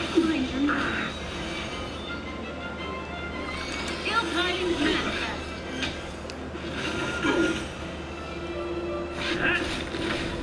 Say bye to breathing. Behold, this symbol of pure Memories are beneath the water lies an endless abyss. Good times. Time to say bye. Boom. You're fighting a shadow. You chose the wrong enemy. Stand still. Eternal step. Return! Rise to the challenge. Ill fate to say. Confess. Put forth all your might. I underestimated Lance you. ablaze. Lance! Forward!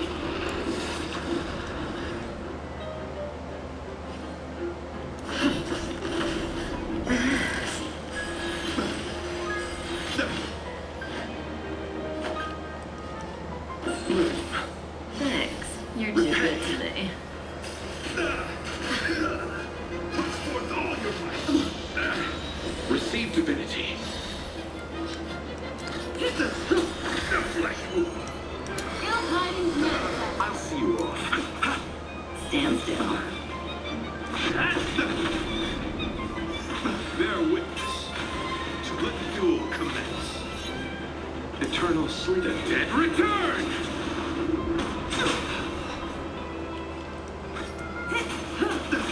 Destiny isn't chosen. Ill fate to say. Beneath the water lies an endless abyss. Good times. Time to say bye. Boom.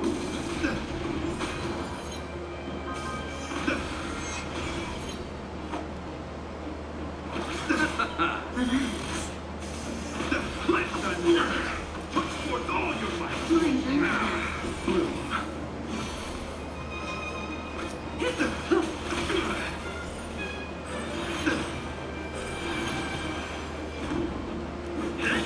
Stand still. What do you want to know? Ill tidings manifest. Put forth all your might. I underestimated you. Rise to the challenge. Lance ablaze. Lance! Forward! Good times. Time to say bye. Boom. Behold, the symbol of pure eternal sleep. The dead return! You are fighting a gentleman. I'm on guard. Rise to the challenge. Ill fate to say. May as well kill them all. The flesh wound. That's enough.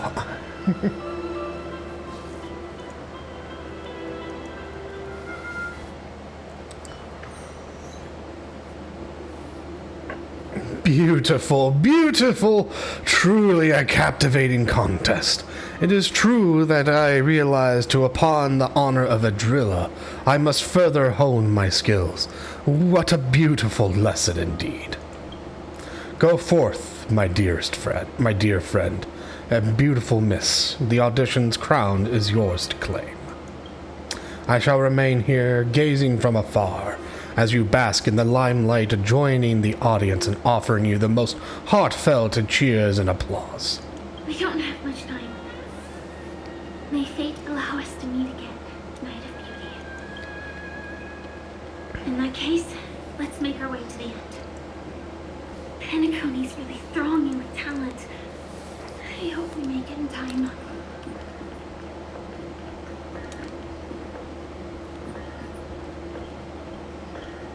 Ooh. Path of the Superstar.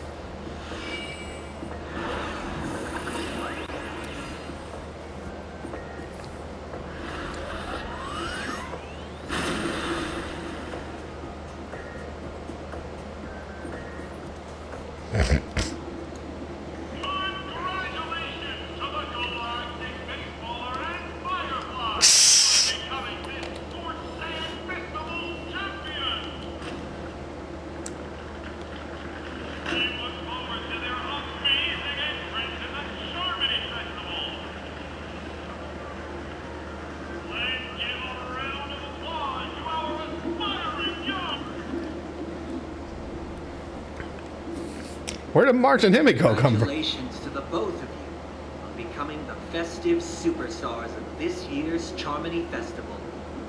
Before entering the grand theater, I, on behalf of the organizers, extend my sincere congratulations to you, wishing you joy under their radiance.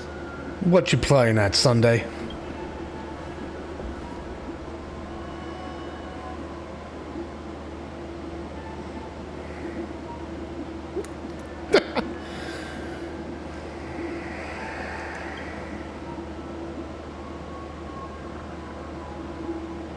As previously promised, my sister, Mr. Yang, and I have met with the Dream Master.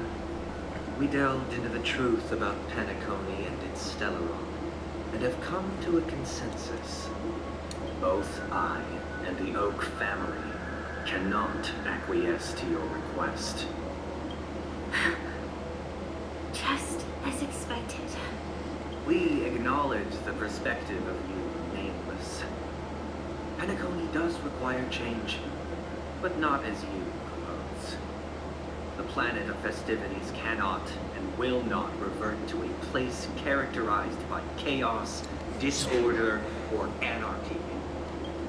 Through your journey of overcoming obstacles, you must have glimpsed the essence of that era.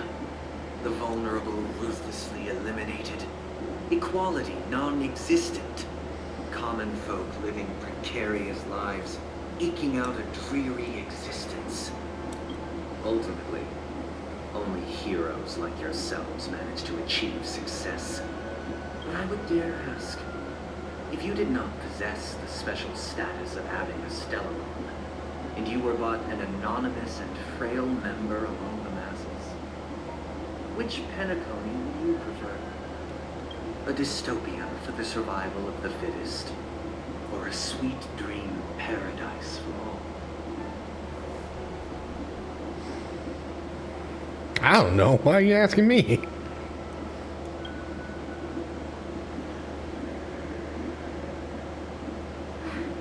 That's not the point. Don't let him mislead you. Mr. Sunday, even if the members of the Oak family can't fully agree on what to do about the Stellaron, now's not exactly the time to be holding an extensive discourse about Penacony's past and future, is it? The Stellaron issue concerns the life and death of everyone on Penacony. If anyone has a better suggestion, the crew is more than willing to listen. Also, it'd be best to tell us the ins and outs of that meeting. This way, we'll at least know what Welt and Miss Robin are dealing with, and the reason why they failed to make our appointment. Ah, Navigator. That is precisely my intention. With all present, let's begin by discussing the details of that meeting.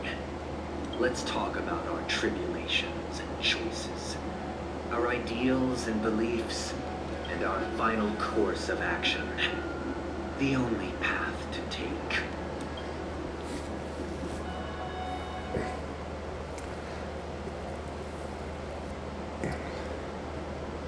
You mean to say that for the longest time, there have been scoundrels who would use the Charmony Festival that I have bequeathed to the masses as a tool to realize their ambition? Indeed, Dream Master. Once the Charmony Festival begins, the Stellaron's powers, along with the song, will be broadcast across the entire planet of Penacony. And then everyone in their dreams will be unable to awaken. This is indeed surprising to me. The dreamscape is maintained by the collective effort of the 5 families. If someone were to use the Charmony Festival to recklessly disseminate the power of the Stellaron, this individual must hold a position of great authority. Do you have any suspects? I'd like to ask, did you really not know of the Stellaron's existence? I would have never thought that this nameless would point the spear at me. Quite astonishing indeed. If I have offended, the Astral Express extends its sincere apologies. But the current circumstances are dire and leave no room for meticulous inquiry. We're doing this out of concern for the Dreamscape's safety.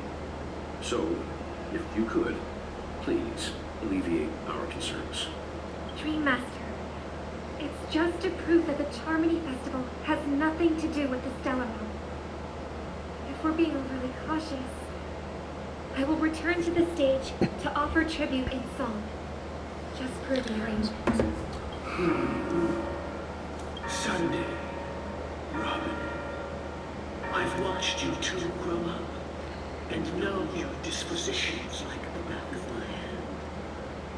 Both of you, right now, can surely be honored as their most devout advocates. I already know your resolve. The magnitude of this matter is enormous and cannot be taken lightly. Since Mr. Yang has asked with such earnestness, I will personally respond in kind. If there is a need, the entire Oak family will be mobilized to heed your call. Someday, might I ask you to beseech them to cast their light unto me and question me in their stead, so that no lies may be concealed? I will do as you command. Robin, could I entrust you to be present as a witness, to document the truth, and to proclaim my innocence, so that all slander may be utterly dispelled? I will do as you command. May thy will be carried out on earth, just as it is in the heavens. Ooh. Ooh. Oh, triple-faced soul, please sear his tongue and palms with a hot iron. I'm really laying on the Christian Christian imagery. Let us begin. There is nothing else to prepare. Understood. Question. Have you devoted your life to your god, never worshipping other gods? Naturally. Do you love your god as you do yourself, always heeding their admonishments? Naturally. Have you strayed from the path expected by your god, betraying their name? Never. Have you ever been inordinate with your asks of your god, coveting more than the foundation of the creation itself? Never. Then, a final question. Do you swear to fulfill all vows, past, present, and future? With the Eon as my witness, if I do not deliver on my words, or if I renege on my vows, may I be cursed in accordance with divine law. They have seen your faith, and have endorsed your faith. With this, it can be evidenced. Just a moment. What is it, Mr. Yang? I have another question I hope to have answered. To my understanding, the family's harmony and prosperity have never relied on so-called divine laws. But God, you both mentioned, are they truly Shive? Mr. Yang should know that those belonging to the family toil together as if they were kin, embracing solidarity and unity under their height. All duplicity is laid bare before the harmony. Such a delicate and complex symphony. Which other god could perfectly harmonize this, if not for the great one, Shive? Perfectly harmonized. Therein lies the problem. It isn't an outsider lurking in the shadows who changed the harmony, but a dissonance that has surreptitiously emerged from within this very symphony itself. In the distant past, there existed an Eon. With one flick of the wrist, they crafted the laws of the cosmos. Their followers formed the Beyond the Sky Choir, spreading solemn and reverent hymns throughout the universe. The thing is, this is also giving me a lot of vibes of the, literally just had it in my head. It's also kind of like giving me a lot of vibes from like the creation myth from the Silmarillion from J.R.R. Tolkien's, like the beginning of like what became Middle Earth, because Melkor, because a lot of this also kind of like evokes that idea that, because in that book, Eru, or I think was the name of the god, is the name of like the god in Middle Earth. You know, it was like a voice, all the spirits and the Myra and all that. They were spirits, and what the Maiar and things like that. What was kind of like their creation was like the voice. It was like a choir, so it's very reminiscent of that. But then like Melkor comes in and he sows discord by going, but like it's like visually I see it as like someone going off key or off note during a performance, so no longer in harmony with everyone. Later, they fell. The route traversed by this eon clashed with the harmony, ultimately being absorbed and fused into it. The chorus that once reverberated across worlds fell silent, and when it echoed anew, it was transformed into the hymn of harmony. Though an eon may perish, paths with no masters still linger. In the all-forgiving harmony, echoes of bygone dissonance may subtly arise. Mr. Yang, being overly astute can be a detriment. Especially when you find yourself alone and without allies. So this is how it is. For the sake of our grand cause, please afford these two an opportunity to rest. What?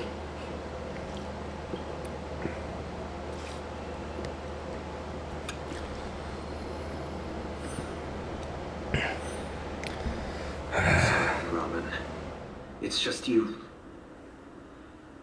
I did not wish for you to know this. It's a pity that things have turned out this way. So, this is the true reason I can't sing? The shadow that envelops Penacony is actually... We were never children of the harmony. Our ideal paradise could not have been crafted by Shipe. True bliss can only be guaranteed by the one who transcends the many. Within the foundation of law, humanity establishes civilization, and through harmony, we obtain order. Ah, there we go. The good old chestnut of order.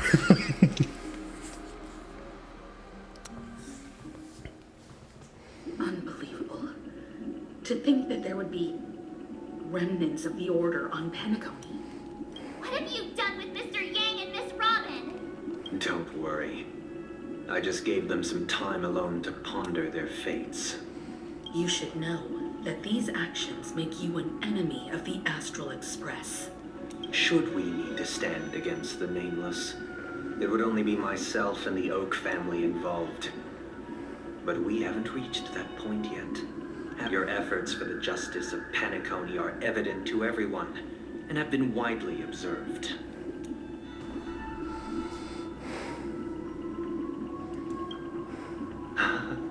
Patience is a virtue. However, I won't hold it against you. On the contrary, I'm here to make my intentions clear. If it is the order that drove you to imprison Welt and Robin, and you're using them to coerce our compliance, then there'll be no point in entertaining any type of discussion. You're mistaken, Miss Himiko.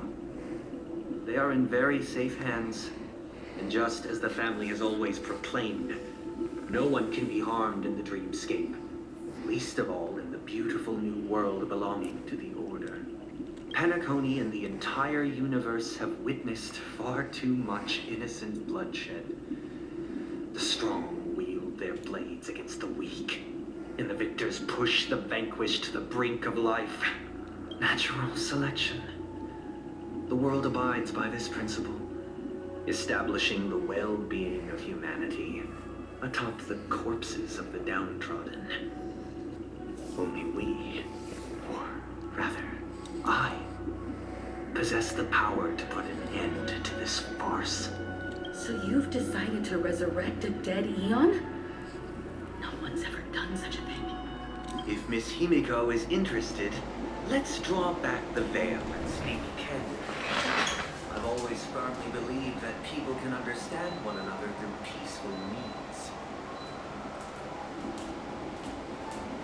Oh man, this is getting juicy. Unembellished truth as to the intentions of the Order's Pathstriders, so that you will make better judgment for the Astral Express, for Penacony, and for this stretch of the universe. Words can hardly do justice to the beauty of that ideal. So, come with me, everyone. Let us retrace our steps and see once again where this road leads. Huh? Where'd he go? Welcome. This isn't any location in Penacony's dreamscape. It's my inner world. The reason the scenery before you remains unchanged is because your consciousness has drawn on similar concepts to fill in the gaps. Did you do the same to Welt? It's a tuning process, stronger in effect and more draining on the mind. The gray-haired guest has experienced it before, so he should understand what it entails.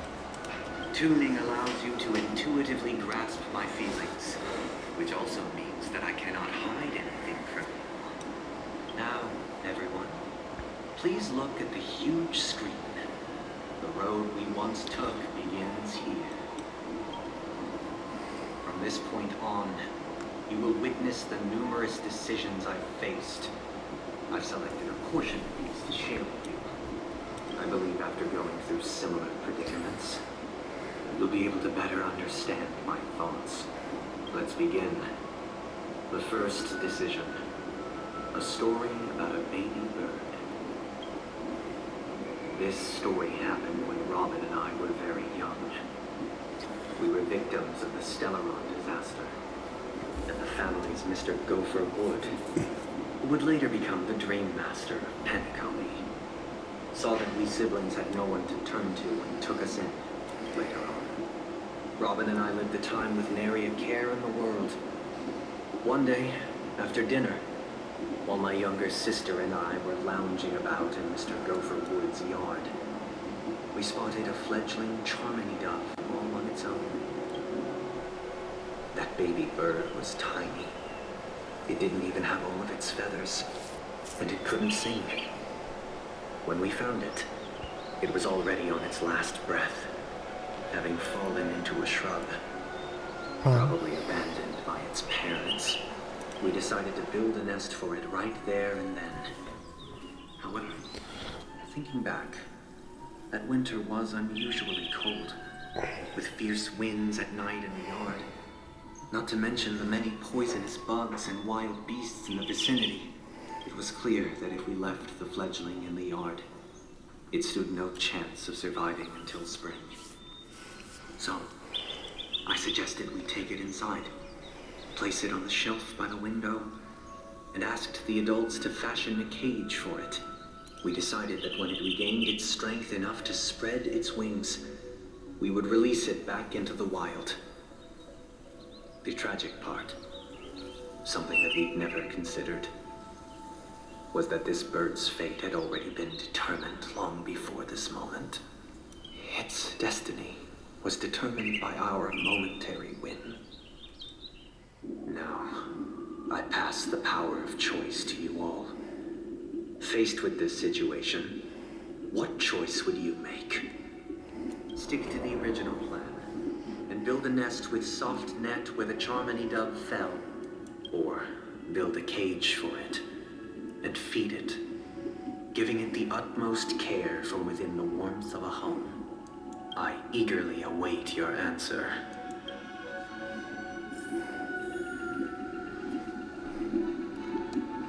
curious, sir.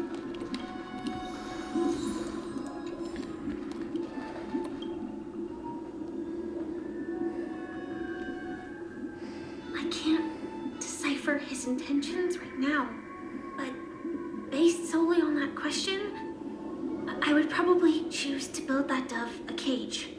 Even if I was gonna release it back into the sky, it'd have to be strong enough to fly first. If I left it where I found it, I fear it'd never get the chance to fly ever again.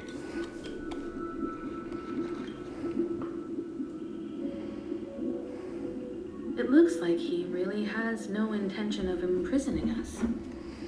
If it's just a quiz, I suppose it's fine to humor him.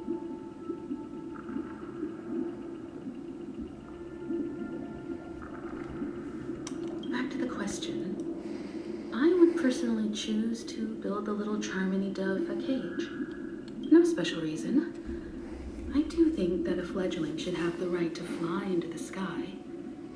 But if it can't even live to that point, then there's nothing to talk about to begin with. I bet March will be the detractor here. That guy just casually throws this kind of question at us? What exactly is his deal? But fine, I'll answer, I guess. If it were me, I guess I'd choose to build a cage for the little Charmony dove. After all, leaving it there, it's bound to get hurt by wild animals or something. And that'd just be too sad.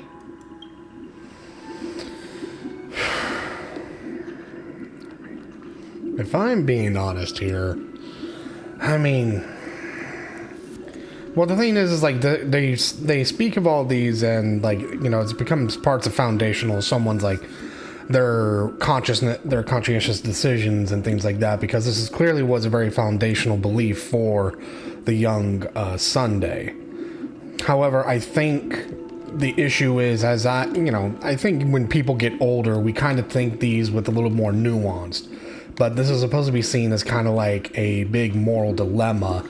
But I think nurturing with care is the call here. I'm happy to see that you made a choice similar to ours. If your mind is made up, let me reveal the outcome of this choice. We passionately nursed it back to health, preparing only the best food for it every day. We even preened its feathers. Later, on the day that Robin left Penacony, we opened the cage door and let it fly back into the sky. I watched it for a long while by the window, probably about 3 or so days. In those 3 long days, the little Charmony dove tried again and again to spread its wings to fly into the sky, but fell to the ground, only to keep trying. Finally, on the 137th attempt, it succeeded. 137 is a big number here. After flying unsteadily for a while, it fell to the ground, unable to grasp the direction of the air currents. The fall shattered its wings. It writhed helplessly in my embrace, but it was all for naught, finally succumbing to a painful demise. And in that instant, our tender care, our given love and hopes, they all became the inevitable push that sent it to its death. I deeply regret the choices we made. Next, let us head to the second decision. This time, it's the story of a dream chaser. This story happened when I was appointed as Bronze Melodia, a position exclusive to the Oak family, charged with listening to the problems and vexations of dreamscape residents, and providing them the relevant guidance. It was during that period that I had the opportunity to hear voices from all corners of the dreamscape. Joy, sorrow, arrogance, regret. The complex tapestry of human nature that formed the world. And I was fortunate to catch a glimpse of it. He was a dream chaser and an illegal stowaway. Just like the rest of them, he came to Penacony in search of a better life. Except that, to most people, the price he paid, I suppose you could say it was everything. He told me, I sold everything I could at home. The house, the land, even his 2 children. He said he could not afford to raise them, and that at least they could eat if they lived as slaves. He had a plan in place. He would buy back his children once he had made his fortune, and enjoy Penacony's beautiful dream with them. Alas, his plan to smuggle himself was somewhat clumsy, and he was sniffed out by those pig-headed hounds. After hearing the Dream Chaser's story, I immediately appealed to the Bloodhound family to cease their pursuit. That way, at least he could live peacefully. But I was still too naive to the ways of the world. I did not anticipate that what I thought was a kind gesture would later lead to dire consequences. I'll tell you the outcome soon. For now, I'd like you all to make a choice. Will you do as I did and try to convince the Bloodhound family to stop their pursuit so that the Dream Chaser may live peacefully and realize his wishes? Or will you remain silent, leaving him to languish while the hounds are hot on his heels until his inevitable judgment arrives? I look forward to everyone's decisions. Who knows? Perhaps they might even alter the outcome of this tragedy.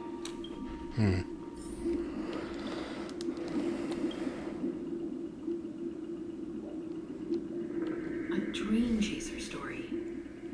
If I acted out of kindness, I would probably ask the Bloodhounds to stop their pursuit and lend him a hand. But what cruel repercussion would this choice result in? I think Sunday must have been deeply impressed by the limitations of the strong defending the weak through this incident. This question... Surely it has some connection to the baby bird story. And this connection is precisely the breakthrough Sunday aims to use to persuade us. I'd probably choose to ask the Bloodhounds to cease their pursuit.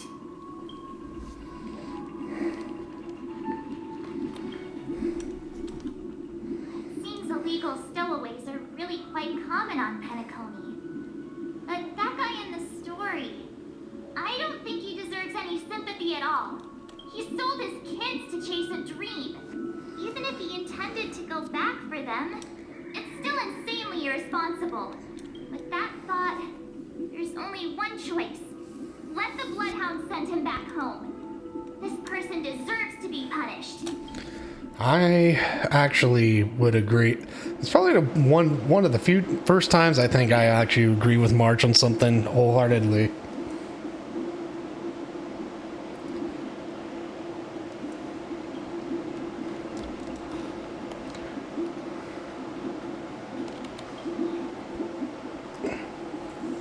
It seems you, like me, are pondering whether a different choice could have led to a better outcome. Sadly, his fate would only be more tragic. Say he never gets caught. He would only die from delirium. The methods with which illegal stowaways enter dreams are unorthodox, not flawless like the hotels. Living in the dreamscape would be a mere pipe dream, should he be apprehended. Could the hounds afford to turn a blind eye? The answer is a definitive no. They couldn't bear the resulting consequences, and thus wouldn't dare extend a helping hand. As to your choice, I once again offer my heartfelt apologies. Next comes the third and final decision. And the story this time is my own. This story happened the day I was appointed the Oak family head. At that time, Mr. Gopherwood was the current Dream Master. And as for his wish, we had a private conversation. What surprised me was that the Dream Master had only come to deliver a letter to me. He let me read its contents, and it was a letter from my sister. The letter contained the usual pleasantries, anecdotes from her travels. Nothing out of the ordinary. Just as I started wondering how this letter related to our discussion, the Dream Master began to speak. Do you know who wrote this letter? My sister, of course. But why would you personally visit me to hand me a letter from my sister containing mere trivialities? To help you grasp the full scope of this issue. Do you know where Robin is at this moment? From what the letter indicates, she must be in Caspelina 8, correct? She's touring there right now. Correct. Has she mentioned anything about a stray bullet? A stray bullet? What? A war has broken out on that planet. It is because of this very reason that Robin chose this destination. To spread the word of the Harmony. And to save the lives of that planet. She personally made for the front lines. She hoped to ease the people's suffering with song, and was willing to brave mortal danger to deliver the IPC's medical supplies. Unfortunately, stray bullets show no such compassion. Is she all right? If the operation was successful, she should probably be recovering in the field hospital. By the eon above, the bullet struck her neck directly, yet possibly as a reward for her consistent deeds of harmony. It didn't hit any vital arteries. Once you've attended to your outstanding tasks, it'd be advisable to write her back as soon as possible. Those damned savages! I'll pack my bags right away. My gratitude for bringing this to my attention, Mr. Gopherwood. Now you understand why she always wears such elaborate neck ornaments, don't you? How could this happen? Miss Robin. It's all in the past, so please don't worry. I share this in the meager hope that you will understand the Harmony's limitations and predicament. As grandiose as the strong defending the weak sounds, many times, it is nothing more than wishful thinking. Likewise, I've prepared one last question, one last choice. But rest assured, this choice will not have any grave consequences, because this is merely a figment of imagination, a nightmare that has haunted me through countless nights. If you ever had the opportunity to make a choice like I did, would you still support Robin's journey on the path of harmony?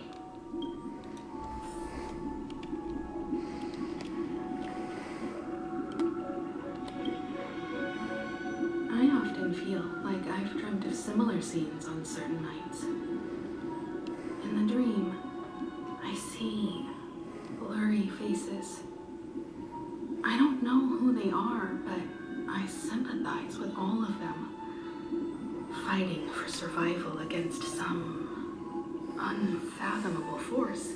Their confusion and fear are lucid to me. But I also remember they chose never to give up. Just like Miss Robin.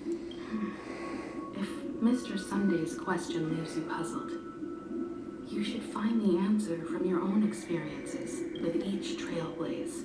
Dangers and tribulations will surely follow. But would you ever back away? Would you stop march and gone home from reaching their next destination? I believe you have an answer of your own in your heart. Miss Robin's courage is admirable. And here I was thinking she was just another superstar celebrity. But the fact that she she's also Mr. Sunday's younger sister? No, I doubt he'd wish harm on his own flesh and blood, no matter how grand the ambition.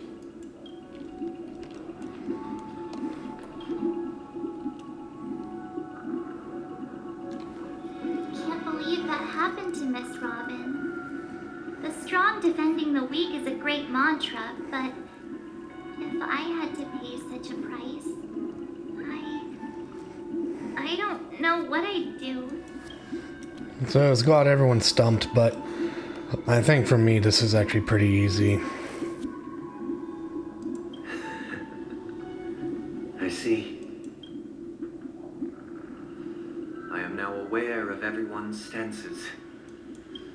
Raising these questions merely serves to illustrate one point. The plight of Penacony cannot be salvaged by the harmony. The true foundation for a sweet dream paradise can only be established through the order where the strong govern the weak. I know the suffering of being tormented, the turmoil of losing your way, how sorrow and even despair set in when matters don't work out. All of this causes me unending pain, because this is not what happiness is at all. We must teach the weak how to live a happy life. And this life isn't some noble propriety that the upper crust preaches, but in definitive terms, a way of survival that belongs to everyone. So what is your definition of living a happy life? Good question. Human consciousness is fundamentally an illusion, a cage known as self-worth. People lured in by this illusion make mistakes, yet still ask that external influences bear the burden. When one mistake after the next permeates the masses, they become impossible to trace. Thus, the amassing of these individual cages culminate to form a prison. A place dictated only by the rule of survival of the fittest. Nature is always accompanied by predation and sacrifice. Its antithesis is known as order. That is what I want to do. Unite people's happiness under the banner of order. They won't need to make bitter choices any longer, nor face the weaknesses of humanity. They can cast aside their primal instincts to build a haven for mankind. Simply describing thoughts is far too abstract, so allow me to provide a simple example. As you all may know, there are societal norms like weekends and long weekends that exist on some worlds. During these hard-earned rest days, people are given the chance to extricate themselves from the stresses of everyday life, allowing a certain tranquility to return to their souls. And it is only on these days that people do not have to adhere to the law where the strong prey on the weak. They can live out their lives happily during these brief intermissions. It's just a pity that 2 or 3 days are still too fleeting compared to the span of a lifetime. From where I stand, society's ideal system should be 7 rest days. Following Sunday, there should ensue a second, a third, and indeed an infinite procession of Sundays. This should be the face of the new world. Idyllic, eternal, peaceful days. And thus, every person can return to their base selves in this utopia. Some gaze in reverence at the stars, pouring their whole beings into calculating the distance between us and the isolated world of Pagana.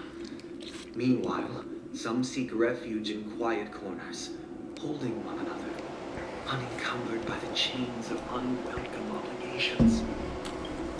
There would be no need to bear the hardships of reality. Only in this way can humanity face the inevitable end with the purest of spirit, living a life of dignity, Damn. This is what it is. When he's making a good point, man.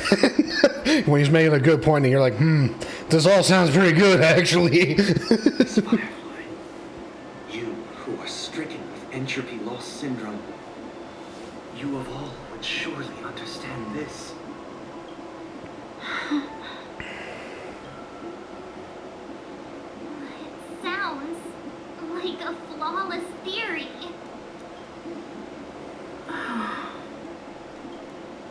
But what is the price to attain all this?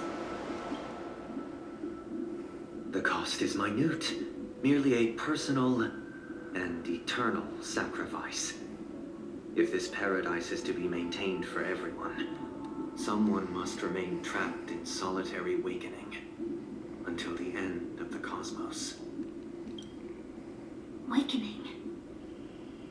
Which means that this so-called paradise is still a dream. Stepping into this paradise means forsaking reality, correct? It is not forsaking, but transcending. Flesh, blood, sorrow, weakness. If the physical is the root of spiritual suffering, it is only logical that we defeat it. Ah, interesting. But in this supposed bliss, people won't have defeated their demons. The chance to overcome their tribulations would be forever lost to them.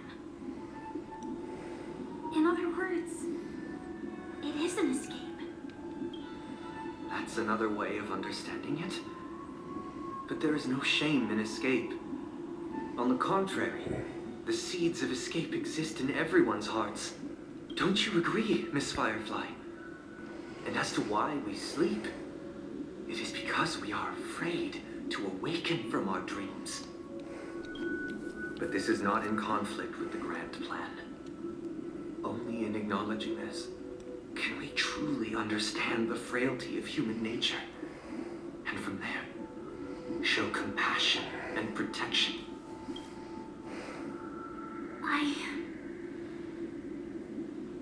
I admit that you are a born leader. Your perspective on humanity brims with pessimism. Yet you express compassion for all, even when your heart pities them. But unlike you, I live for the self. From my perspective, individuals making choices for themselves is their birthright. The want to escape may be innate in the weak. But whether they are weak or not, it is not up to another to decide. Perhaps in your mind, you also view me as weak? Because I don't think so. Since Miss Firefly has said her piece, the Astral Express will also naturally give you our answer. We'll leave it to you, just as Mr. McHale instructed before. Tell him our choice.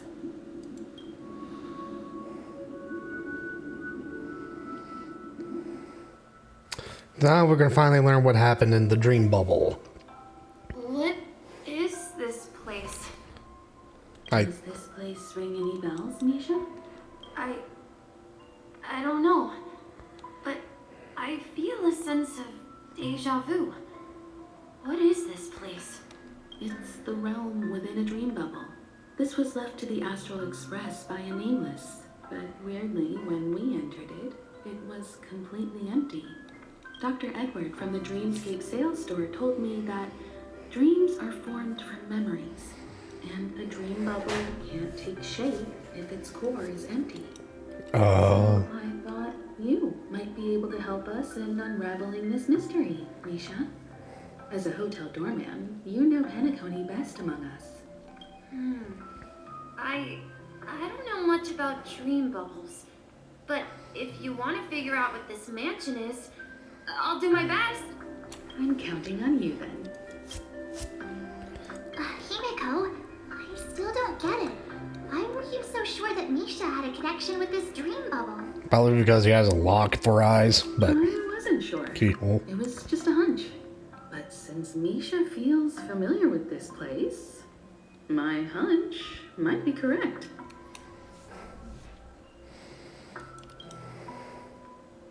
Exactly. This is where you and Firefly encountered death, which we now know as dormancy.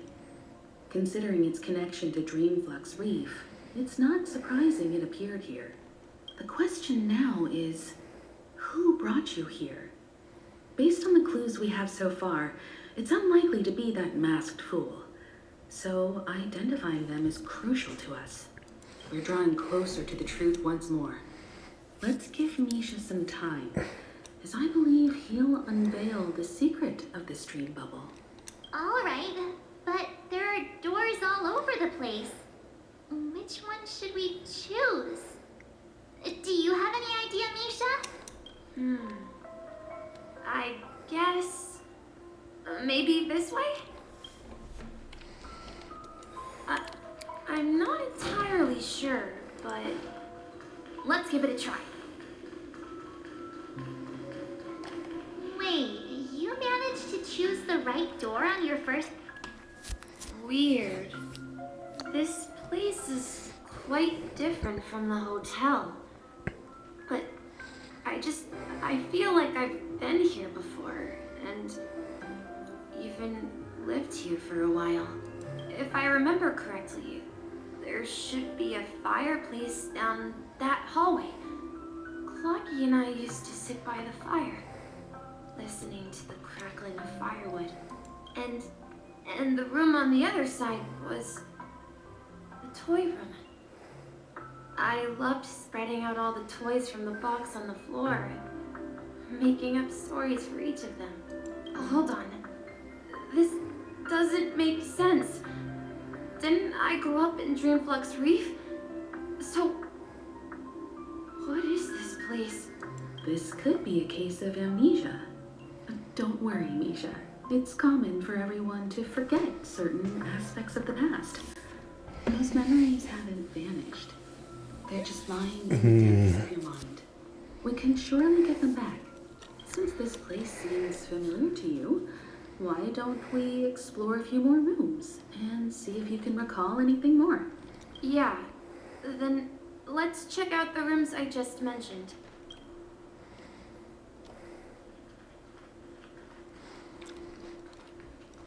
Yep, fireplace, baby. Mikhail, that's the name? Now we all know him as the Watchmaker. So, who is he talking to? Do you know anything about it, Misha?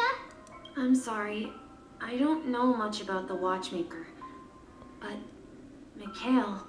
Anything special about that name? Mikhail is Grandpa's name. Grandpa? Do you mean you're the Watchmaker's grandson? But we haven't heard anything about the Watchmaker having descendants. And the name Mikhail is not rare. Perhaps it's merely a coincidence. Could you tell us more about your grandpa, Mikhail? Yeah, sure. He was a seafarer who fearlessly ventured into mysterious seas and storms. He was always on the sea and had lots of friends who accompanied him on his travels. He didn't want me to call him Grandpa because that would make him sound old. He believed he was still young. The name Mikhail was given to him by his parents, Mihaly and Elise, both renowned seafarers. Every time he came back, he'd share his logbook with me and tell me about his adventures at sea. I want to become a great adventurer, just like him. It appears that the Seafarer has nothing to do with the Watchmaker. So, perhaps it's just a coincidence? So, where is your grandpa now? He went off on a new journey. And it's been quite a while since I last saw him. So, where has Clonky gone? Did he leave to protect Dreamville? Mikhail. Tick-tock. Tick-tock. Tick-tock. I heard some noises from the room. Origami bird? of mine. You and Origami Bird are friends? Yeah. It's a member of the Compass crew. Just like Clocky and Miss Mirror. And there's more than just one Origami Bird. They are a big family with lots of brothers and sisters who look the same.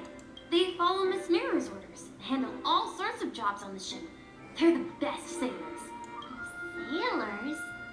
Can Origami Birds be sailors? Could you tell us more about the Compass, Misha? The Compass is a ship bound for the New World. Clocky and his partners travel through layers of fog to the depths of the sea. Whenever there is danger, Clocky will use a compass and guide the ship in the right direction. That's a great story. But in the Penacony cartoon, Clocky and his partners have always lived in Dreamville and never ventured out, right? Huh? Oh, that does seem to be the case.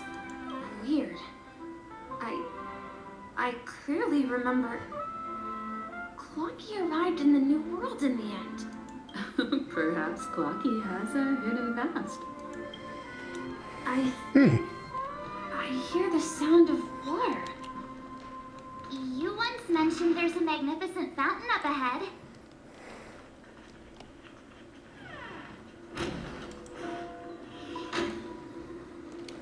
Look, there it is. The water resembles a precious jewel embedded in the dreams of all seafarers. Every time I gaze at the shimmering lights beneath the waves, it feels as though I'm back in this place. Dreams in water. A lot of ocean imagery going on here. Have you recalled anything, Misha? Yeah, I saw these sentences in Grandpa's logbook. He used to say that despite the perils of the sea, whenever he stood on the deck in the afternoon, overlooking the sparkling waves, he would think of this fountain in front of his house. He often said that those moments felt like returning to his family's side, and the difficulties at sea didn't seem quite as challenging. You know, I quite understand such sentiments.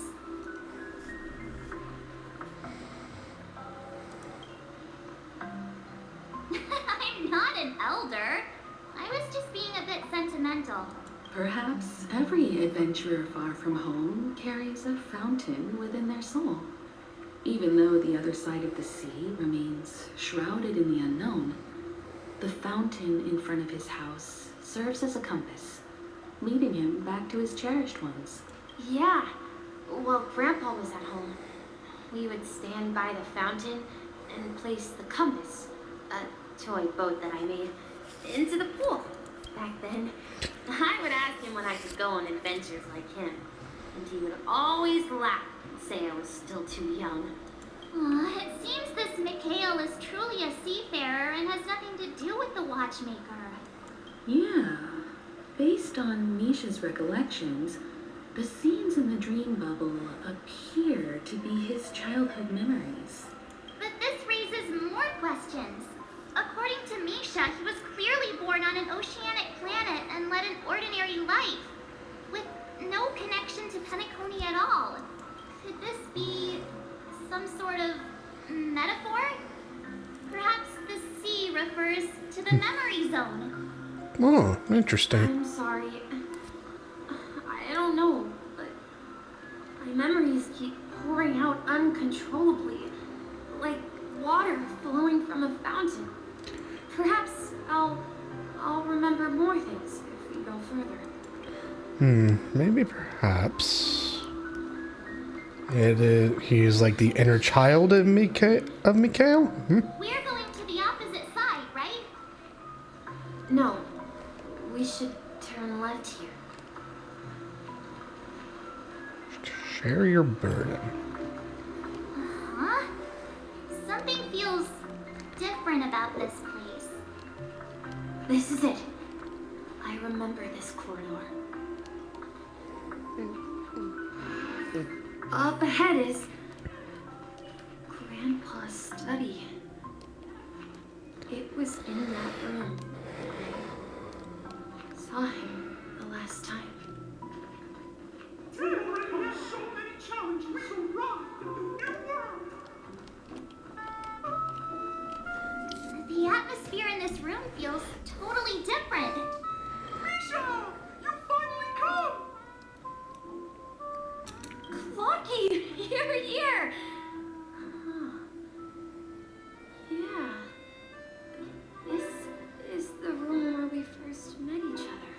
Are those books on the bookshelf logbooks left behind by that seafarer?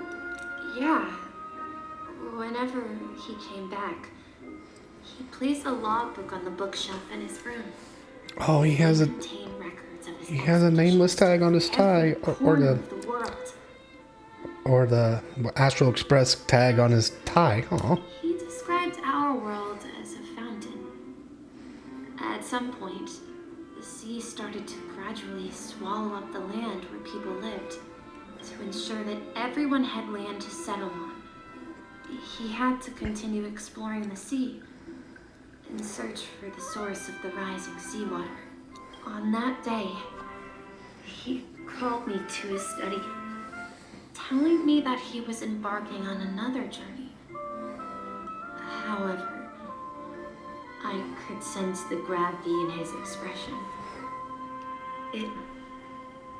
It was the same look I had seen on my father's face before his final voyage.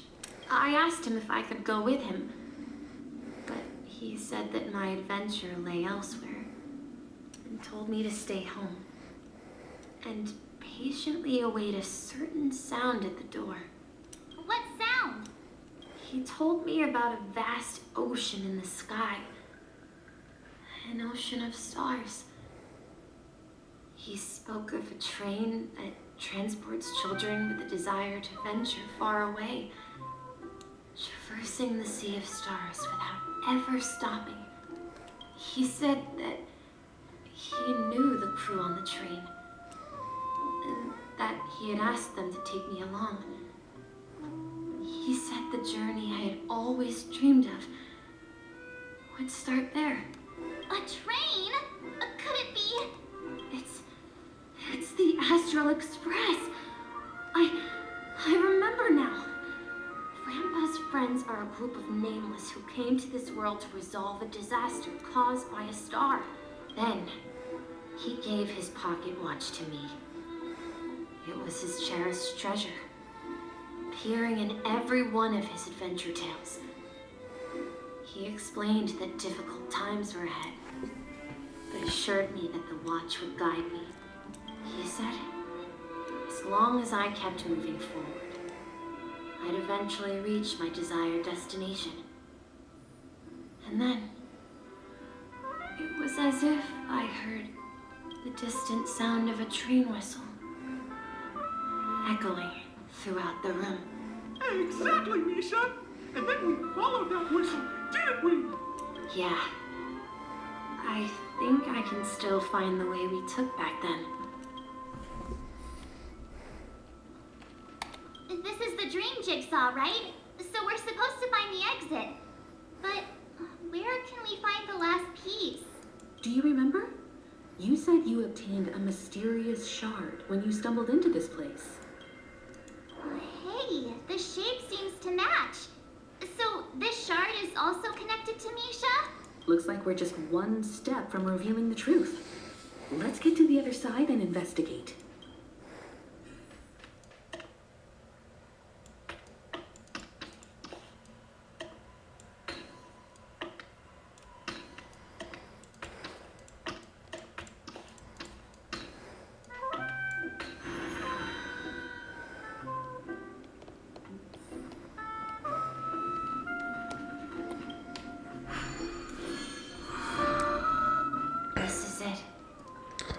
This is my room of clocks. All right, I'll be right back. I need to use the restroom.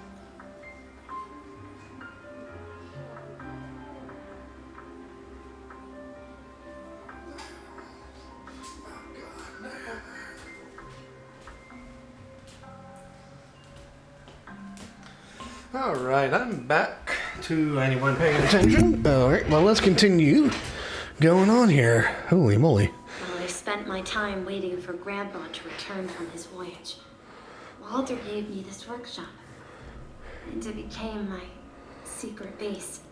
Here, I learned how to repair clockworking gears out of my fondness of precision mechanics. In my dreams, I was the captain of the compass, embarking on adventures with my companions, Clocky and Miss Mirror, in search of the new world. I was born and raised here. So, this building in the dream bubble is your childhood home? Yes, but not exactly. To be more precise, this dream bubble itself is my home. What? Looks like you've remembered everything now. Wait. Why does it feel like everyone else knows something I don't? Oh, Lord Almighty, March.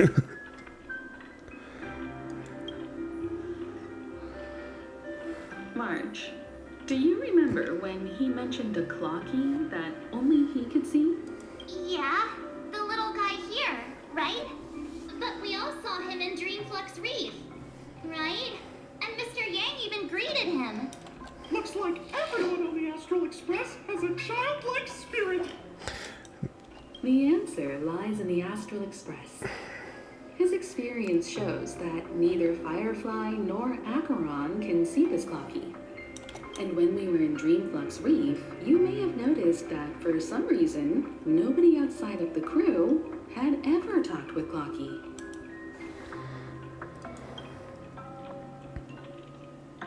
A mimetic life that can only be seen by a select few. It's just like a hidden message left by someone for the nameless. But Misha can see Clocky too, right? They even grew up together.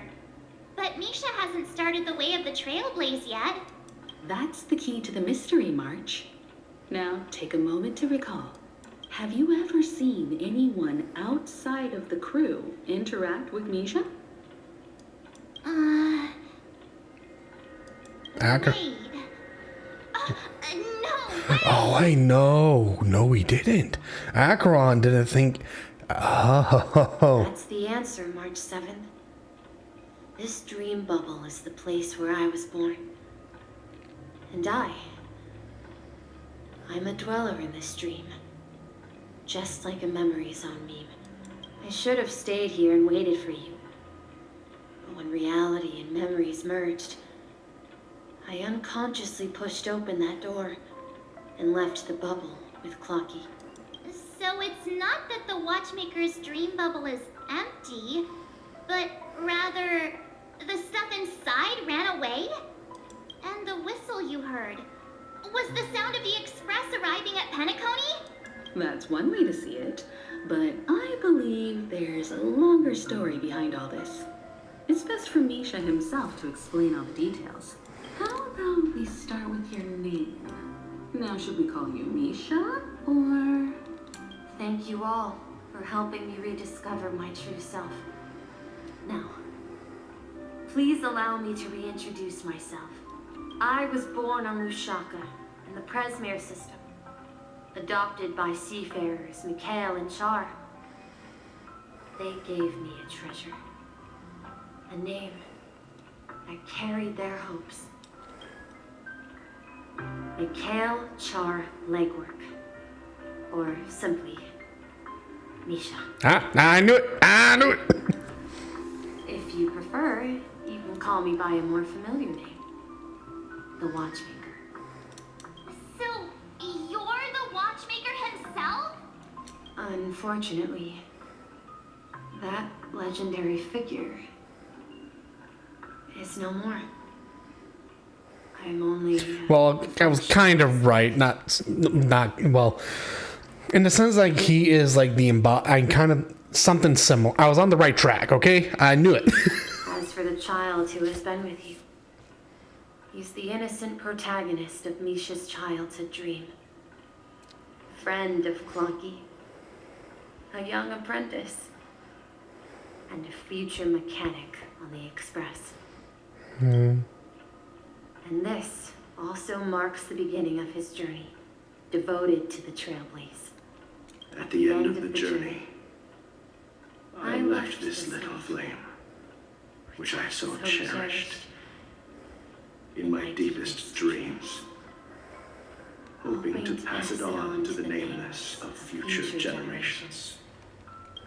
However, he somehow left the dream bubble and forgot all about his task. I apologize for all the confusion this caused. Because he was born with a desire to trailblaze, wasn't he? I don't think Misha has forgotten his role as a guide. He remembered it, and that's why he mistakenly appeared as a hotel doorman in his dream from the very beginning. The one who brought our unconscious friend here must have been Misha.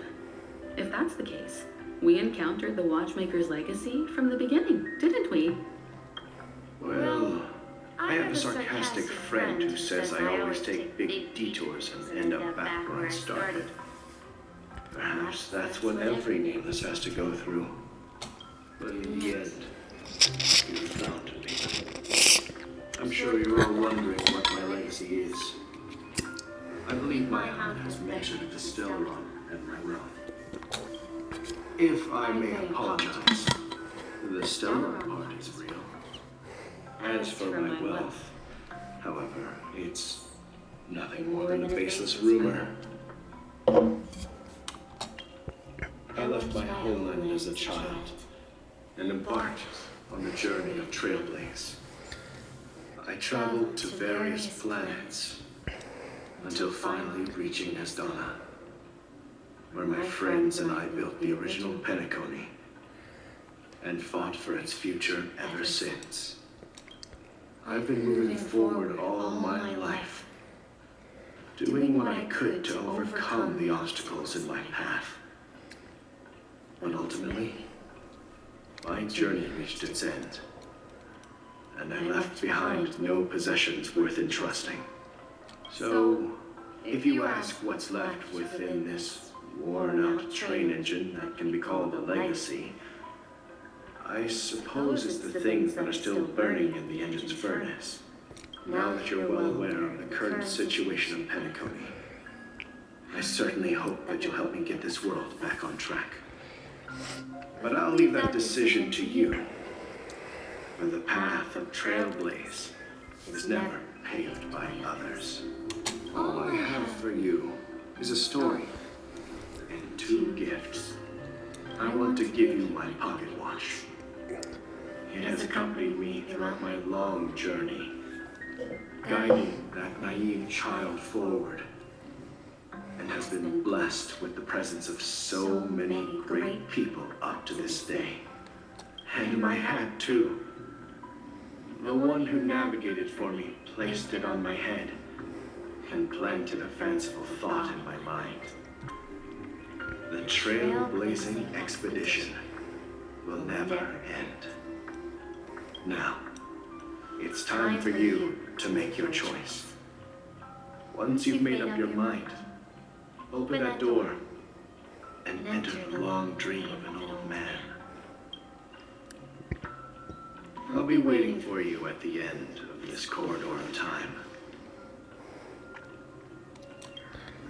All right, everyone, let's make a decision. Although I don't think anyone will have any objections.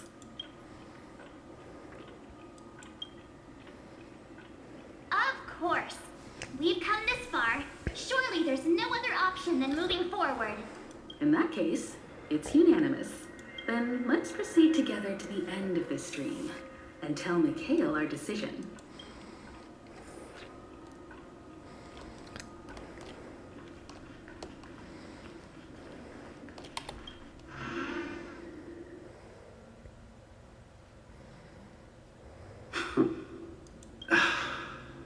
Mikhail, where are you going?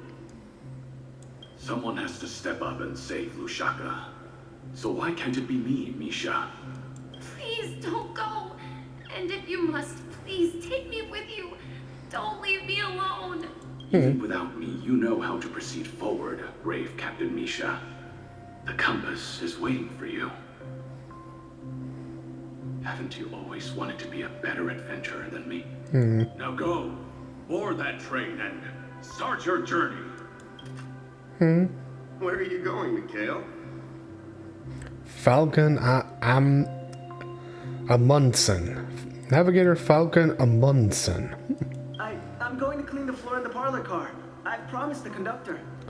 Oh, ooh, no.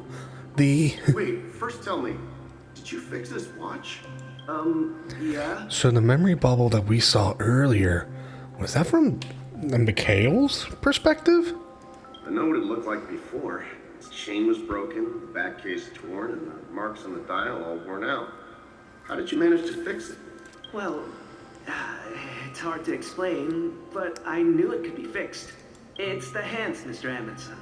Its hands were intact and pointing in the right direction, so I knew there would be a way to fix the rest. I see. Falcon Amundsen. You'll work with me from now on. Haven't you always wanted to tinker with this train? You're its mechanic now. As for the conductor, I'll do the talking. But I only know how to fix watches. Don't worry. You've got what it takes. I'll teach you what you need to know. Where are you going, legwork? It's time to head to our next stop. Navigator Granholm. I'm staying in Astana with Rosalina and Tiernan. I see. This place reminds you of home. The people of Astana have only achieved a tiny victory and still have a long way to go towards true freedom. Hanunu needs us. Don't worry, not all journeys lead to the stars. Even if I leave the Express, our path of trailblaze will continue. Yeah, I knew you wouldn't stay on the Express forever. Leave in peace, my friend. And, take this with you. This is Mr. Amundsen's hat. Amundsen's. But why? When he departed, he said he would leave it to his best student. Well, I suppose the time has come. Farewell, legwork. Take care of Tiernan and Rosalina. And don't forget to write to us. Where are you going, watchmaker? Don't worry, Micah. Just going on a little trip. Someone has to be at the forefront of the interstellar frontier, and I'm the only former nameless in Penacony. So why can't it be me? Because you're all we have. Have you forgotten about Tiernan? The cosmos is way more dangerous now. What will happen to Penacony if we lose you too? But what will happen to Penacony if we don't find a way out? Tiernan. How could I ever forget him? I've spent countless sleepless nights asking myself why I didn't go with him back then. We nameless won't stop. Don't worry, Micah. It's just a matter of getting back to my old profession. Just wait for me to come back. But if, and it's a big if I don't come back in one piece, then you'll become the next watchmaker. Micah. Huh. Where are you going, old man? Oh, you're here. Answer my question. What are you up to? Relax, Gallagher. I just came up with a great idea. Wanna hear it? Oh, come on. Aren't all your ideas just ways to get yourself killed? I may be blunt here, but you're the last remaining hero in Penacony. If you die too, the secret of Stellaron will go to the grave with you. Yes, I'm afraid there's no way out in Penacony, so I'll have to consider alternatives beyond Astana. We'll organize a festival using the Watchmaker's legacy as a facade and send invitations to the entire cosmos to gather people here. So, a desperate struggle against the family? Desperate? Don't we have you here, my friend? This task is challenging, but what hasn't been challenging for us along the way? Well, whatever you do, remember, make sure to send an invitation to the Astral Express. Misha! Where are you going? Oh, it's you, Clocky. Take me to Dreamflux Reef. Last night, I had a long dream about the day we met. I want to write down that dream. Write it down? Why? Oh, so I won't forget it. Do you remember how you got your name, Clocky? Of course. You told me that when you were a kid, you lived in a room full of clocks. Those wall clocks and pocket watches grew up with you and were your best friends. Yes, but what I didn't mention was there's a funny misunderstanding behind it. I was a kid, and there was always a special pocket watch in my memories. It was with my grandpa, guiding him on his sea voyages and leading the way in his every adventure story. Oh, man. I wanted to have a pocket watch like that too. And that's when you appeared in my dreams. Yeah. Every night, we boarded the compass and set sail together. But you know what? It wasn't until the day my grandpa gave it to me that I realized it wasn't a pocket watch at all. It was a compass. That is kind of... Your name should have been Compassy. And the watchmaker is just a nameless.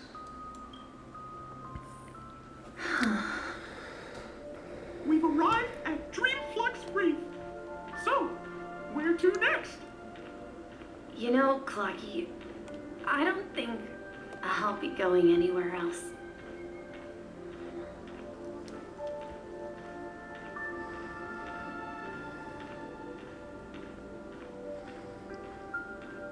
Damn, dude. Damn, this is hitting. This is having a certain... Man. I've traveled far enough. It's time for a little break. Oh. So, we'll set out again. When you're rested? No, I'll stay here. And then, this is where it ends. This is... where it ends? What do you mean, Misha? You told me that the trailblazing expedition would never end. Yeah, that's what I said. So now, it's up to you to decide your next destination. My next destination? What's that supposed to be? I've been following you, Misha. You're acting weird today. If you're feeling down, we can just do what we usually do. With the clockwork. Dang, this is actually getting... This is hitting me pretty emotionally, man. I don't know if I'm just tired, but... No, I'm not feeling down. As for clockwork, yeah, it resolves all problems in this dream. So, do you know what clockwork actually is? I'm not quite sure. Well, everyone gets lost at times. They may hesitate and doubt which way to go. That happens in this dreamscape and beyond. But don't worry. Everyone goes through moments of uncertainty and hesitation. Eventually, they gather the courage to make bold decisions. Whether it's calming, joyful, angry, or sad. All they need is a little nudge to take that step toward where they truly belong. I'm leaving that little nudge with you, and I hope you'll share it with others. Such is the essence of clockwork, the will of the trailblaze.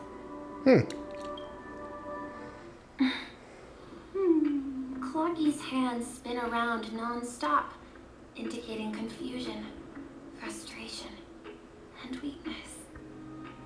But ultimately, people still need to move forward.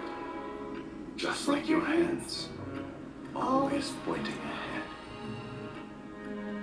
This is where my journey ends. From now on, it is your path to walk. Trailblazing means taking paths your predecessors forswore, and venturing even further. The Penacony and Mikhail's dreams does not belong to order.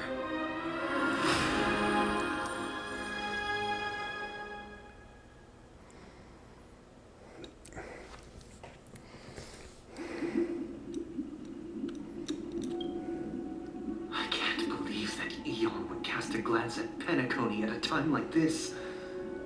Is it because of the resonance from the legacy of the Trailblaze? Or perhaps the bond between you is so strong that it even impresses an Eon? Well, there might be another possibility. Perhaps they want to witness, on behalf of the fallen Eons, who will hold the future of Penacony.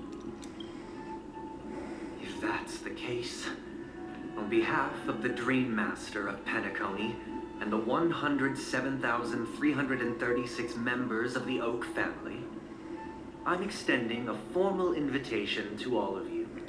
I'm cordially inviting you all to the Penacony Grand Theater to participate in the upcoming Charmony Festival. And, of course, you won't be in the audience, but on the center stage. Since the future of the Stellaron, Penacony, and even the entire cosmos is at stake, let's draw a conclusion there, in all fairness. If you truly believe in Akavili's path, then show me their courage and determination.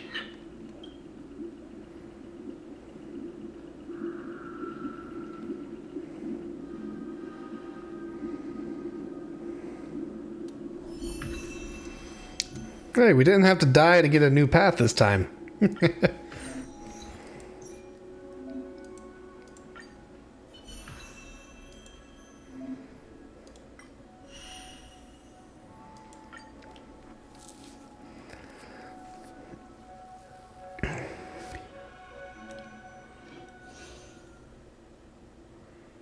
Break damage.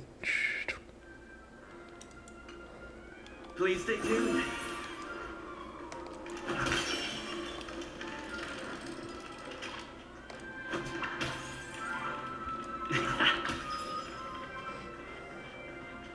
We need a strategy.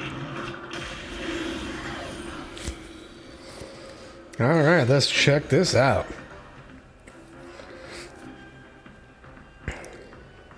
So skills bounce, backup dancer effect. Allies with backup dancer effect have their break effect increase. Additionally, deal super break damage one time when they attack enemy targets that are weak. Ooh.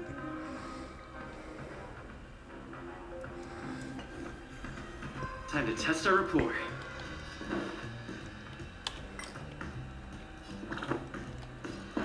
Dreams do come true. Enemy targets detect. I'll contain them.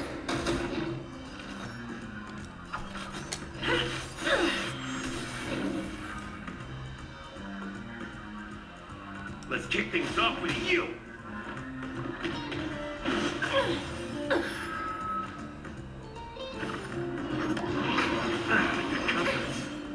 Stay in step. Let's improvise.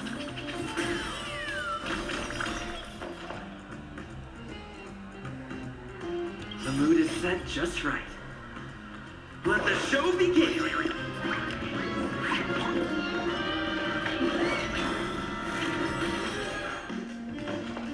Enough. It's time.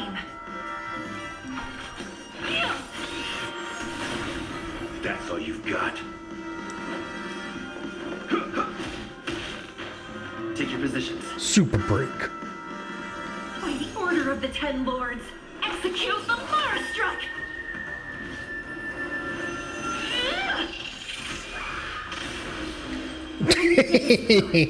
Net markers activated. Time for good old counterattack.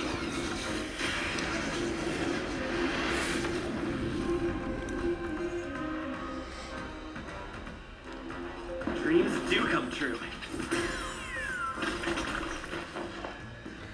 Holy moly, dude. Ready for another? That is insane.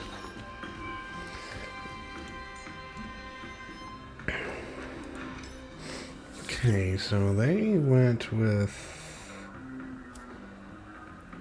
So he has a speed... Wow, okay. What? 303... What?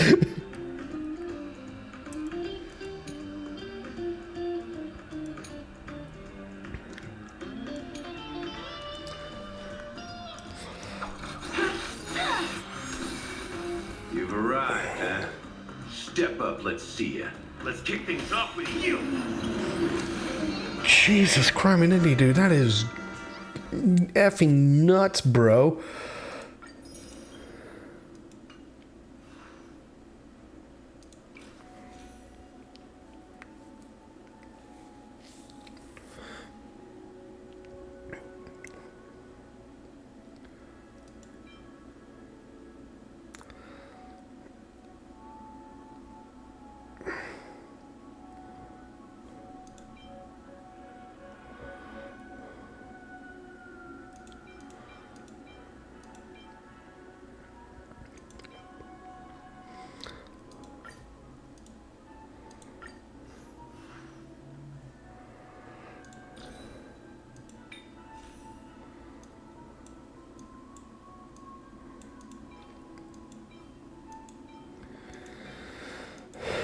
Speed.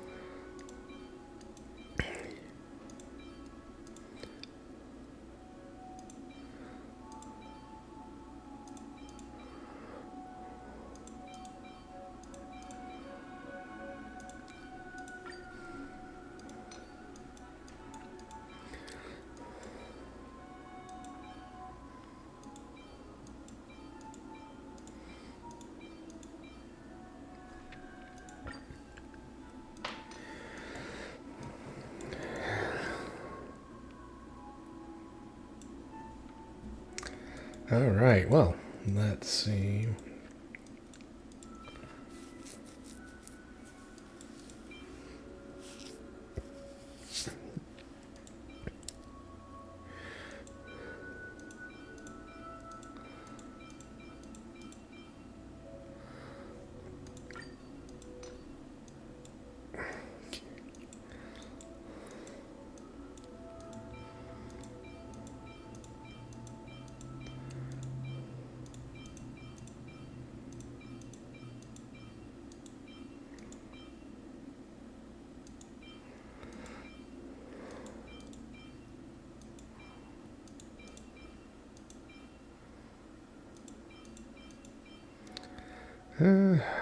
I need to do some work on there.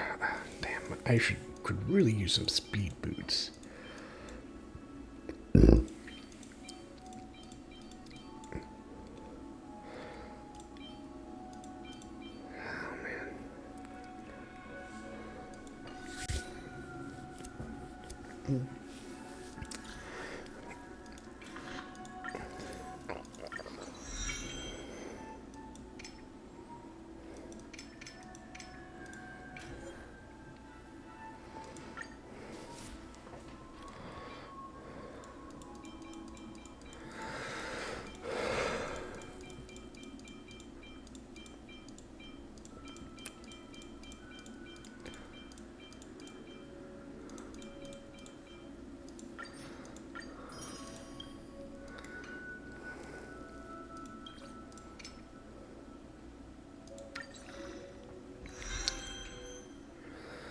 Oh, man.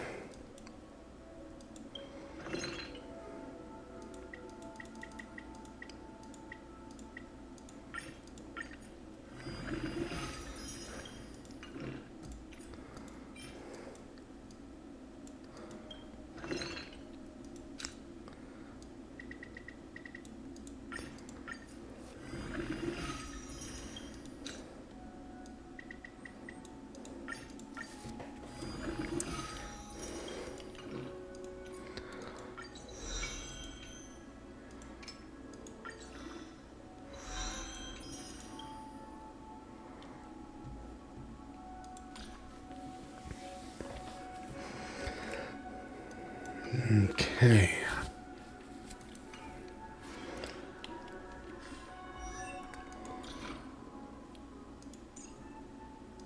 Before our paths diverge, savor the shared journey.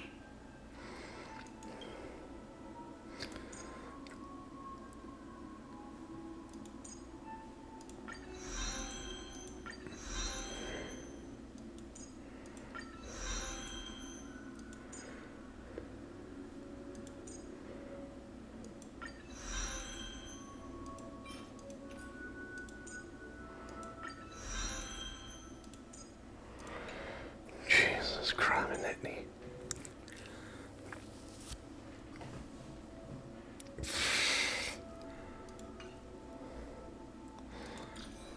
Damn, dude, they cooked with this set.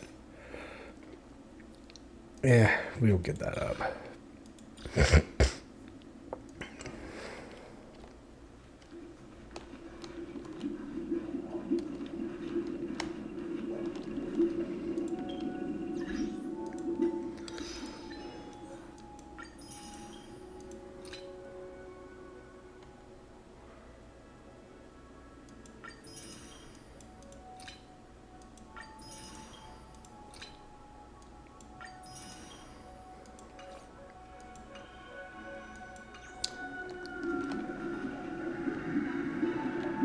Does that mean he wants to fight us during the Charmony Festival? I'm afraid so. This is weird. Aren't Arc villains usually plotting some dirty conspiracy in the end? But he actually said something like, "In all fairness." Could it be that he's underestimating us? Well, in my opinion, Sunday is deeply committed to his own philosophy and genuinely wants to prove that the Order is right. I sensed a strong conviction and a desire for dominance in him. Maybe he won't accept the outcome unless he wins fair and square. That's why he'll give it his all in the upcoming battle. Dude, combining that with Sushan's break effect. Holy fuck, dude, that would if the super break went out on every time the bleed effect from Sushan's, oh freaking hey, man.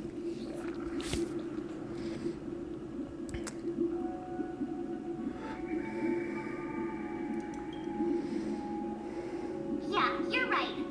We've even dealt with a Lord Ravager of the Destruction, so a follower of the Order won't be a big deal. Anyway, we can't leave the Stellaron unchecked. This is about trailblazing a bright future for Penacony and fulfilling Mikhail's and his predecessors' long-cherished wishes.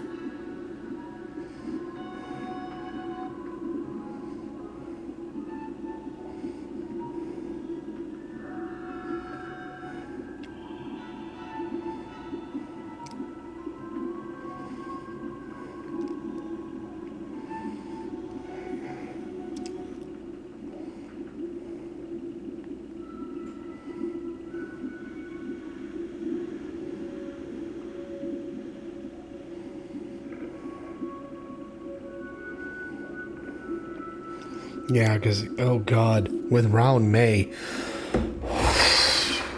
dude, we have to try that.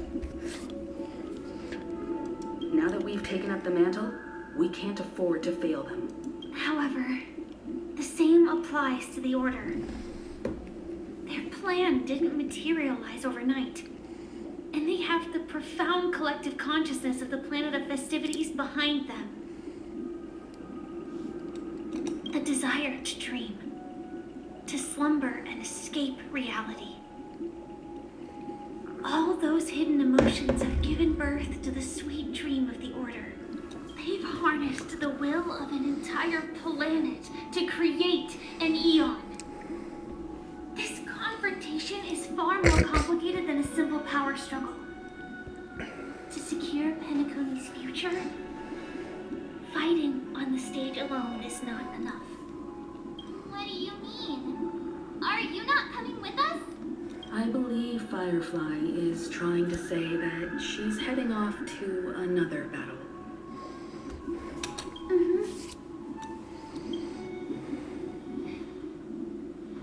Before I left, the Destiny Slave told me that this journey would bring unforgettable rewards. Even though the script he gave me only had a few lines, I couldn't ignore them. Because one of the lines said, "I'll experience death 3 times in the land of the dreams." 3 times? This can't be serious, right? The first time was a painful death when I was stabbed by the Blade of Dormancy, which led to all subsequent events. The script will always come true, but in a way that will only be revealed when that page is turned. So now I've understood the meaning of my second death. And I am prepared to face it. If all goes well, my efforts will provide crucial support for you. Only by achieving victory in this battle can we secure a future for Penacony. And only then, my third and final death won't come true in the most terrible form. The most terrible form? Does that mean... The true death, where everyone in Penacony loses themselves completely in the eternal sweet dream of the Order. We must do everything we can to prevent that. Have you made up your mind, Firefly? Yes. Otherwise, I wouldn't be here. Thank you again for your assistance for the Astral Express. May we meet again, in reality. Yeah. Farewell, everyone. May your trailblazing expedition never end.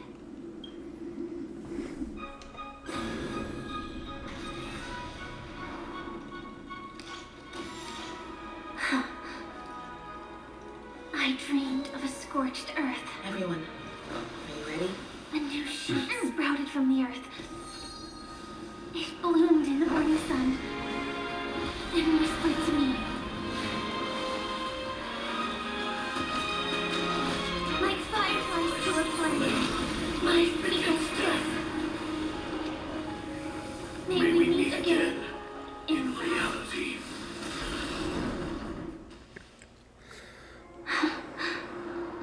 After today, Japella's name will disappear from cosmic history, and the Everflame Mansion will take its place.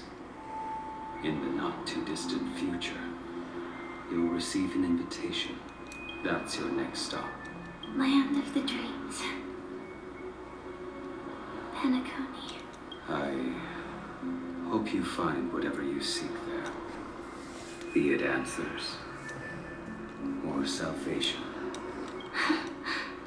You mean my 3 deaths? Silverwolf told me about it. It's such a shame that it's not part of my script. Ah, my Well, I boy. want to live. I'm never afraid of death. The opposite of death is eternal life, and that's something I'll never desire. People die, and I am no exception. Death is like a script, a fate that cannot be defied. But that's exactly why we have to choose when we want to rest forever. Do you exist just to perish? Are you not the same, Blade? The end you desire is not one dictated by others. If I were to die now, I would only be a weapon. I believe I should die as a human. Though its definition escapes me, isn't this the answer that ordinary people look for their whole lives? A name that can be carved onto their tombstone. A tombstone that belongs to me once bore the inscription, Glamoth's Iron Cavalry. Then it changed to Stellaron Hunter. But one day, it will bear the name Firefly. And all the brilliance she showed at the end of her life.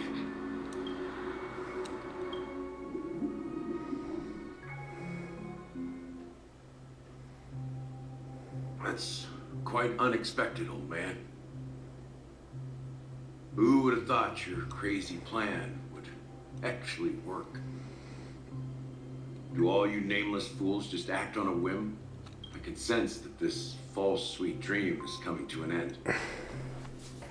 The nameless may be young, but they had the ability to achieve this goal. Just like you did in your time. It's a shame you won't be able to see it firsthand. Maybe I won't either. Once something fictional is seen through, it ceases to exist. Yeah, not just those nameless. Even Mr. Wings is just like you. Stubborn, won't listen or give up, no matter what. Well, fate is unpredictable, I guess. If we weren't bound by those cursed paths, maybe we could have had some good talks. But in the end, we managed to do it.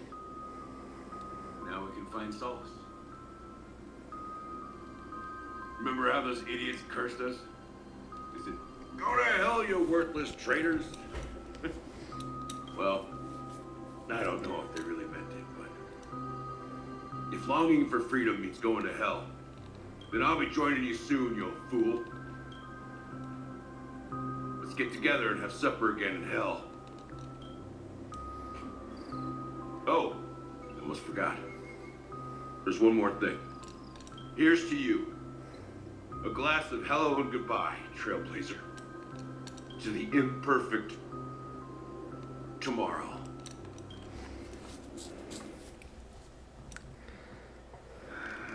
It's warm here, isn't it? And now back to the B. Wait, how many plots are there now? There's an A, a B. Is there a C? Fresh berries in this desolate place. I was just following the scent of life. It's particularly strong in a place like this. It's a shame these berries don't have much flavor. Seriously? In case you didn't know, this fruit is pretty juicy. The only downside is that when you chew it, it becomes extremely spicy. Have you lost your sense of taste? I can still taste certain things, like a faint sweetness. Before coming here, I stopped by a place called Orkron. It had barren cliffs and nights lit by bonfires. Burgundy snow would fall from the sky, and when it landed on my tongue, it tasted like raspberries. The flavor wasn't exactly sweet, but it left a lasting impression. When I think back on my past, I realize that what's tying everything together isn't the big events, but rather these small yet unforgettable moments. Don't worry about it. Losing oneself is a reality that every self-annihilator must face. At least I haven't completely lost my senses and memories yet. Well, congratulations on adding another footnote to your journey. By the way, Are you always alone? No, I had a companion in Orkron. She's a short, nameless girl who aspired to explore IX. She always said she'd walk a path deeper and farther than Akavili's. Oh, quite an ambition for such a small girl. So, what happened? She became stagnant water. Well, my condolences. Condolences. I don't need them. The girl left with a smile. She never regretted her choice and most definitely wanted me to say goodbye with a smile. So, that's what I did.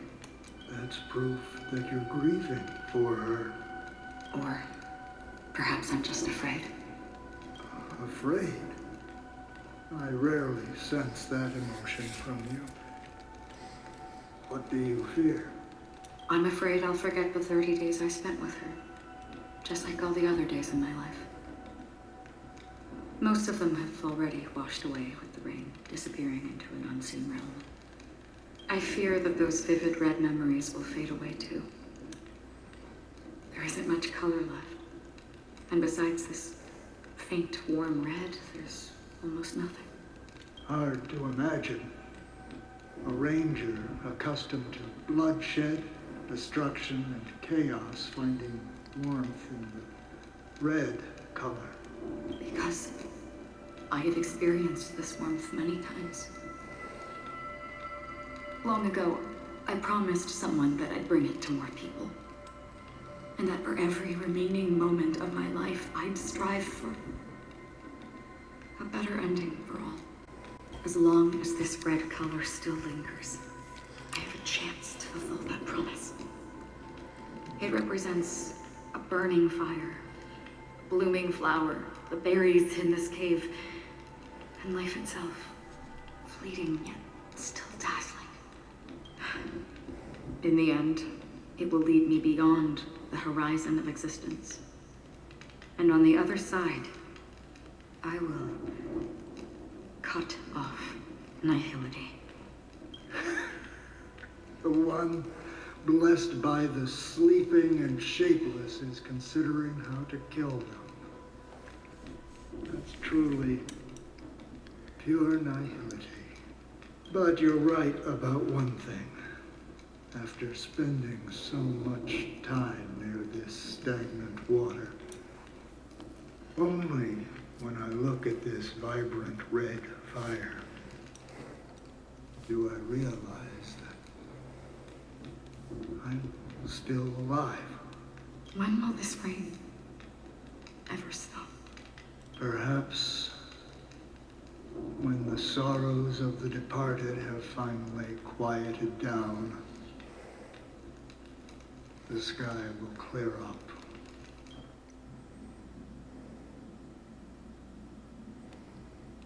Have you heard of a planet named Biaris Skamandros, Don Hung? It's one of the Paradise Kingdoms under the influence of the Harmony.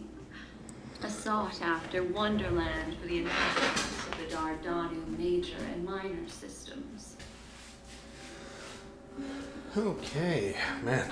Half an hour ago, the family held an unprecedented festival there. And after that, everyone on the planet became part of the family. Do you think the same thing will happen on Penacony? Yes. Or how else can we explain it? The family deliberately used the Watchmaker's invitation to keep all the Pathstriders here, but banished the Emanator of the Nihility. Because of the nihility, I'm rarely affected by the power of other paths, but somehow I can unconsciously infiltrate them. Maybe that's the risk they're trying to avoid. I would disagree. Biaris Skamandros is not part of the credit system or connected to the Silver Rail. It's nothing more than a remote civilization sheltered by the Harmony. But Penacony is different. If the family messes with Penacony, that would be like declaring war on almost half of the factions in the cosmos. They have no reason to do that. No, they don't. If they truly serve the Harmony, that is. What do you mean? The path in Penacony is impure. The Harmony here has impurities. Do you remember the ancient swarm disaster? Tazerond, the propagation, brought endless havoc to the universe, and it eventually evolved into a fierce battle among all eons. 2 paths lost their eons in that war, the propagation and the order. Coincidentally, their downfall is related to a certain eon. Shipe, the Harmony. Legend has it that they participated in the crusade against the Imperator Insectorum and devoured Anna the Order for unknown reasons. Holy forgaroni. So you're saying that the 2 leaderless paths are working behind the scenes?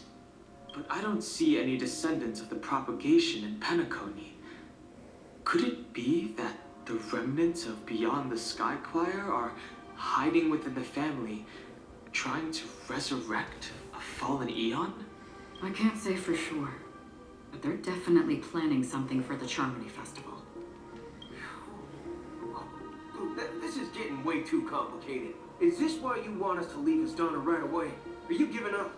The Charmony Festival will start soon. There's one thing that I need to confirm no matter what. A warp jump is the best way to do so. Time is running out. I have another plan.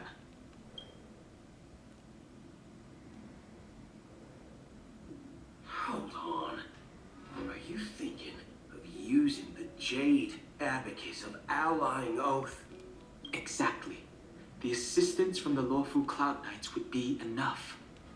Think it over carefully. You can only use that once in your lifetime. I have considered it thoroughly. My companions are... they're also once-in-a-lifetime treasures. Aw, Don Hahn.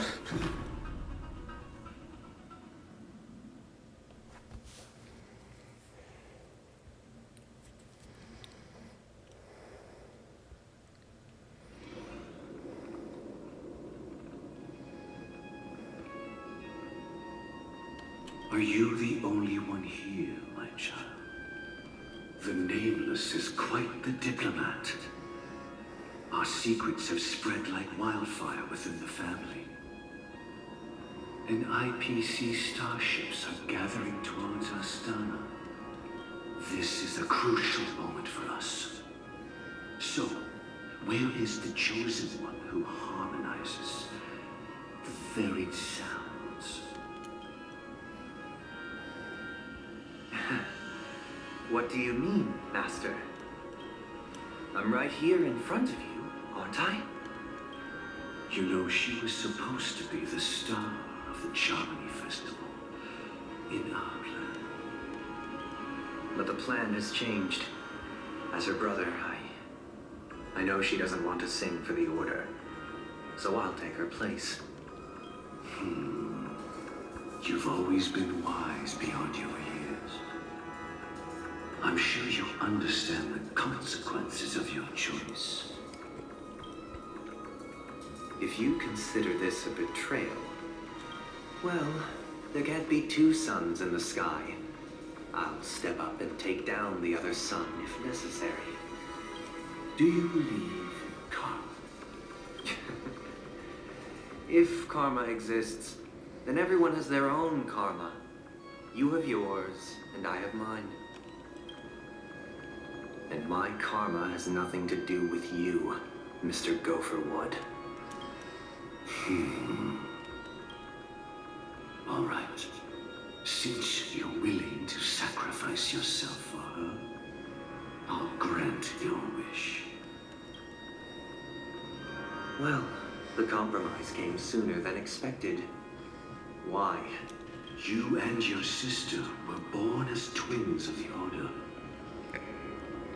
And one of you is destined to follow this path to the end.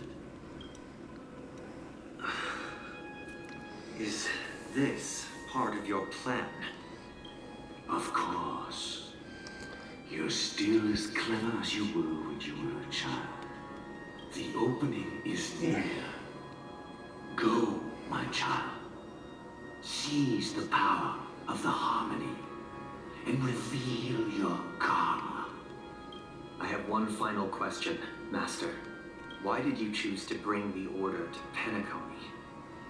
Wouldn't it have been better to choose a desperate world instead of a city filled with hope and dreams? Why? It's for justice, my child. If we lose justice in our hearts, we'll make the same mistake as the Harmony did. So, it's not you who manipulates the dreamscape with the Stellaron, but... Well, that's where our conversation ends. Go ahead.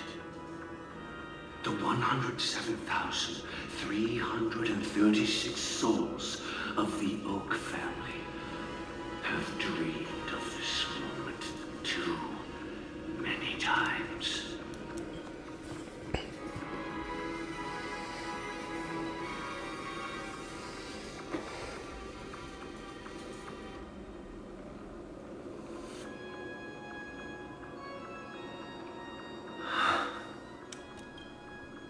I shall ascend to the heavens, becoming the scorching sun.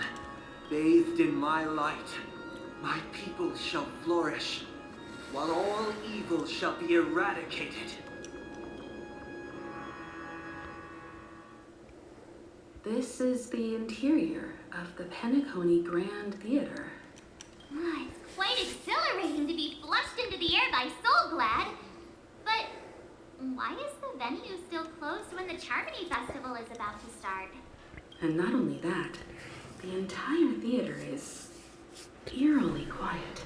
No audience, no staff, no one around.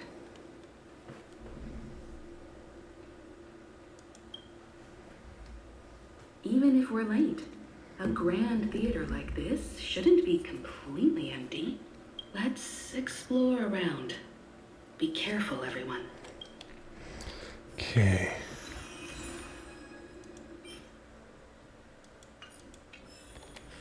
Okay, as much as I would like to play with you in this current set. Alright. Let's...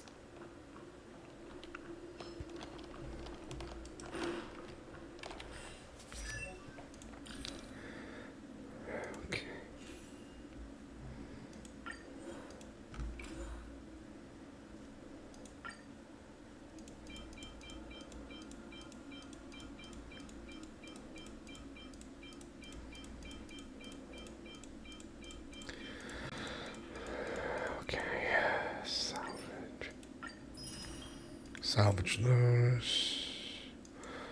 No. Oh wait, I forgot that maybe we could get...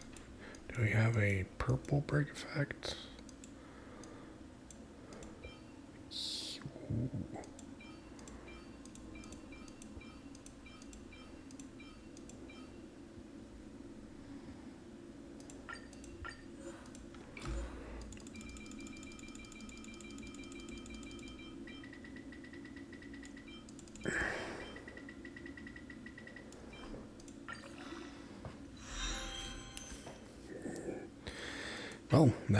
Well, not necessary, but cool.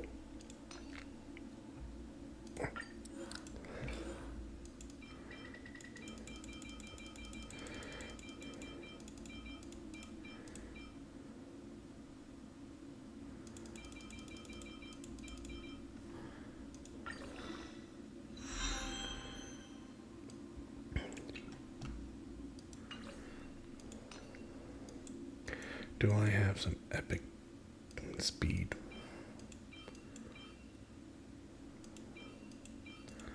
Ah, perf.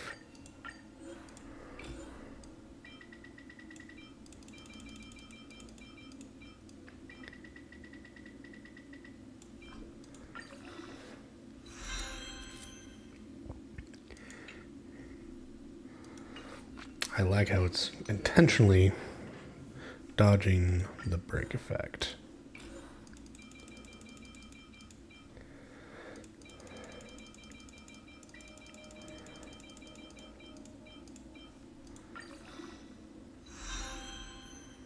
Yay.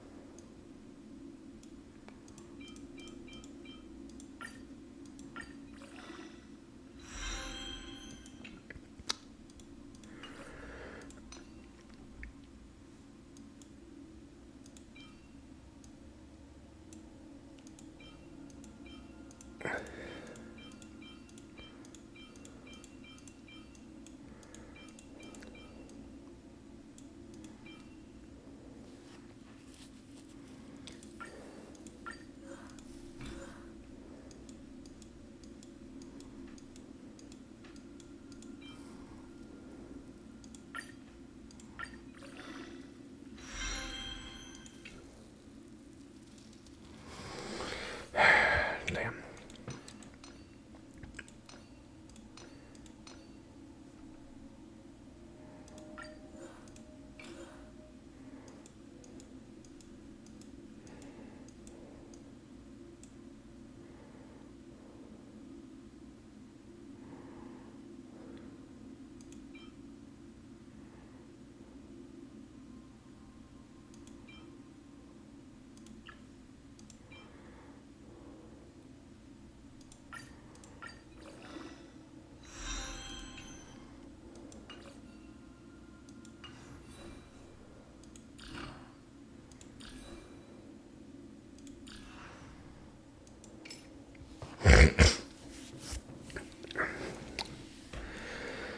Break effect.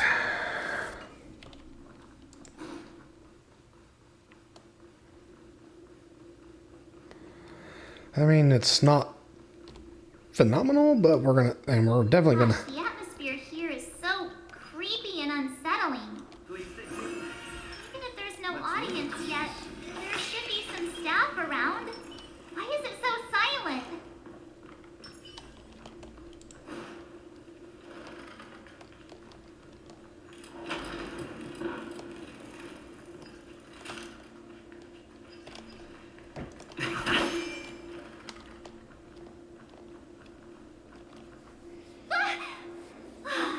Yikes! They scared the life out of me!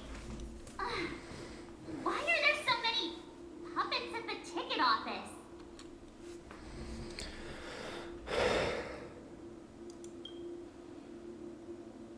What? You're so annoying! Stop scaring me! Are these puppets part of the stage setup? Even so, it's so eerie that the entire front hall is empty.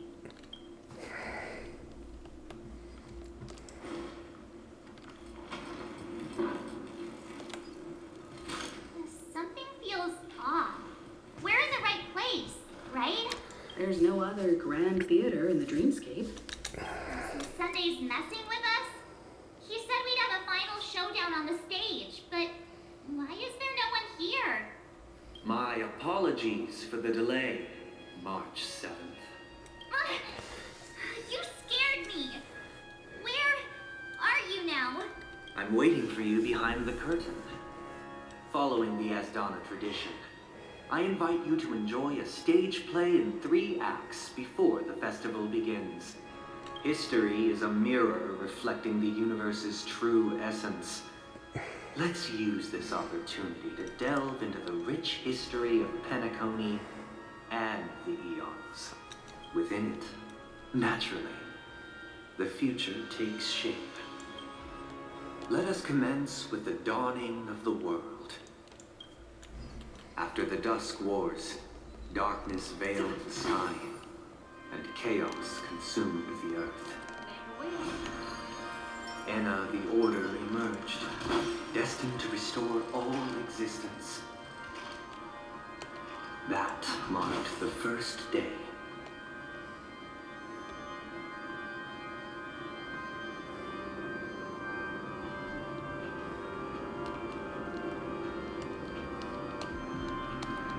They gathered nebulae and forged them into picks, thus creating a grand lyre with black and white keys. Strike the white keys and the sun rose. Strike the black keys and the moon rose.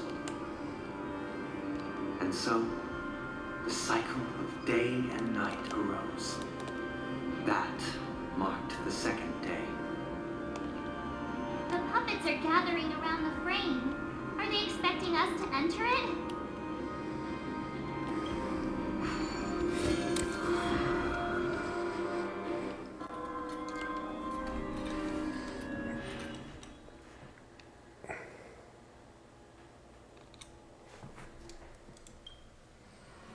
Where are we now? The atmosphere here looks similar to Sunday's inner world. Perhaps this so-called stage play is created with his abilities. This act is named Ode to Prisoner. Given the atmosphere here, I believe it's about Penacony's past. I thought things were finally looking up as I managed to dodge prison during my recent trailblazing expeditions. But now it looks like I'll be back behind bars again. I genuinely wish to avoid a violent clash with my esteemed guests from afar. Therefore, I've arranged 3 acts before the situation becomes irreparable. Where shall we start our narrative? Well, let's start with the time when Penacony was still a frontier prison.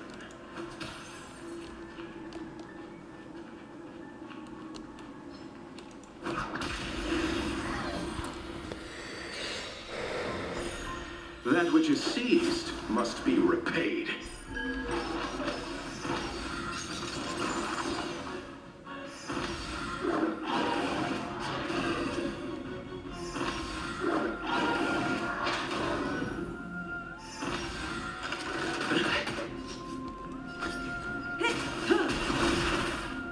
Let's settle this.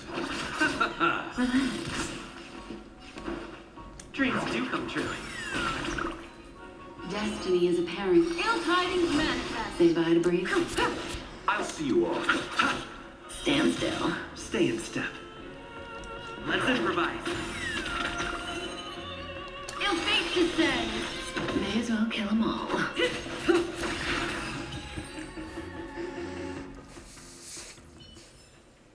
Reach the end of the story in your own way.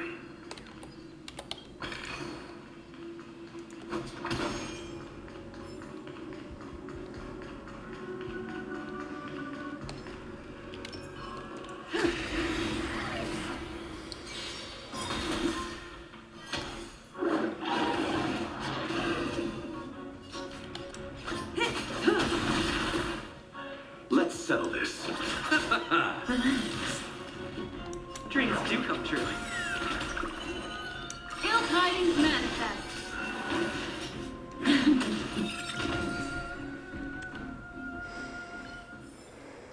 The human body is beautiful in its fragility.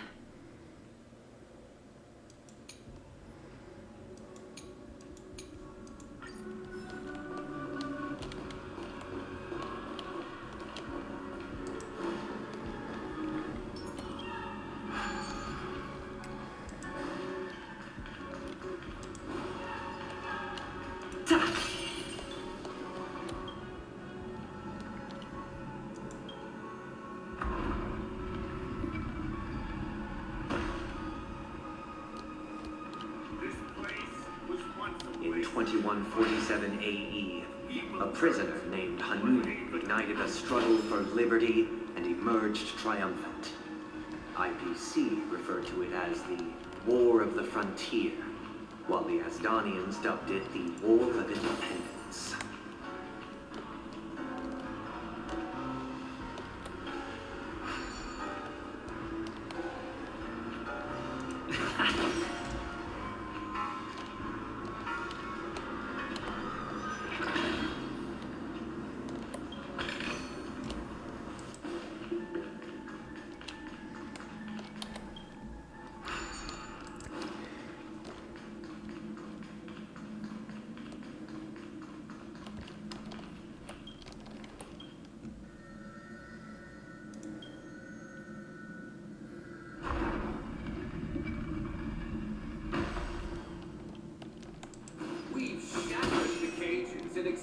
It's true that Hanunu was a legendary hero, but it must be acknowledged that while he bestowed freedom upon the prisoners, he didn't grant them true liberation. Thank you for staying here, honorable travelers. The three nameless stayed on the planet, endeavoring to spread the tenets of Trailblaze throughout the frontier prison. Alas, their efforts proved futile.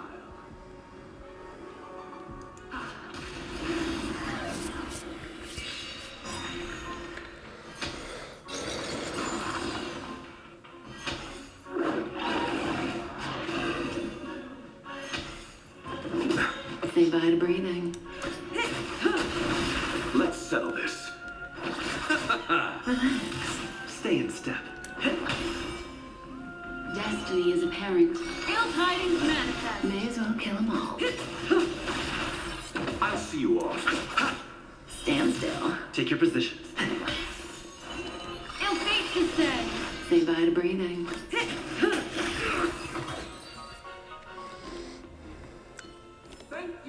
Reach the end of the story in your own way. The three nameless stayed on the planet, endeavoring to spread the tenets of Trailblaze throughout the frontier prison. Alas, their efforts proved futile.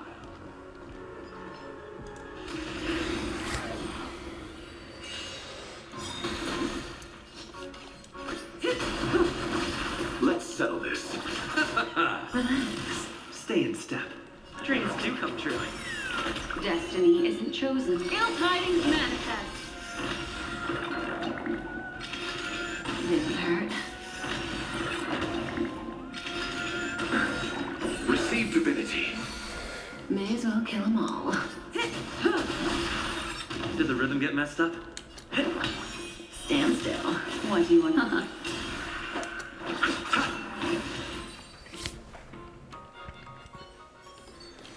The human body is beautiful in its fragility.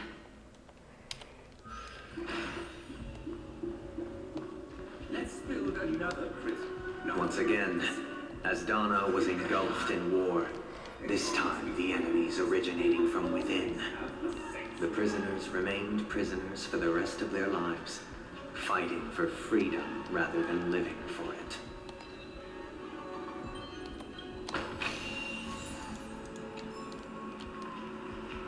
Please stay tuned. Let's wait and see.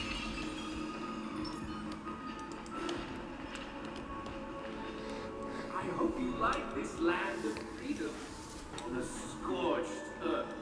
As you can see, their sentences have long ended, and the IPC guards have long been expelled.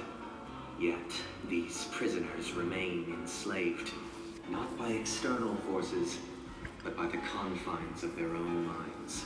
Freedom permeates every corner, except fragile souls. It gives solace only to those who believe in its existence. Prisoners, this is my order.